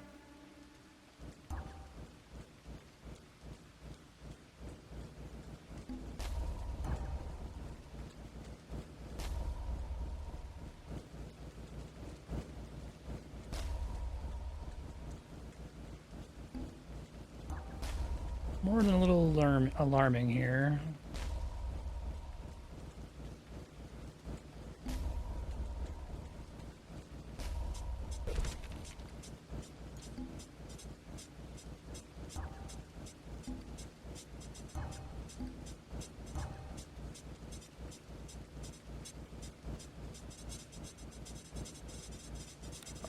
Real worried about that big guy.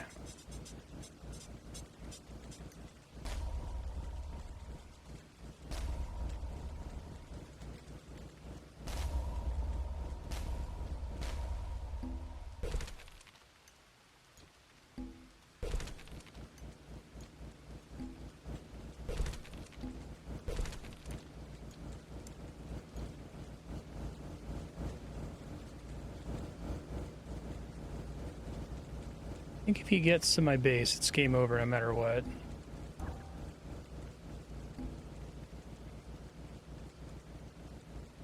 No, never mind. 2,000 man at advantage. I maybe could have been okay. We'll be alright. First try. Jeez, that level was hard.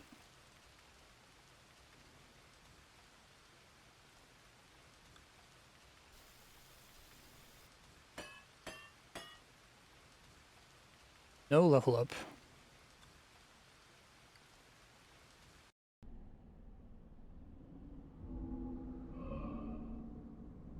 All right, that's probably a good stopping point. Future Marstead skill situation. If you're doing... Okay, so there's a couple alternate missions that are really, really good for you right now. The one that's amazing for you is Swarm, because it's insanely easy. It's just a ton of monsters. You place down a bunch of traps. You nuke it down. You don't have to use your brain at all. It's great. Do it for XP whenever you have levels where you haven't cleared that one. Heroic's also pretty reasonable. The one that requires you to do not dying, sudden death, seems pretty hard. Also, you got a bunch of levels you can do endurance on. That's just free points if you haven't done the top left one. So check that one out. Maybe at the start of stream, do that for an easier level. If you do Swarm, make sure you change your skills spec out of dual gem and into pure gem. It's just easier when you're doing traps. It's annoying, but it works. You're currently working on a combination of maintaining your max minimum damage for all gems, getting your firing speed maxed out, and now range is the one you just unlocked, which is pretty powerful. When you get to level 40, which is soon, currently level 39, you'll get another challenge. This challenge actually seems pretty hard. Time runs out. I think it requires you to both run it on fast forward and maybe skip some waves, but maybe it's free points. When you unlock that, try going back to the early levels. Give that a try and see if you can squeeze out some more XP. I think that's everything there is to note.